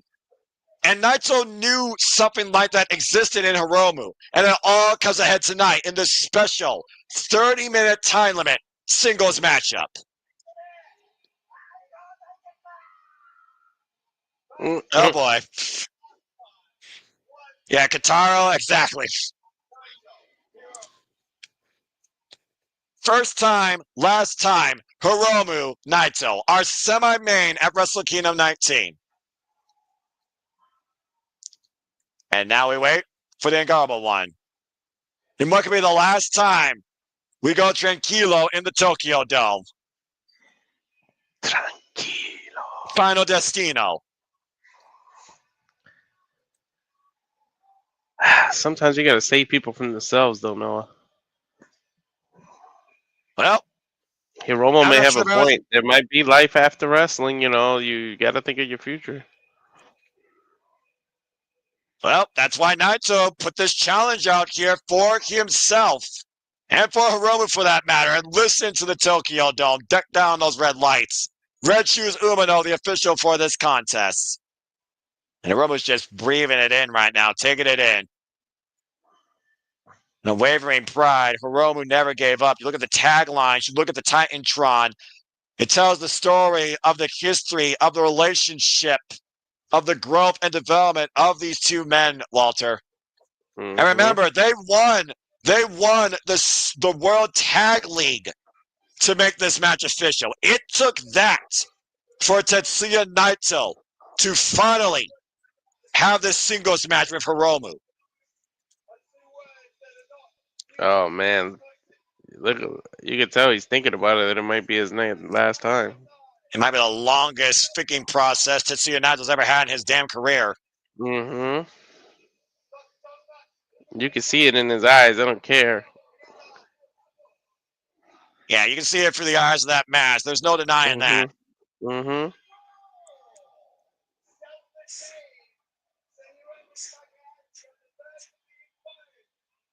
Courage to step up. So I read that Titantron. Live now to avoid regrets. That is Tetsuya Naito's MO. This is In what feels like a final destino. It's a long ass entrance before he gets to the final destino. And it might be the last time we see it. Exactly. Again, the future's been very unknown when it comes to Tetsuya Naito as of late, especially when he lost the IWGP Championship to Zack Sabre Jr. in Ryogoku Sumo Hall.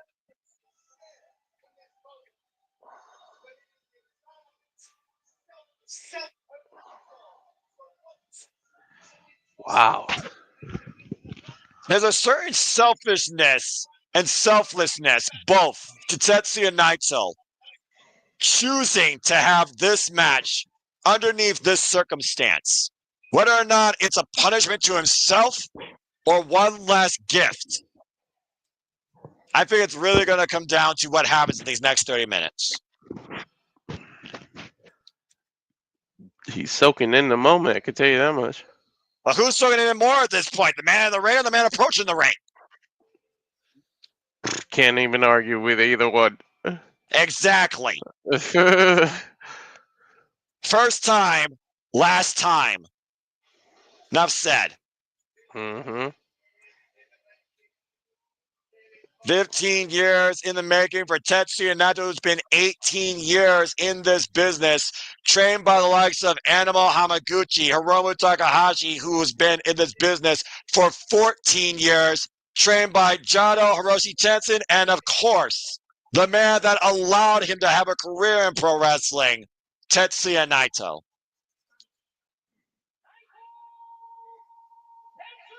Naito!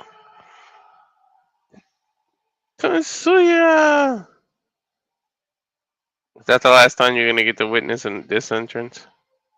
Maybe. A match that we thought was going to happen in 2020 and the world prevented it. Sometimes divine circumstances cause the most unique of future situations. And there you see down on commentary the man himself, Masahiro Chono, along with President Ace vs. Tanahashi and Milano Collection 18. Talk verbatim about the history with these two. Of course, we saw a glimpse of this during the LIJ versus LIJ match on the Soul Tour earlier last year. Bell hasn't even rung.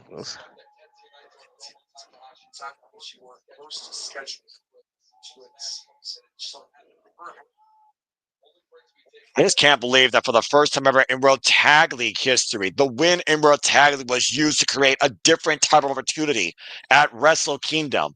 And it might be the only ever time we see this opportunity. Mm-hmm. They go together. He is soaking it all in, Noah. Well, I mean, again, No rush. tranquilo. I mean, as soon as the bell rings, Romo's going to explode, I think. You would think.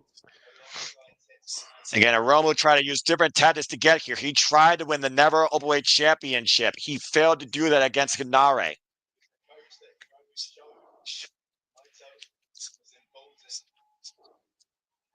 The courage, the trust, the confidence that Naito has shown Hiromu is all about to be put to the test here tonight at Wrestle Kingdom 19 for the one and only time. There we go. Face to face now. And I'm just listening to the hush of the audience right now. This is professional wrestling. Mm-hmm. Whoa. That was a little bit disrespectful. Is it disrespect or is it what Naito expected? Well, we'll see. It's probably what he expected, to be honest. Here we go, Walter. A sign made with more value than a championship, considering the history of these two. Somebody in the graphics department just screwed up. I don't know if you noticed it, Noah. What? The graphics department screwed up. They both had the first name Hiromu instead of Tetsuyua. Oh, well, anyway. Oh. And by the way, look at the gear of both Hiromu and Tetsuya Naito. You can see in Hiromu's gear a little bit of Tetsuya Naito, Ingobernable's inspiration there. The Phil Nelson being applied here. Again, the ace of the junior heavyweights versus the ungovernable one of New Japan Pro Wrestling here. Dr. Anif and Walter, tranquilo. Oh, for the drop kick. How did he do that and still see Hiromu coming? Yeah, it goes back to that unguardable nature that Tetsuya Naito learned during his excursion in Mexico after he forsake himself as the Stardust Genius.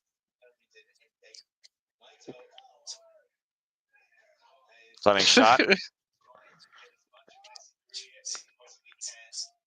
And Aroma right now and Naito on the outside of the ring. That's kind of funny. Yeah, Walter Stewart in English and Walter Cruz here. That's kind of hilarious. Yeah, I just noticed that too. Thanks, Sandy. Wait till he commentates and we had to do it in Walter Pyramid. So it'll be Walter, and Walter. Oh, dear God. Clemming shots there. Actually, that did happen last year. We just never acknowledged it. Hoisted up. Manhattan drop. Reverse DDT. Net breaker over the knee. And a modified submission hold here. Dude, he has him in the crucifix position. That is hard to get out of. And to your point, Hiromu appealed to Naito. Look beyond this business. Why Naito is trying to squeeze out as much as he still can. And I've noticed this kind of run by Naito. He's been trying to push this idea of time is inevitable. I need to do everything I can while I'm here. He says that all the way back with Kota Ibushi at Wrestle Kingdom 15. And he's been testing himself ever since. Man, he is not letting go of this move. I mean, he's tied up. I mean, he'll tell you that he's tied up here. I mean, milk it, right? Make the best of everything. And of course, Tetsuya Naito came in here last year in the main event as challenger, winner of G1 Climax 34, and of course beat Sonata for the IWGP World Heavyweight Championship. And finally got that roll call he wanted at the Tokyo Dome. Oh my God, he stomps. Ooh. Knife chop. Coming shot. Ooh, he spit on him. Oh, come on, dude. Reversal. Thrown off, and Aroma picking up speed, running drop kick. Takes over Naito. Now here's the cover, drapes the arm, gets a 2 count. Again, 30-minute time limit. And I do wonder, will there be any clarity or finality with either man if it goes to the draw? Will Naito get everything he wanted out of Hiromu? Will Hiromu get everything he hoped for out of this first and only time? Place it up on the shoulders. Fireman's carry. Hiromu looking for a running DVD. Naito escapes, runs into the boot. And Hiromu running up the ropes. Naito ducks underneath. Now Naito off the ropes. And Hiromu captures the arm, turns him around, front face lock, hoist him. Swing and a miss. Off the ropes again. Sidestep. Hiromu got caught with the arm drag. And Naito right now picking things up once more. Keep to the back of the head. Sliding drop kick to the right, the back of the head. And of course, Naito loves to focus his work on the neck for that Destino. Mm-hmm. Of course, it was literally a debilitating neck injury that almost cost Hiromu Takahashi his career after a match with Dragon Lee. Speaking of that, I think he's going for a neck breaker. And again, he's just holding Hiromu in place, making him think about it, almost a modified cravat. Mm-hmm. There's the neck breaker. And again, there's the pose. Hiromu Takahashi, of course, record-setting ace of the junior heavyweights. Slows in the cover because Naito gets a 2 count. Hiromu, a 5-time IWGP Junior Heavyweight Champion, 3-time Best of Super Juniors winner, and of course, formerly a never overweight 6-man tag team champion. While, of course, Tetsuya Naito, the ungovernable one, is a former IWGP World Heavyweight Champion 2 times over, IWGP Continental Champion 6 times over. And never overweight champion, swinging a miss. And Hiromu hoisting up Naito, looking for. Whoa. Right over the top rope, lands on the apron. Catches Naito with a super kick. Now Hiromu, up and over, looking for that sunset flip power bomb. Naito holding up a He held on, but the delay, he pulled him off finally. Now that time's ticking on Tetsuya Naito, and it might be ticking down on this match as well. Off that sunset flip power bomb. I don't even think 5 minutes passed yet. I think we're good with this match. Hoisted up on the fireman's carry. Ooh. Big takedown, cover, 2. No.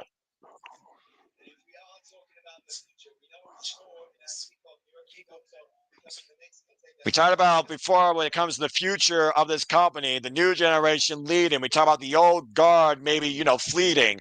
Tetsuya Naito being one of the last stands of that old guard, one of the longest last stands of that old guard. And of course, Hiromu, he still has aspirations for the junior heavyweights to main event the Tokyo Dome. Here, Hiromu is without the belt, Walter, and he's semi-main. That says a lot. I mean, if he's able to retire Naito now too, maybe next year he gets his wish. Cover, 2, off the reverse of the ticking time of the time bomb. Sidestep, Naito on the ropes again. Hiromu, crapping the way slot. German suplex. Ooh, high release on it too. Yeah, he could have gave that into a concussion the way he landed. Again, the fact that these two tagged together for the first time ever last year in World Tag League and were able to accomplish what they were able to goes to the testament of their trust and growth. Mm-hmm. Misdirection with the lariats. Ooh, he turned him inside out. And upside down. Hoisted up on the shoulder, fireman's carry. Dynamite plunger, cover, 2, no. Naito able to kick out. Holding the back of his head, no, he might be hurt. Naito, again, we look at the condition of his knees, the condition of his eyes. We look at the wars on his neck, thanks to Kota Ibushi. He definitely wears it. Might actually be a good thing if he loses this match. Well, I would think that if Naito loses this, then that probably would be a way to say adios, because it would prove that maybe he has done everything possible in his career. If he can't beat Hiromu, and he got Hiromu to this point. And Hiromu hoisting up Naito, knee to the top of the head.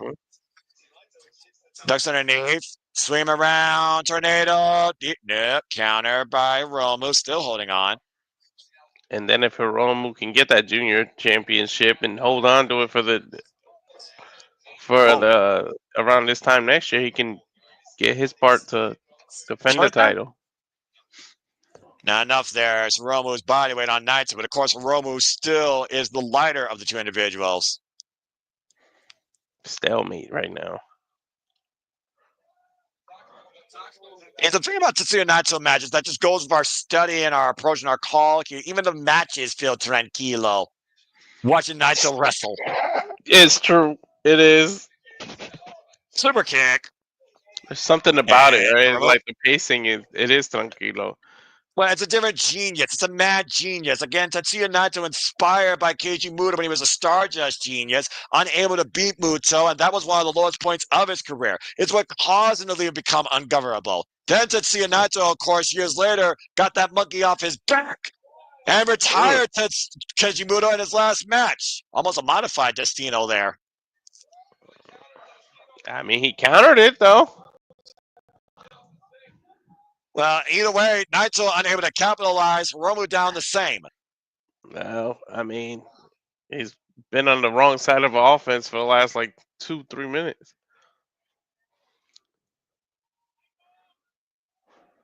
Naito right now gathering his bearings. First man to 10 minutes in. I don't know if he's gathering his bearings. He's just being tranquilo. Now he's focusing that strategy. There you see trademark Naito, the elbows on the side of the head, softening that neck for the Destino, and just pulling Hiromu in each time. Naito is the Cheech and Chong of wrestling. It's just, hey, take it easy, Holmes. Well, Naito's never been one to take it easy. That's why he wants to do pause with the time he's got. Whoa! Mhm.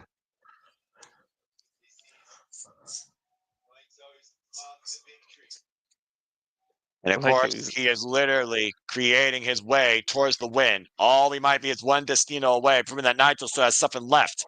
Whoa! Oh, he was trying to take his hamstrings out. Destino! Oh, that was oh.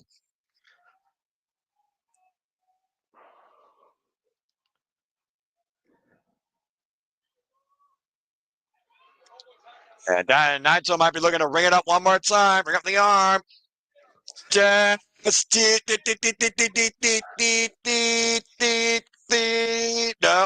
Oh!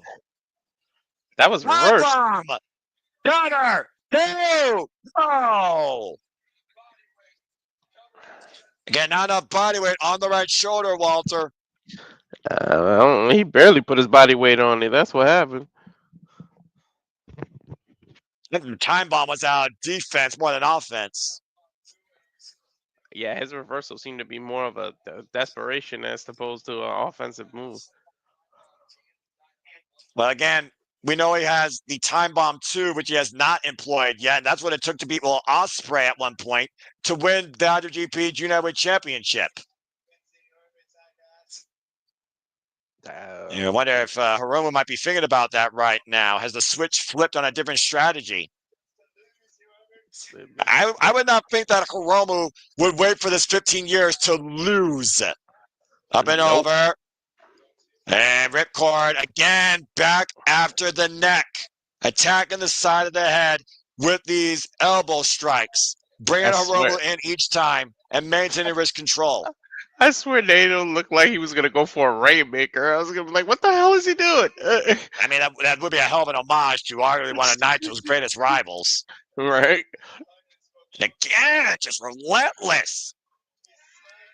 But Hiromu's smiling through, just taking it, refusing to go down. Looking to stare Destino in the face and deny it. You know what that does to your confidence to see you not affecting somebody like that? Yeah, but now he's finally down to his knees. Like a student begging on the master. Give me that last lesson. Oof. Oh. Izaguri there. Bring up the arm. Hiromu bring up the arm. Wait a minute.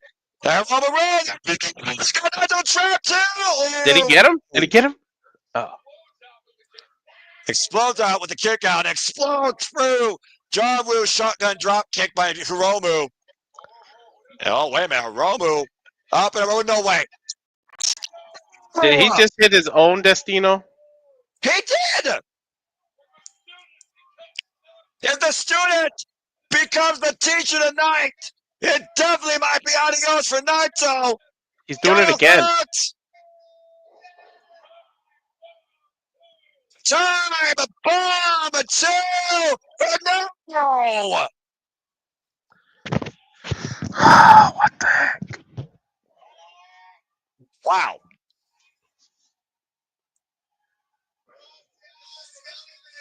Look at Naito staring up in the lights, but somehow still alive, Walter. Today have been crazy. You literally almost had to kill people to keep them down for the 3-second shit. And Aroma just used Time Bomb 2. No one's ever kicked out of that. Mm-hmm.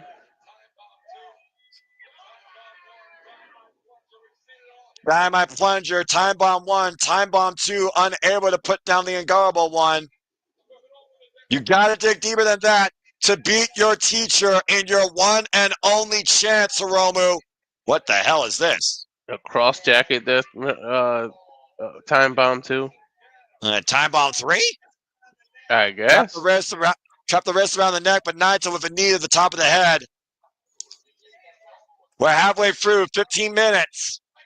Oh! Damn. Oh, Sandy, don't give them ideas, please. Again, Naito here to prove that Hiromu, you will always still be a student to me. And Naito,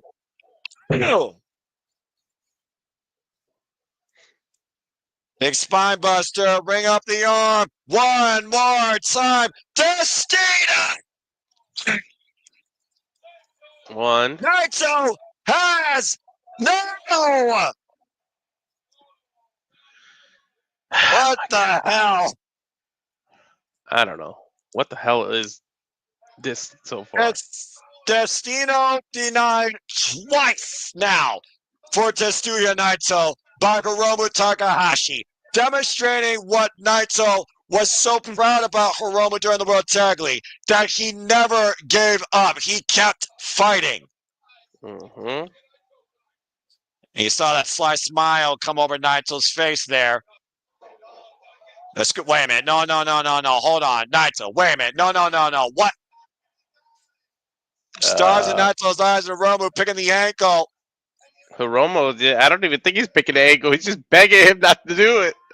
Well, Naito was looking to send Hiromu literally to dust. Stardust. He was looking for the Phoenix Splash. And Hiromu's not going to let Naito. Hiromu's not going to let Naito do it. He doesn't want this to be it. And again, it just might be. Oh my gosh! Open palm strike. Brain buster. Oh. Valencia. Ring up the arm. Fine, have it your way. How many Destinos is it going to take? Cover. Naito has done it. It's over. Thank God. First time, last time, Naito wins. I think that took 4 Destinos. Shit. You can tell how much that Hiromu wanted to deny Naito and defy him. But still, the teacher surpasses the student.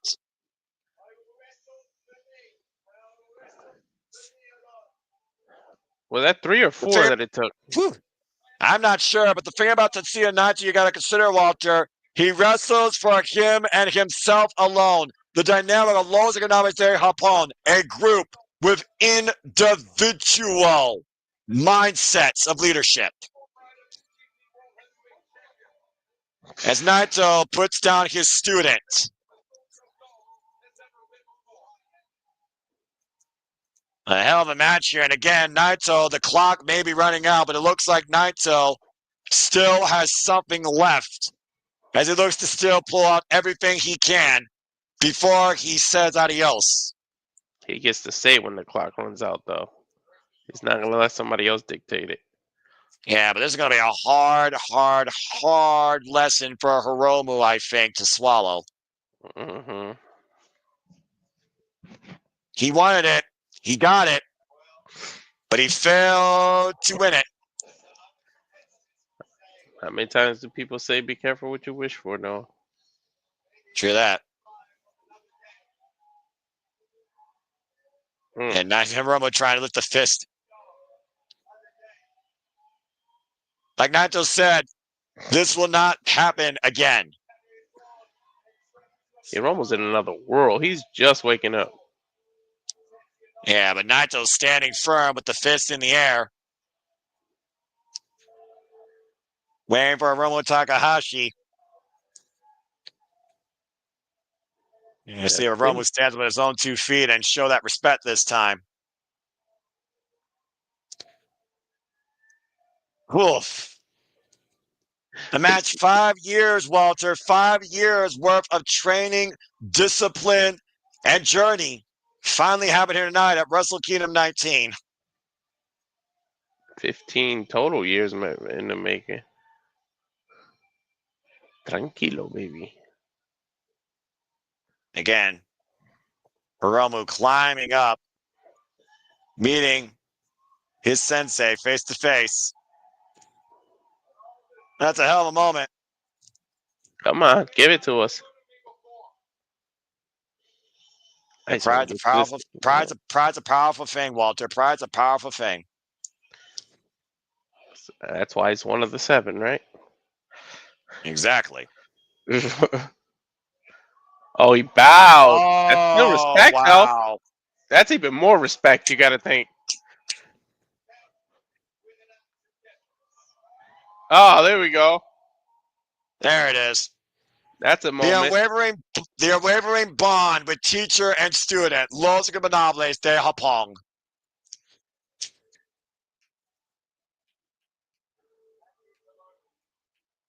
That's a moment right there for Hiromu. I just said that too. What the hell?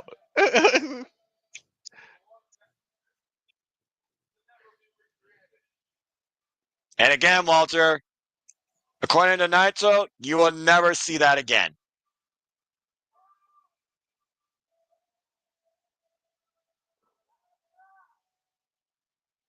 Oof.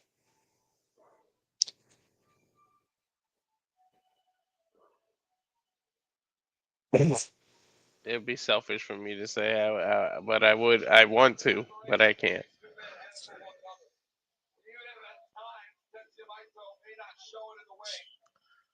All those fans also that Tetsuya Naito, he shows respect, not necessarily outwardly, but you can tell when he actually gives it.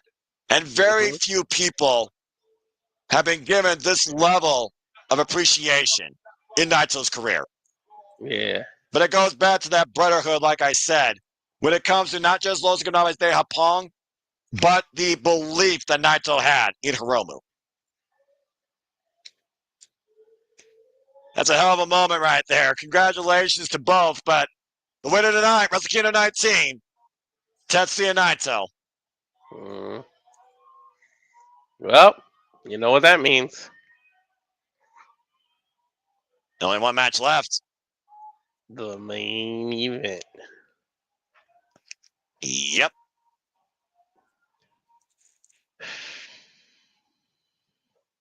It all comes down to this. As we got a video package, and rightfully so. Again, an amazing match that we just saw. And now these two have to lead their own legacy. Our main event here, first time ever, first time moment for both. Zack Sabre Jr., Shota Umino, IWGP World Heavyweight Championship, history in waiting.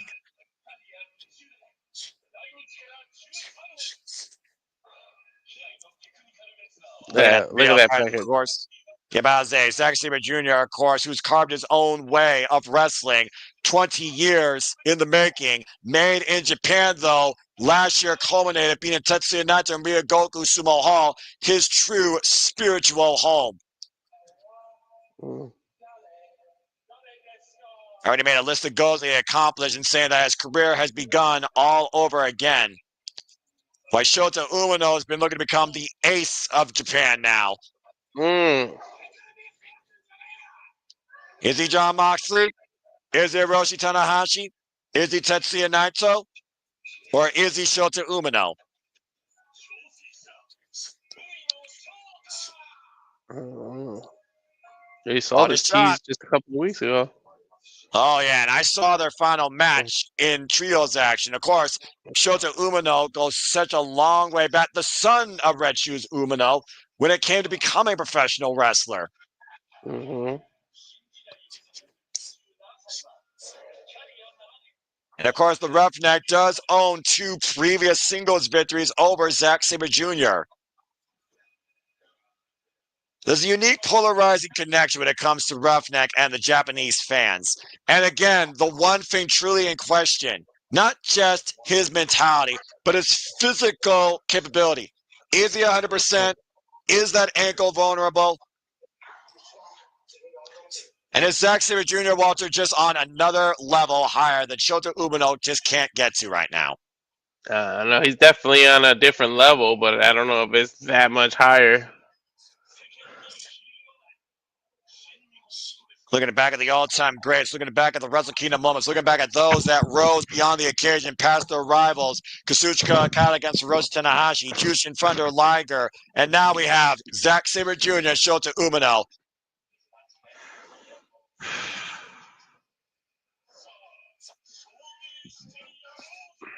Was it Dynamite where he won it, or the Collision, or the Rampant? One of them. Oh boy. This is it, ladies and gentlemen. This is it, Walter. Our main event, IWGP World Championship. Challenger Shota Umino, champion Zack Sabre Jr., who creates a first here at Wrestle Kingdom 19. And Shota Umino making an entrance as only he can. Oh, your boy joins us. Well, looky there. Somebody got some rest and just popped up out of nowhere. Well, what's up, Rob? Good to see you. And if you rest, I don't blame you. I might do a thing by myself later. But after I rest, we'll see. I'll tell you and let you know. But good to see my KNG King brother from ATW. Shout out to All Things Wrestling. As Shota Umino looks to shine brighter than ever and be the star of New Japan, the new ace. I love the Titantron. Oh, there he is.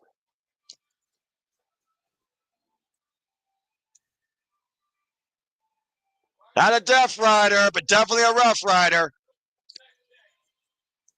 Mm-hmm. Again, making an entrance that only the Roughneck can. Nope, that's why that entranceway was so long.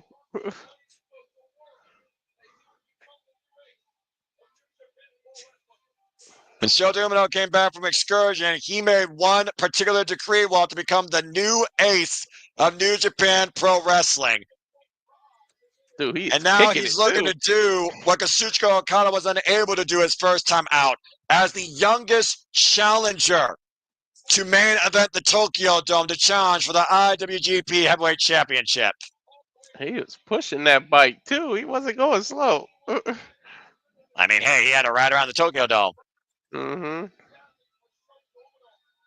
The promises, the savvy nature of Shota Umino might literally lead to everything.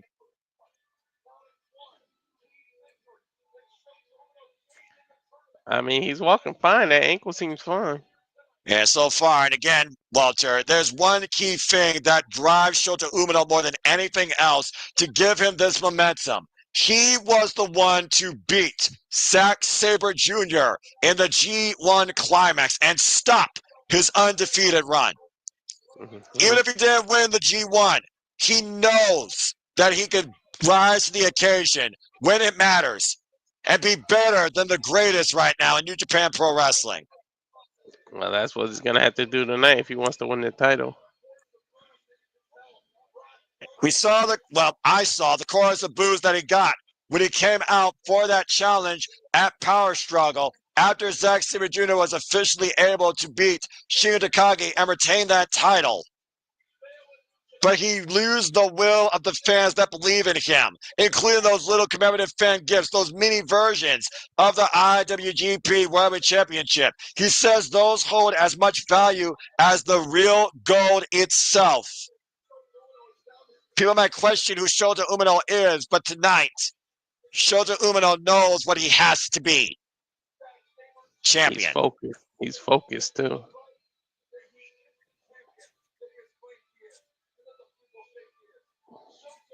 He's got to prove that he's claimed to be the champion. He's got to prove what the people think he is. Yeah, the people that actually believe in him versus the people that doubt him. It's put up or shut up time for the Roughneck in the biggest chance of his career. Can't just be the champion of merch. You got to come be an actual champ.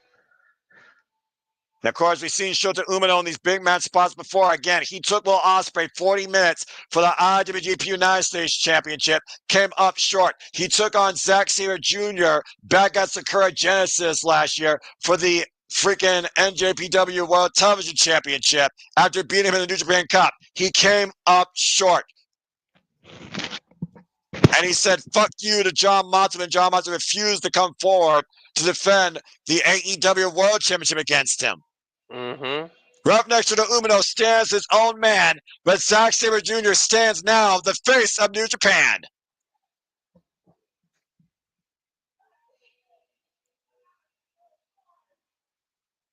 I love the fact every time Wrestle Kingdom arrives too, everyone gets a new Titantron or a souped up theme. I know. Who can forget Zack Zack Sabre Sabre Jr. Jr. versus Brian James? Yeah, a lot of that Sabreism, right? Mm-hmm. Dude, wait a minute. The needle got pulled. What? Look. Young Puck.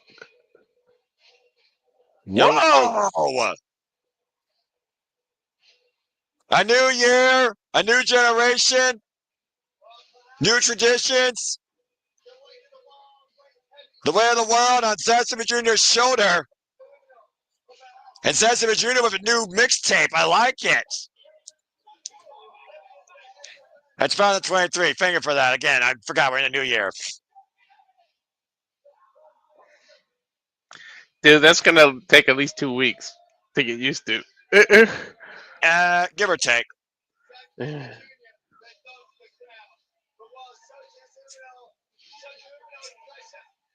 I could dig this remix. I like this remix a lot. Yeah. Zack Sabre Jr., who had a breakout year in 2024, and so the G1 Climax meant everything to him. It was win or literally his career meant nothing, considering the momentum that he built. You said yourself, Walter, last year he beat Bryan Danielson during the New Beginning Tour, where Bryan Danielson endorsed Zack Sabre Jr. as the best technical wrestler on the planet. Previous to that, Zack Sabre Jr. became the inaugural NWA World Television Champion, 17 defenses before losing it to Hiroshi Tanahashi. And that first singles title run was a baptism by fire, proving that Zack Sabre Jr. could lead this company as champion. He culminated all of that with the win in the G1 Climax, the second ever non-Japanese to win the G1, not done since Kenny Omega. And he eclipsed that by changing tradition and beating Tetsuya Naito and Ryogoku Sumo Hall for the IWGP World Heavyweight Championship. Now he looks to do one more goal after defending that title successfully in both London and Japan. Defend it here in the main event of the Tokyo Dome at Wrestle Kingdom. As a non-Japanese wrestler.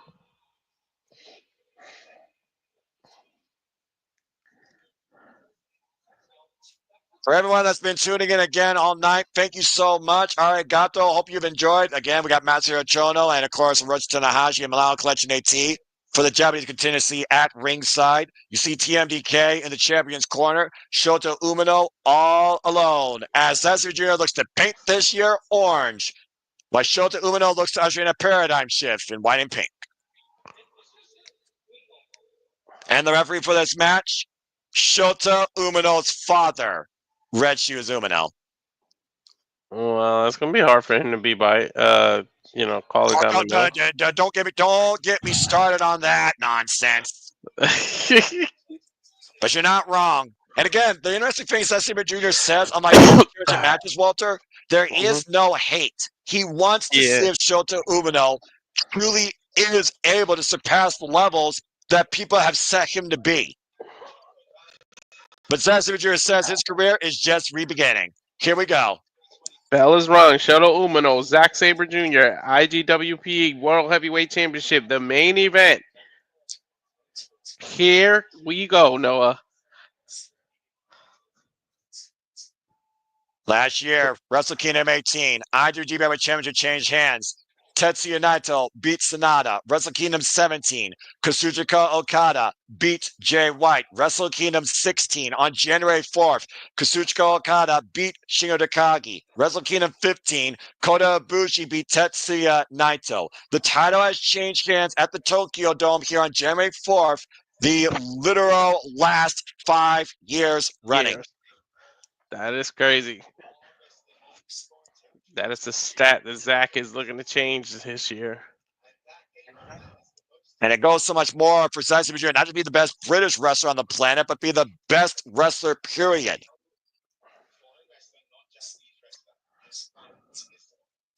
Again, no foreign wrestler, no non-Japanese wrestler has won in this spot. That's why I said that earlier. I was like, he's looking to be the first, something different again. And again, Zack Sabre Jr., who's already listed off his goals, completing them, now has a whole new list of goals. And it starts here going back-to-back wins in the main event in the Tokyo Dome. Give Zack Sabre Jr. a history mark to make, and he wants to make it. And of course, Sandy right here. Again, she's my Chris Sampson. God bless her. Last time the title was retained at the Tokyo Dome was summer 2021 when Shingo beat Hiroshi Tanahashi. But last time at Wrestle Kingdom was January 4th, 2020 when Okada beat Kota Ibushi. Even though the title did change hands, that Wrestle Kingdom, it was on January 5th, not January 4th. Mm-hmm. Nice takeover there with the suplex. Again, wrist controller by Shota Umino, and both men right now in the filling out process, stalemate in the early going. Nice way to break up the wrist control by Zack Sabre Jr.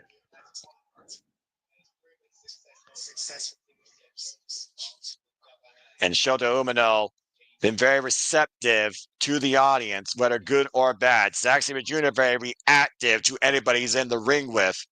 Mm-hmm.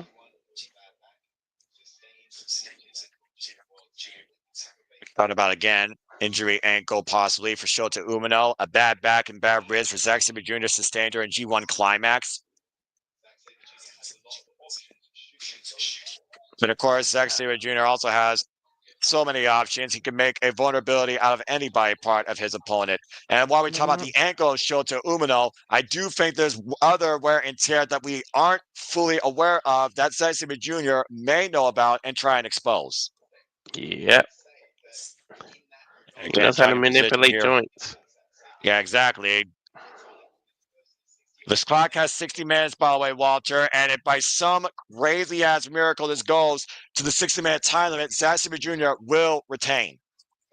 Oh, please don't go nowhere near that. The longest match in Tokyo Dome history was over 46 minutes long. Kota Ibushi versus Switchblade Jay White, Wrestle Kingdom 15. Full Nelson. And right now, a master lock being applied here by Shota Umino. Slip out by Zack Sabre Jr. Reverse roll through, and again, immediately roll back into it. He rolled right back into the full Nelson. It's one of those things also I've noticed that Zack Sabre Jr. has been much more composed this past year. Usually in these type of situations in the early part of his New Japan career, he was easily frustrated, throttled. Swinging a miss, swinging around, looking for the Death Rider. Zack Sabre Jr. counters, though. Enziguri, ducked underneath. PK, ducked out of the way. Instead, into the arm drag, head scissors takeover. Both men looking for position. Slide out the drop kick, slide out the PK. Stop for shot, move for move. Drop down face first. Shota Umino getting the better with the running drop kick in this early exchange. Here we go.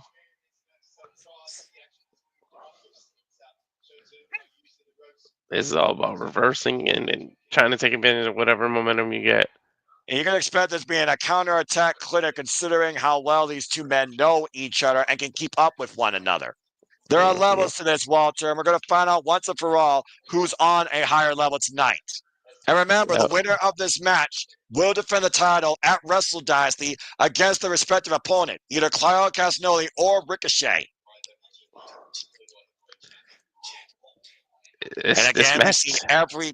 Go ahead, Walter. I was just going to say, this match has a trickle-down effect on so much other than just this, too. Well, I mean, not just this match, not just tomorrow, but this event, this two-day event, Walter, has a trickle effect for the entire landscape of New Japan Pro Wrestling. Again, every title tonight has changed hands in New Japan. Mm-hmm. And right now, Kavap being applied here by Shota Umino. Isolating Zatsuma Jr. close to him. Now working the neck, obviously, for that Death Rider or possibly that Blaze Blade. He had a nice neck crank there. And Zatsuma Jr. welcoming these hammering elbows in kind by Shota Umino. Again, the testament of the testing will of the champion. Mm-hmm. And I do wonder if Zatsuma Jr. is also testing Shota Umino, seeing how much strength he has in those strikes. Considering how much damage might have been done by Shota Umino since the G1, since he wrestled through injury during the World Tag League. Oh! Ugh. And driven down arm first. I think Zack Sabre Jr. played a possum for a second. He suckered Umino in right there. That's what Zatsuma Jr. loves to do. As soon as you give him oh, God! There's that British style wrestling, that joint manipulation style. And again, this is where Zatsuma Jr. is at his most dangerous. Ah, look, right on the wrist. He's bending it back. Ow, ow. Where the elbow straight up, you talked about earlier, and Zatsuma Jr. using the ropes to his advantage. Mm-hmm. And Zatsuma Jr. disciplined by the likes of Marufuji and Yoshinari Ogawa during his career, 20-year technician of the game at 37 years of age, currently IWGP World Champion now for 32 days, stomp on the elbow, again, literally trying to destroy that left arm as he goes into his third defense snap with defenses against Sonata and Shigeru Takagi already. He had it right at the 12-6 angle right before he did that stomp. Making the elbow at its highest point so it's so it has its highest chance of dislocating. Yeah, there you go. Well, I mean, again, it's that constant. Yeah, how long have we been going? You know that, brother. It's been a pleasure, by the way, too. And again, Walter, you gotta consider this. Working the arm is what literally led Zack Sabre Jr. to immediately tap out Ren Narita at this stage 2 years ago to become the inaugural NWA World Television Champion within 15 minutes. Uh-huh. Wow, Like man, it was a straight kick by Zack. Yeah, right in the solar plexus. And right now, Zack Sabre Jr. is just literally having his way with the challenger. A slow, methodical approach, dissecting him limb by limb. Hello, Shayna Baszler. I don't know. Again, watch that forearm. I don't know how smart that was. He was just like playing with a chew toy, basically.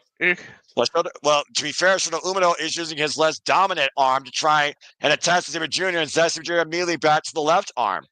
Mm-hmm. Goaded in. That's what Zack Sabre Jr. does. Uppercut, European uppercut there. Another one. Just clubbing away at Shota Umino here, wearing down the roughneck.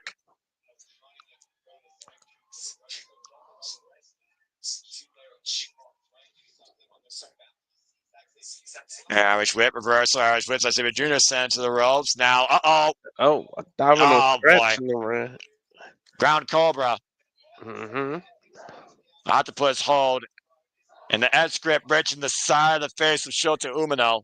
And again, that Billy Robinson style, changing positions every 6 seconds. That mental clock inside Jimmy Jr.'s head. Look. Oh, now he's letting him breathe again. He stopped covering his face. Adding a lot more pressure there.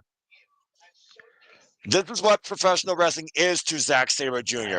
This is the art form, the style of his own that he's created his career. And Zack Sabre Jr., by the way, has been involved now in over 1,800 matches. Now he's digging his fist into a rib cage.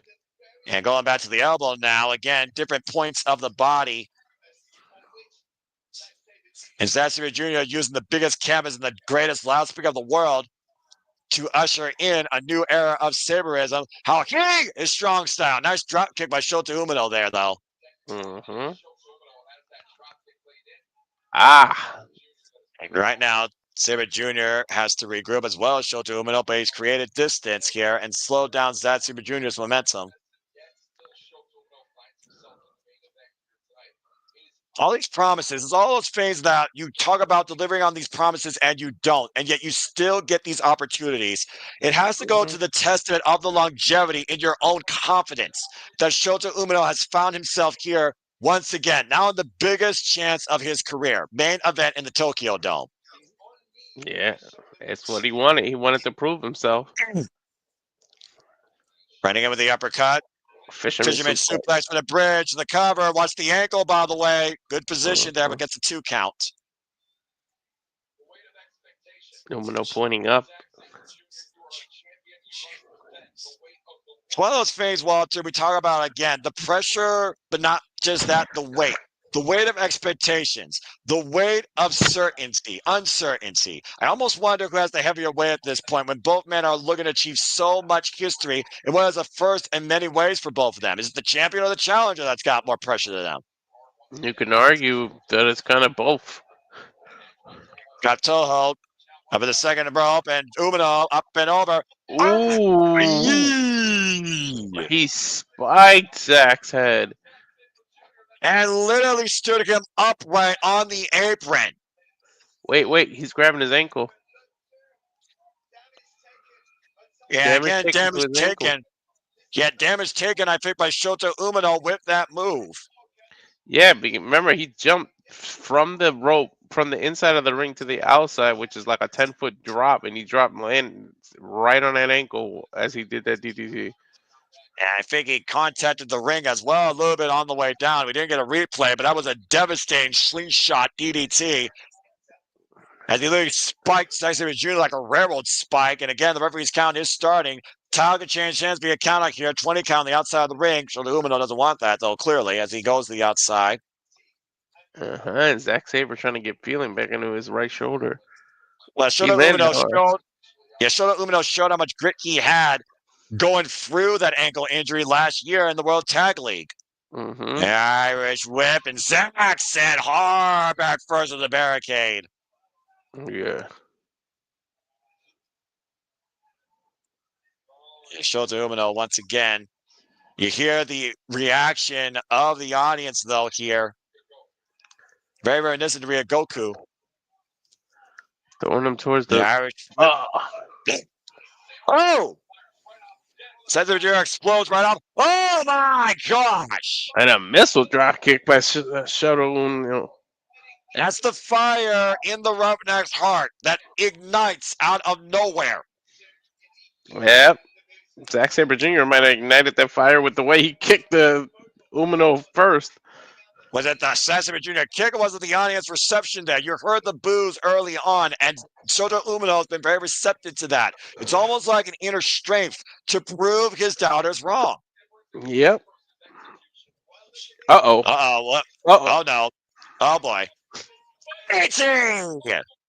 He did a spike DDT draping off of the railing on a thin padding. And the World Heavyweight Champion again spiked on his head for the second time. Obviously trying to soften that head and neck for the Death Rider. Mm-hmm. An audience with a mixed reception right now. Zack Sabre might be on dream state right now.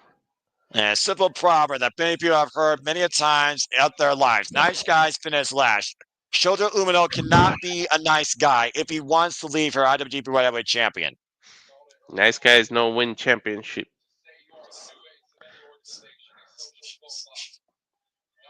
And again, when you give yourself the moniker of the ace, the new ace, you've already set yourself up for so much criticism. Oh, coast to coast to the shoulder. Inside the dome, to your point. Now Hogan's Sabre Jr. up, hoisted up. A reverse DDT, drop down. Here's the cover. Hulk on the far leg gets a 2 count. Almost reverse sidewalk slam, excuse me. Elevated. Yeah. Thought about before all the people that's inspired Shota Umino. 15 minutes passed right now, guys, in this 60-minute match. Off the ropes, looking for the key to ignition. Sabre Jr. ducks out of the way. Crank. What a neck crank. A drop kick, the accuracy of that drop kick, whiplash effect to the back of the head of Shota Umino there.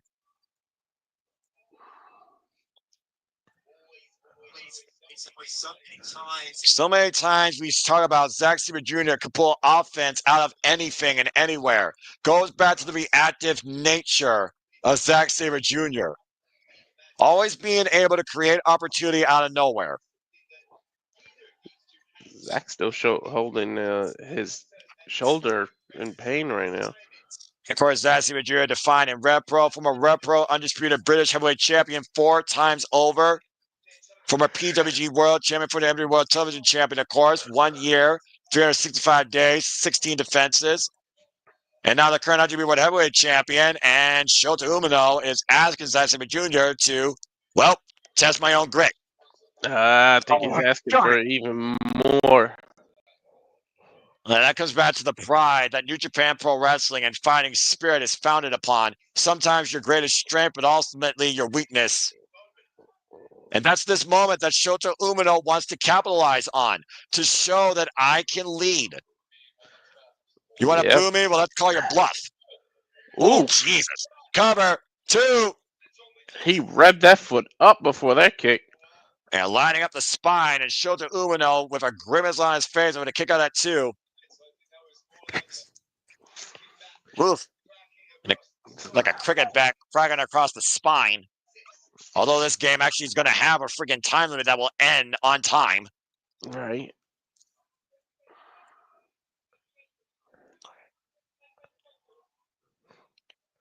Here's Jaw Jacket to Umino.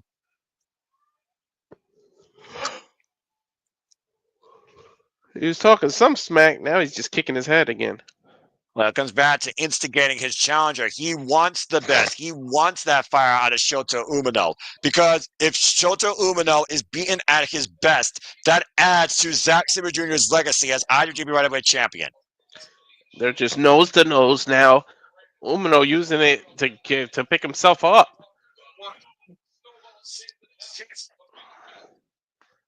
Unless you bring your absolute best, you got a snowball's chance in hell of beating me. That's Zack Sabre Jr.'s mission statement to Shota Umino. Umino was getting hyped up. And Zack wants it. Zack welcomes it. Big forearm. Massive European uppercut, though. Rocks the challenger. Mm-hmm. And you see Shota using the ropes. Still shaking his head, though. Yeah, I almost wonder if Zack Sabre Jr. is trying to lure Shota into another trap here. There can't be no sounds in Shota Umino's head except for Zack Sabre Jr. if he's going to win this. Big forearm again. Irish whip. Counter. Takeover. Triangle. Shining. No, wait a minute. Cross arm breaker attempt here. Oh, nice. He pulled Cannot guard. Force the break. He did that. Yeah, about to say. And you see Zack Sabre Jr. again change the position. But look at the firm S grip of Shota Umino's wrist. Mm-hmm. Oh, but he pried it open. Yeah, figure out the damage done to the left arm throughout this match. Shota, though, trying to reverse the pressure once again, getting the wrist. And now trying to reposition himself. Into a cross. Towards center, not going to work, though. Arm trap once again. Now trapping both arms. Going back to the right, though. Transition over. Oh, boy. Uh-oh. This is Zack Sabre Jr.'s literal priority of offense. This is where Zack Sabre Jr. is at his most dangerous and strongest, Walter. Umino looks like he's praying at this point. And again, figure about again, 6 seconds. How many times Zack Sabre Jr. transitions? Shota Umino trying to slow his heart rate, trying to drown out the noise. And maybe those doubts in his own head. And again, joint manipulation being applied here. Hyper extending the left arm while the right arm is captured. Oh, no. Uh-oh. Yee! Ow. That's the way to separate the shoulder. Now transitioning into the triangle. Yeah, but a triangle with a Kimura on it. I think he wait a minute. Umino. Apart. Yeah, I mean, Umino right now, the oxygen being literally constricted to his brain. 20 minutes pass. Oh, I thought the referee was about to declare him the winner, but Umino started moving. Well, again, this is the father of the challenger. Mm-hmm. Shota Umino, though, trying to get back to a vertical base, trying to deadlift the champion. Oh, and take it down. DDT. Into a back elbow. Stalemate again. Good grief. Blazing uppercut by Shota Umino to your point. Creating separation.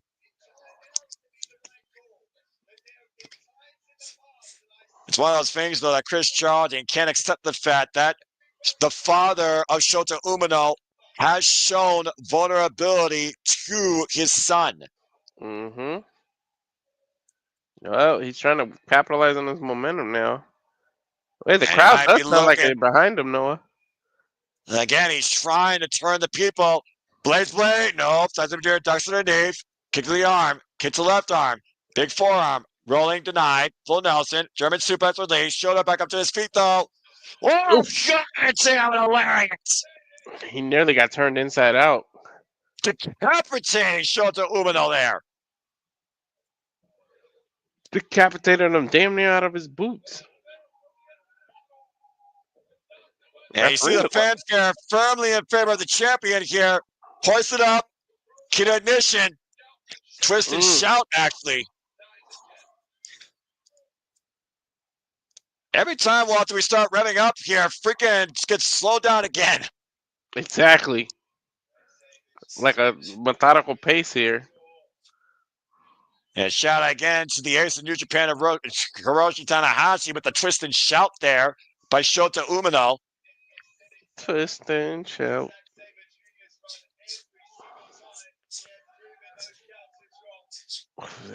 This may be coming down to whoever gets on to their feet first here, Noah. And again, Shota Umino right now trying to thrive underneath the pressure, trying to deliver on this promise towards every critic and every supporter. Both men to their feet now. Shota Umino, to your point, me in the middle. There's a boot, there's a forearm. And right now, Shota Umino standing firm. Zack Sabre Jr. bent over. Now both men standing straight up. They don't need to motivate each other. It all comes down, Walter, to whose hand is raised the victor in the end. That was a massive uppercut to Shota Umino, by the way. You don't need to ramp each other up anymore. How many more gears do each of these men have, I think, is really going to be the testament of this match. I don't know. They're trying to hype each other up. That wraps Zack Sabre Jr. in the ropes right there. That was a massive uppercut. That was a hard strike. It knocked him halfway out of the ring. Look. And Zack Sabre Jr. was taken surprised by that. Anson Kama's on one of those running uppercuts, European style. And again, the ropes, the only saving grace, keeping Shota Umino on his feet, perhaps. And right back to face to face. This is New Japan Pro Wrestling. This is the test of the strongest spirit. This is to show who will lead New Japan and the next generation. Zach saying, "Oh, he got me a little." It's moments like this. Who makes the mistake? Who misfires? Who shows weakness? Or maybe whoever does it first is the loser here. And again, uppercut barrage by Zack Sabre Jr. Shota Umino, though. Oh, wow. Is that, though, back up to his feet? And he's just leaning over. And Drilla right now trying to force the deepest reservoirs out of both of these men. These two men are going to be in searing pain no matter what after this. Oof! These massive European uppercuts can literally rearrange a man's jawline. Yeah, that'll hurt. You see right now the grit on Shota Umino's face. Oof! This is why New Japan Pro Wrestling literally tells itself. Oh, that finally took down the champion. Zack Sabre Jr. is the first off his feet in this exchange.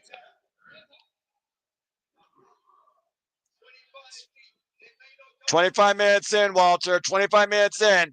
Wait a minute, counter, backslide, uppercut, counter, standing backslide exchange, uppercut by Zack Jr. off the ropes. And Shota Umino. Exploder, release, kick it out one though by Zack Jr. Big kick, Caballero, kick out one by Shota Umino. Shota, running drop kick, Zack Jr. roll through. He can. There we go. Now business was picking up. Well, And we're back to a stalemate. both men gotta be spent.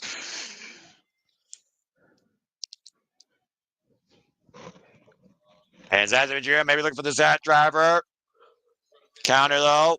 Uppercut, arm rigger, up and around. Hey! Tornado DDT. Spike and Zack on his head again. Double to a Death Rider reversal. Zack driver. Counter, two, no. Just, oh my God, we're getting better and better now. That's one way of putting it. Both of these men are bringing out the worst and the better of each other. This is what Shota Umino is so strong at and why the people put faith in him. When it comes to the biggest moments, he digs into the deepest reservoirs that he didn't know he has. He just hasn't capitalized on it yet. We're pretty much gonna be at 30 minutes left in this match. You can't go past the 60-minute time limit. And of course, Shota Umino, 27 years of age, 7 years in the game, trained by Juzen Thunder Liger, Hiroshi Tensen, Yuji Nagata, Hiroshi Tanahashi, and of course, Jon Moxley. Oh, wait, no. Oh, no. Gustav for the Power Driver? neutralizer? He was over the Gustav Power Driver, I think. Shades of Minoru Suzuki. And wait a minute. Got caught in. Death Rider came in. Death Rider. Umino in the corner. Kick out. He caught the Death Rider, but Zack Sabre Jr. able to kick out. To be fair, it was the short-range Death Rider packaged him. He didn't high elevate him. But might be was the key to ignition. I don't think he got it all. Death Rider. Big elephants in the cover. No. Oh. Wow. And Shota Umino starting to feel that fire that burns deep inside him tonight. Will it burn the brightest light? Another Death Rider, counter-slice surgery. Oh, a crank! And another leg twist! Both ways! Now, ooh, grapevine.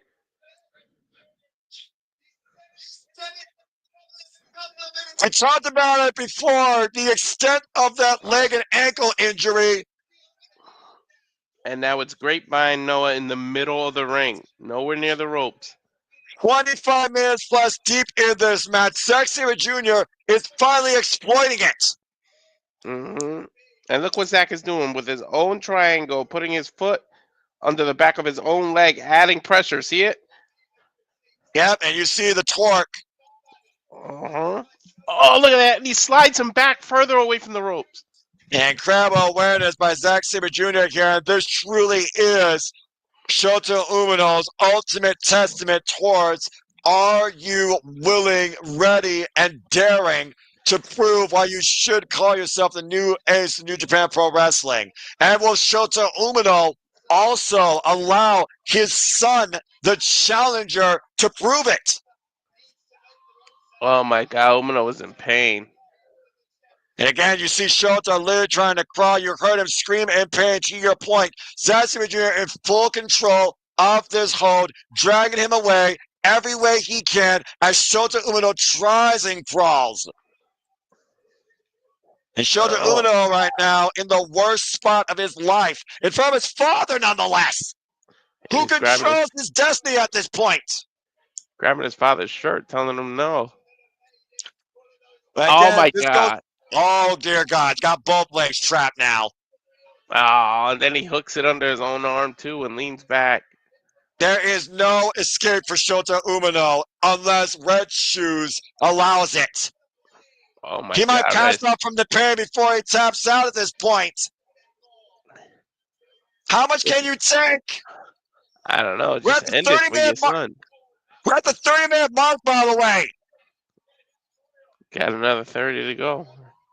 It's one of those things that Shota Umino's already proven at this young stage of his career. He can endure, but how much are you willing to endure in one match that will affect you for the rest of your life? Oh my God, Umino's been in this leg lock for at least 2-3 minutes. And again, Red Shoes with the toughest choice right now. He can stop this. He can call this. But will he do it in favor of the champion or for the defense of his son? Oh, he's starting to crawl back again. And that grit of the roughneck, glancing, clawing, scratching, stretching again. Red Shoes giving it one last chance. I'm honestly Umino still surprised. believes in himself. Oh, he got it. Oh my God. I'm surprised Zach didn't reach for the neck and crank the neck back too. I'm surprised Red Shoes didn't call for it.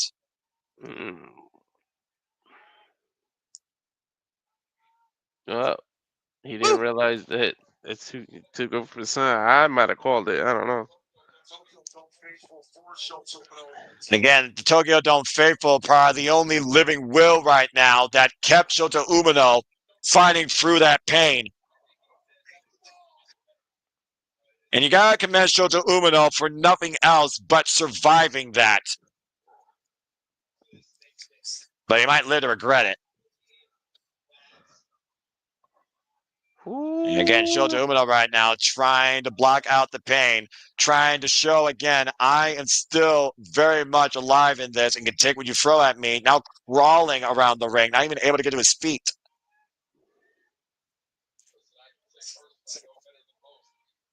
Wow.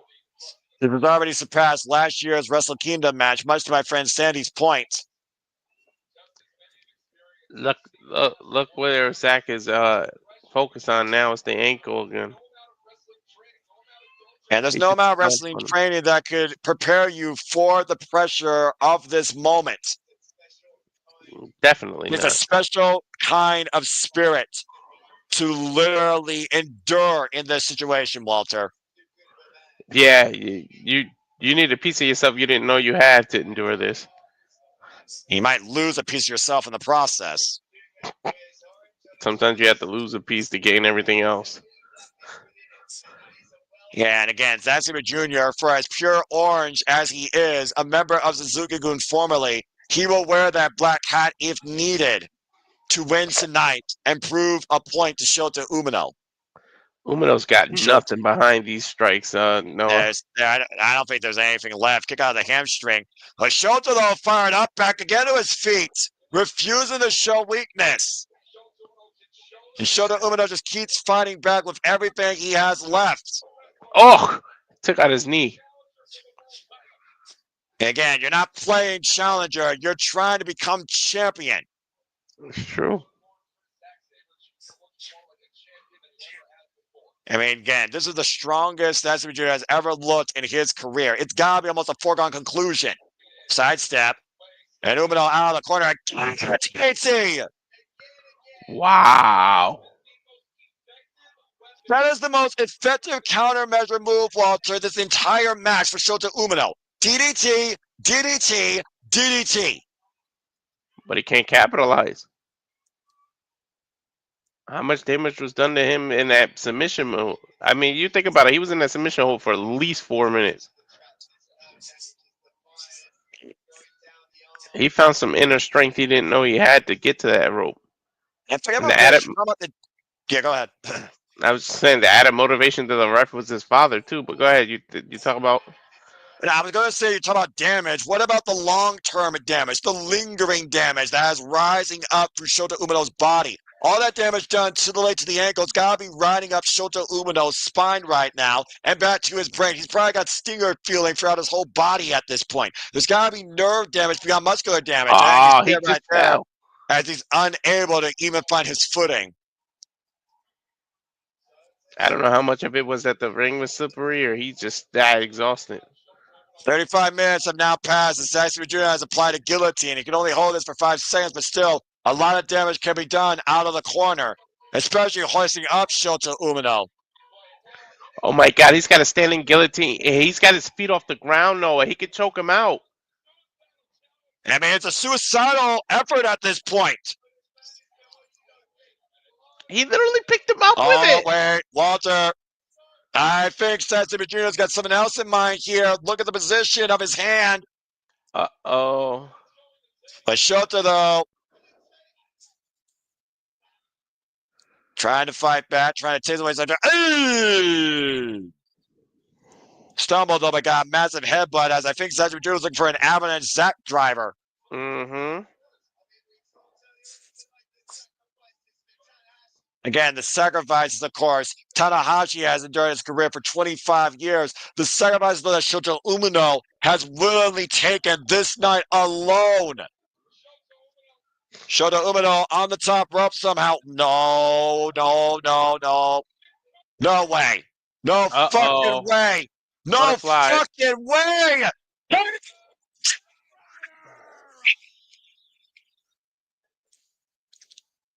Yeah, but guess what? He's on the capitalize. The distance created between Setsumi Jr. and Shota Umino off that. That's halfway across the ring, Noah. It might be the More very than last that. thing that Shota Umino could do at this point, Walter. Desperate times call for desperate measures, right? Again, when you empty out your entire artillery, what else do you have left? I mean, how much deeper can he reach? You said reach down deep. I don't think he can reach down any much more deeper.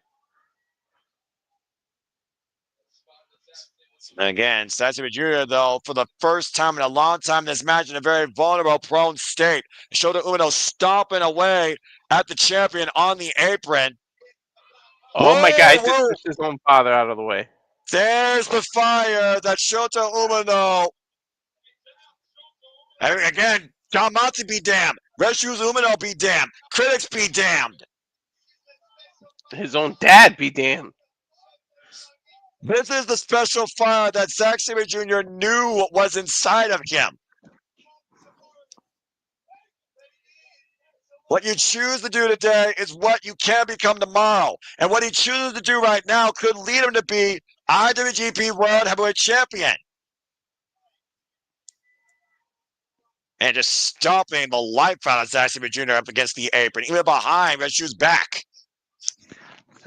Imagine what is going through his dad's head right now.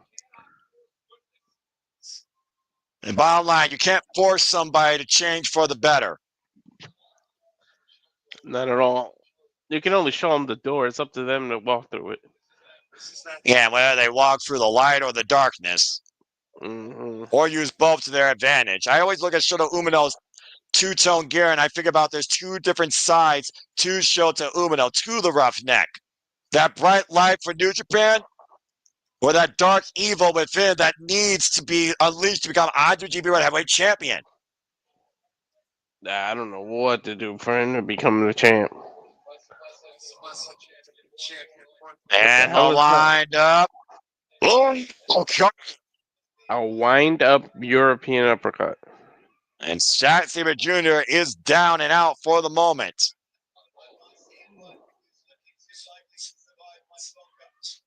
And I don't know, again, I know we're over 35 minutes in this match, but how much longer can these two not just wrestle, but survive? We got to be at the point of no return at this point for either man.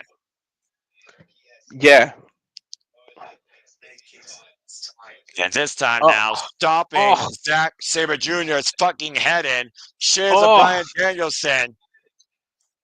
And he's holding his neck in. Oh, he's just holding his boot at his neck right now. And American Dragon, of course, who literally implored this tactic into all of his students. Uh-huh. Oh! I heard that smack way over here from Tokyo. Damn! The last defining statement or the latest insult?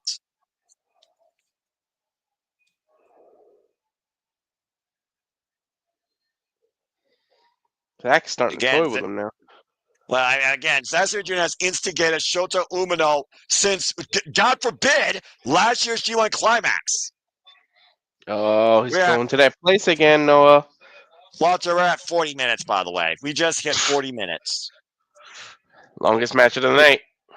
We are closing in on the last third of this freaking IWGP World Heavyweight Championship main event. And our saying crazy asses. It's 7 a.m. over here. Through the fire and the flames, through hell and back, we have seen the journey of these two men in this match. Oof. Chest kick. And again, whose will is wavering stronger first? At what point do you just take Umino and take him out of his own misery? Because damn it, he's not gonna give up on himself. Oh gosh! And to your point, Shelter right now again. I think Zasujiro is just waiting for that one last mistake. I think one more mistake will be Shota Umino's undoing. And there's the slap fest. Oh boy! I think the technical wrestling just went out the window. Who's gonna get first? Who's gonna fade? These two are far from done with each other at this point. Oh my God, Ooh. Zach just put his whole body behind that slap. Yeah, that wrist control though was what really helped Zack Sabre Jr. land that last haymaker. Went for the kick. Wait, pop handle. Zelda Umino. Oh! Arrow explosion! Are you kidding me? Oh! Uh-oh. The blade! The cutter! Kick out! Oh my God. One more time for the paradigm shift. Uh-oh. Sasha Jr. Oh, wait. There's great. Aguilar. Shota, roll through, cross leg cover, kick out at 2. Massive pump kick, Shota punch up, open palm strike. Oh, man! Damn. Dude. Zach just got turned inside out. A thunderous lariat. And both men winning themselves back up to their feet with the ropes. Oh, and Shota can't run through. Drop kick by Zack Sabre Jr. He collapsed. Zach Driver. Zack Driver. And cover kick out. I got nothing. I got nothing. Oh my God, come on. Walter, did you expect to be in this tonight? No. I expected to be in bed by now. And hoist him up. He got it. Kyle Driver. He got it all. Suzuki style, God style pile driver. And I think now, he's doing the Zach here Driver we again. go. Saber Drive cover. There it is. The first non-Japanese person to defend the title at the main event of Wrestling Kingdom.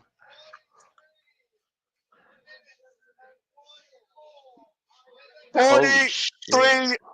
43 minutes, 44 seconds of the most intense turmoil I have seen in the Tokyo Dome in years. You know who's salivating right now? Ricochet and Claudio. You know how fresh they're going to be? Well, that's tomorrow. This is now, Walter. I mean, damn, what the fuck do you say after that? What's Zach going to have tomorrow is my point. International proportions of the future demonstrated tonight by Shota Umino and Zack Sabre Jr. Look at the respect.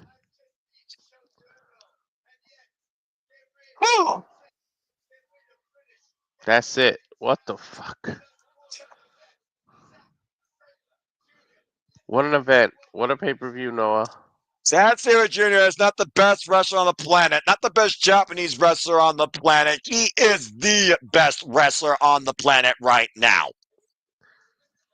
Look at that. Even the father appreciates that as a ref.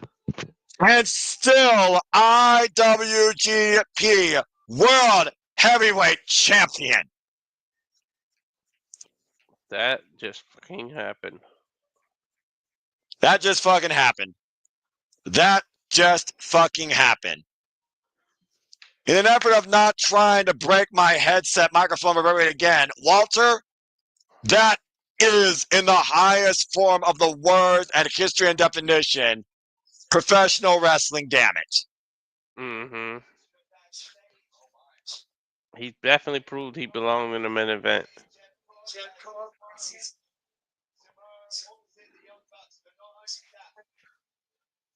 Since the night of Hiroshi Takahashi has thrown their hat into the mix, it will be a three-way. And I'm receiving confirmation about some updates tomorrow. Despite what happened earlier, Walter, Tetsuya Naito and Hiromu Takahashi have thrown their hat to be part of the IWGP Heavyweight Tag Team Championship match. Tomorrow, it will be a triple threat, and Great Old Khan has chosen his partner in Jeff Cobb. We have our triple threat IWGP Heavyweight Tag Team Championship match tomorrow for Wrestle Dynasty. He chose Jeff Cobb. Okay.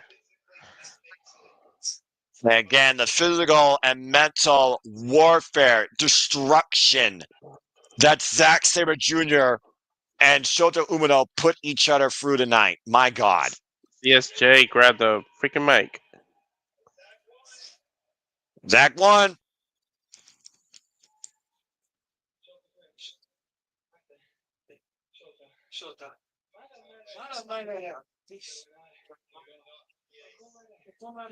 Not the ace.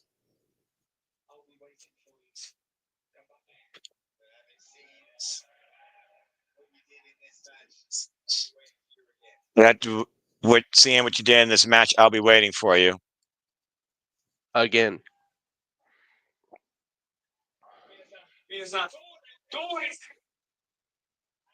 Whoa.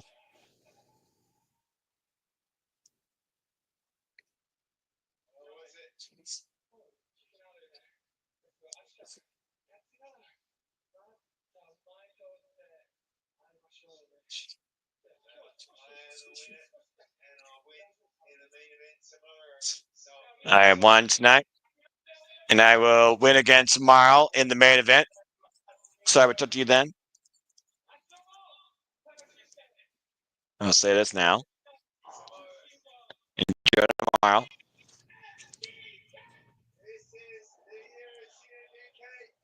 This is the year of TMDK. Can you argue with him? Shit. Not after that. Mm. The Chinese calendar might say this is the year of the snake, but Zack Sabre Jr. just said for New Japan Pro Wrestling, this is the year of TMDK. And of course, we know that might be a foregone conclusion with Kosei, Fujita, and Robbie Eagles winning the IWGP Junior Heavyweight Tag Team Championships, our opening contest.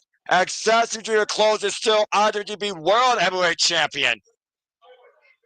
All right. Well, us crazy son of a bitches just stayed up for that. We gotta go. Yeah, I'm not sure at this point we're going to get post-stage comments, but I'm sure NJPW 1972 will keep us informed on any future updates regarding Wrestle Dynasty. That being said, folks, this has been Wrestle Kingdom 19. We will see you later on tonight for Wrestle Dynasty as matches are known. Stay tuned to my simple YouTube channel. I will, whether Kings with me or not. I don't blame him for going to sleep. Don't blame you for going to sleep. I will have a simple review / preview of Wrestle Dynasty as well as a forum. But Wrestle Kingdom 19 culminates where the mighty don't kneel and the mighty prevail. Walter Cruz, been an absolute honor to everybody that tuned in. All right, Goddell, thank you for Walter Cruz. I'm Noah Foster. This has been Wrestle Dynasty, another Super Studios production. We will see you later this evening. Goki Genyo. Sayonara. I can't believe what we witnessed. Welcome to New Japan, brother. It won't be your last time, I assure you of that. Adios, folks.